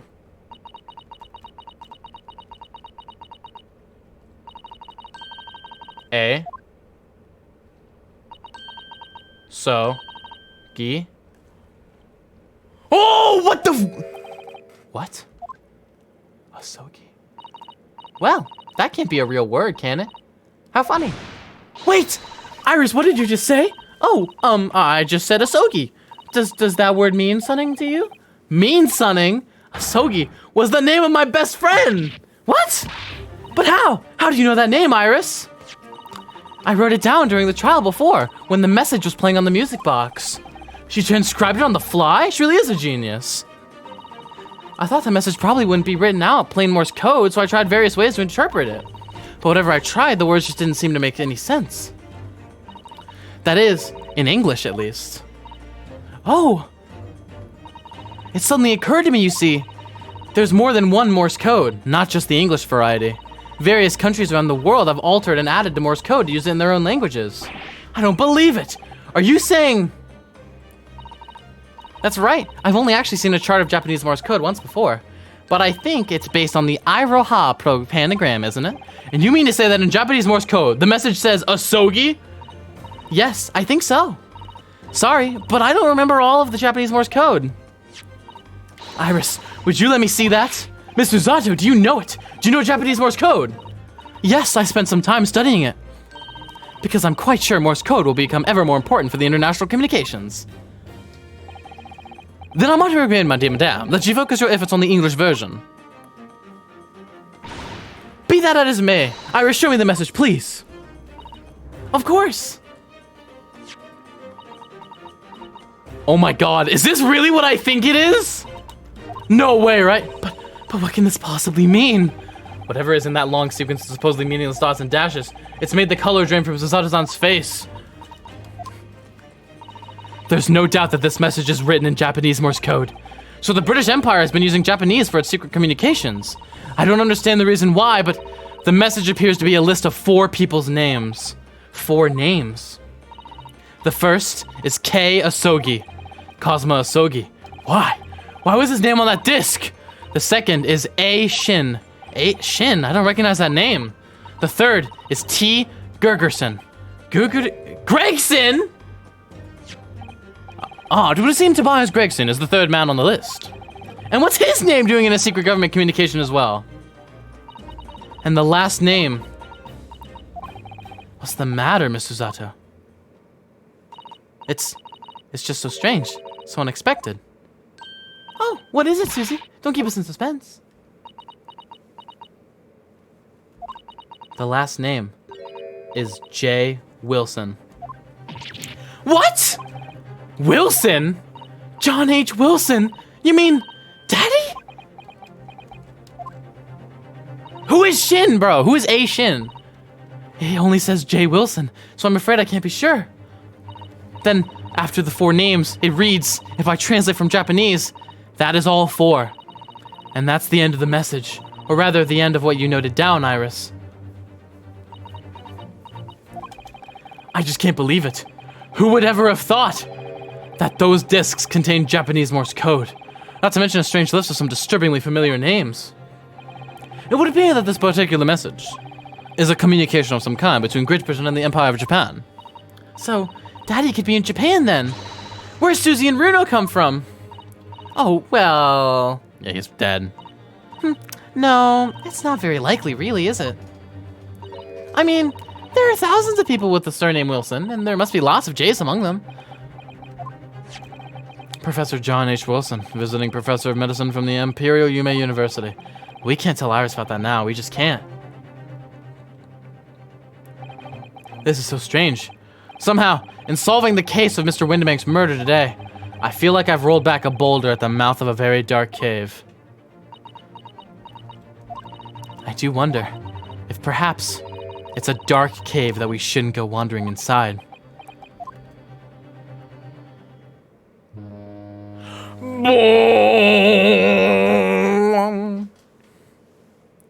Oh dear, the ship is going to set sail soon. Yes, it seems so. I'll sail on that steamship first to the port of Dunkirk in France. Then I'll change onto a larger passenger vessel bound for Japan. You're really going then, Susie? We wish you a safe passage, Miss Susato. Please let me fucking end the stream soon. Thank you so much. I wish all of you the very best. Miss Susato, I'd hope to have you always at my side to guide me and support me. Get married, you two. Jesus, Miss Nadahara. Please come back soon. As far as I'm concerned, you really are the very best judicial assistant in the world. I'm quite sure. I'll be back before you know it. Really, Susie? Oh, now don't forget, Iris. I made you a promise I've yet to fulfill. A promise? About your manuscript. Ah. Oh yes, the Hound of the Baskervilles. Well, I'll be waiting for you then, Susie. A promise is a promise. Definitely, Iris.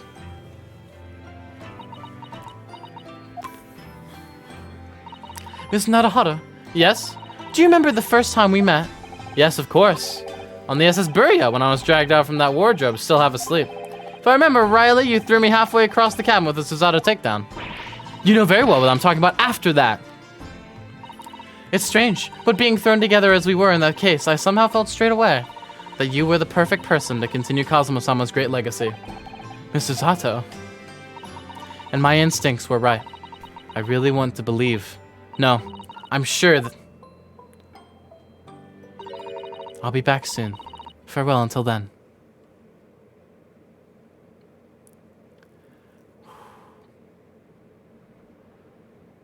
Anime! I don't have to voice this. Fuck yeah.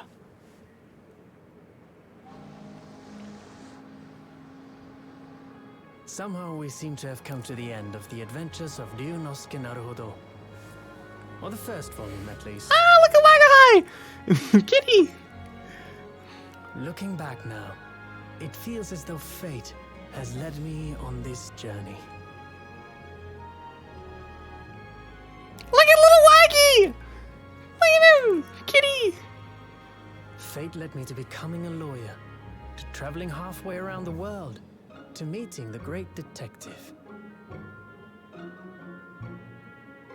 I'm sure there'll be trials and tribulations ahead. Hey, yo, don't say trials and tribulations. That's an Ace Attorney game, bro. You can't say that.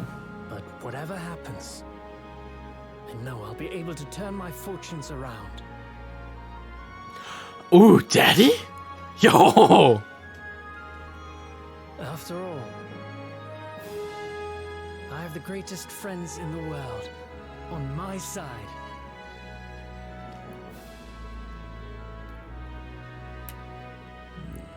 Wow.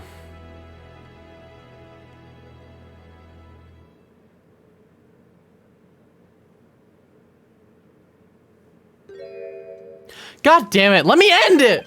Oh, yes, Mr. Nadaharu. Yes, Mr. Sholmes? I have some rather awkward news. I've shit my pants. The railway company has decided to sue over the Special Express train, apparently. Huh? It caused such a commotion on the line. All the other trains had to wait at stations. But really, we would never have made it to Dover in time otherwise. Anyway, I explained everything, and how it was all your fault. Huh? Huh? I believe a formal complaint should be delivered to your office tomorrow. But not to worry, my dear fellow. According to Mr. Sato, you love defending yourself in court. Huh? Huh? Huh? It's alright, I'm perfectly happy to testify. He really didn't look like the sort of man who'd do something so outrageous. See? Mr. Sholmes. Yes. Oh, a word, if you don't mind. Why, certainly. Any words you like. Bellow it out, my dear fellow. Oh, yes. I love Bruno's words, and I know just the one he'll use here. Me too. Then, I really must say... Objection! Objection!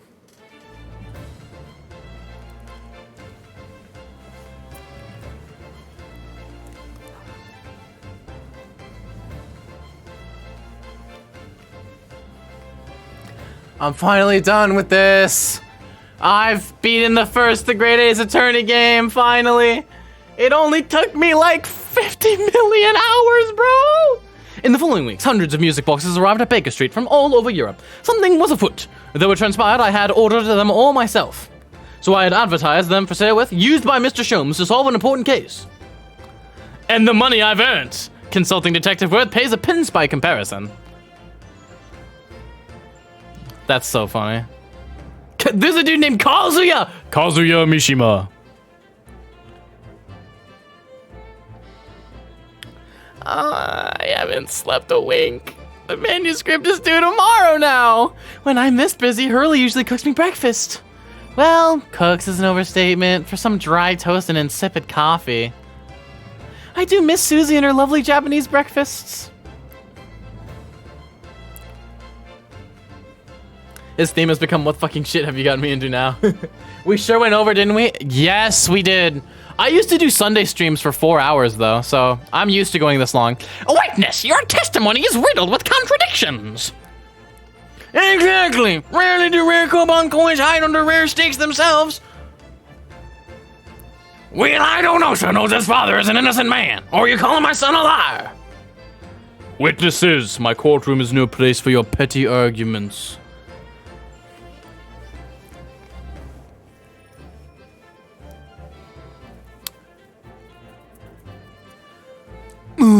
love doing this voice, having delivered the Russian dancer to shore in Shanghai.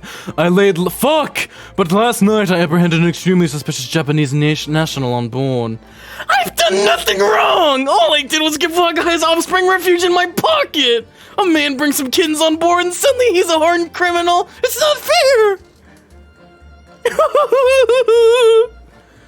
Poor Natsumi, bro. That's so sad.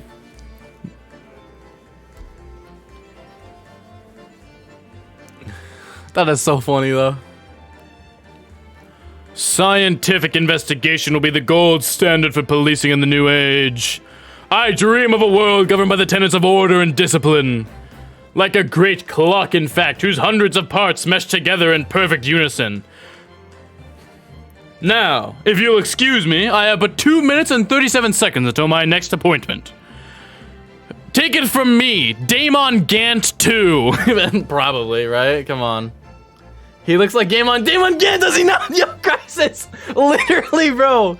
Dude. I got fired. Now I'm living on the streets. The latest Lance magazine is out, and I'm in it again. Whenever I say that one line she wrote down, I get a standing ovation. Want to hear it? Not bad, I suppose, for an amateur.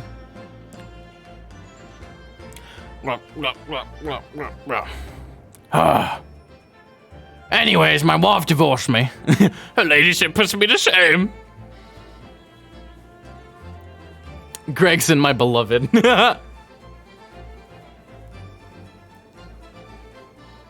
This is such a nice credit scene. Been visiting the old girl on a daily basis, of course. Journey, my old jailbird. Must say, battling with those bally stairs every day has done wonders for the Dicky Peg. For the fucking what? Managing rather well with the housework, too. Got this maid business taped up, I'd say. Hope the gossiping neighbors don't realize the man of the house is his own maid. He's the maid now? Yo, let's go maid, Garadeb. Let's go maid. Draw him in a maid outfit, Crisis. You have to. Yeah, you know what you must do. My Raleigh is back on the beat again. All thanks to the Reaper. There's nothing I enjoy more these days than hunting out small change in the gutter. I'm a better Bobby now, looking out for Londoners that are dropping the pennies and my lovely wife. Oh, Pat. Oh, Raleigh. Goals. Honestly, can I just say goals? Literally. Noul.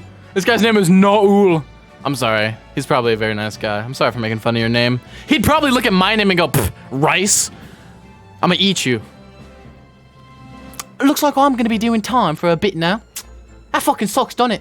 But Iris comes every day for a natter, so it ain't too boring. She's always going on about all them cases what Sholmes is looking into. Criminal investigations are kind of interesting when you get into them. I'm serving 10 years. 7 if I got good behavior. I'll see you guys later then. Please help me.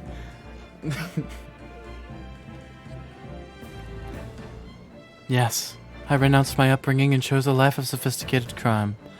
But regrets? Please. Give over, bruv. That ain't the answer we used to know. We got time here to plan to come back at Milverton and Scottican's milk run, right? You fuckers, I'm getting executed for treason and murder. The Three Musket what's it? Milking the neighborhood for all it's worth. That is beautiful. They found their third brother after all, man. That's all I'm saying. They found their third brother after all this time. But no, like, he's gonna get executed, though. Like, high treason and murder are both capital punishments, bro. Like, you're getting double executed. They're going to kill you and then kill you again. This past 6 months has been a time I shall remember forevermore. Painful goodbyes and wonderful encounters. I've come to realize that's what life is all about. Naruhodo-san, I promise. Your assistant will return to you one day. But for now, I leave you with many memories and a heartfelt wish that life will treat you well. Ah! Well, also, why is she in the room, though? Like, that's not what her room looks like on the boat.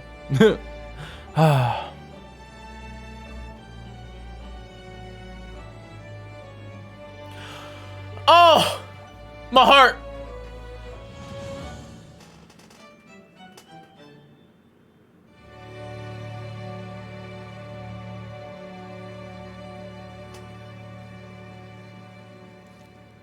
It's been 4 hours and 11 fucking minutes. This is going to be a bitch to edit. Oh, look at Cosima! What's up, shawty? What are you doing here?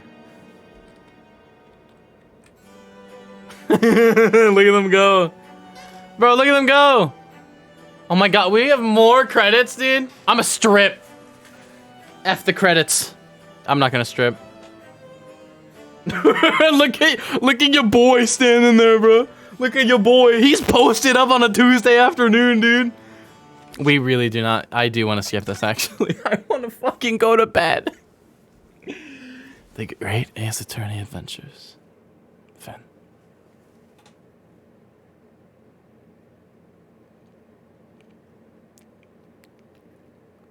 And then it shows us an after credit sequence of Wagahai picking up a— Oh!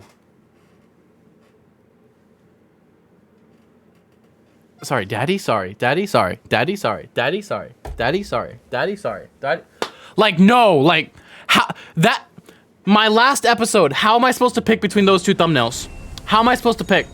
Those are both great thumbnails. Chat, I'm gonna end the stream. No raid. I'm tired. I wanna get bed. I wanna go edit this. Bye. Peace out. Farewell. Farewell. See you tomorrow. Bye. Later.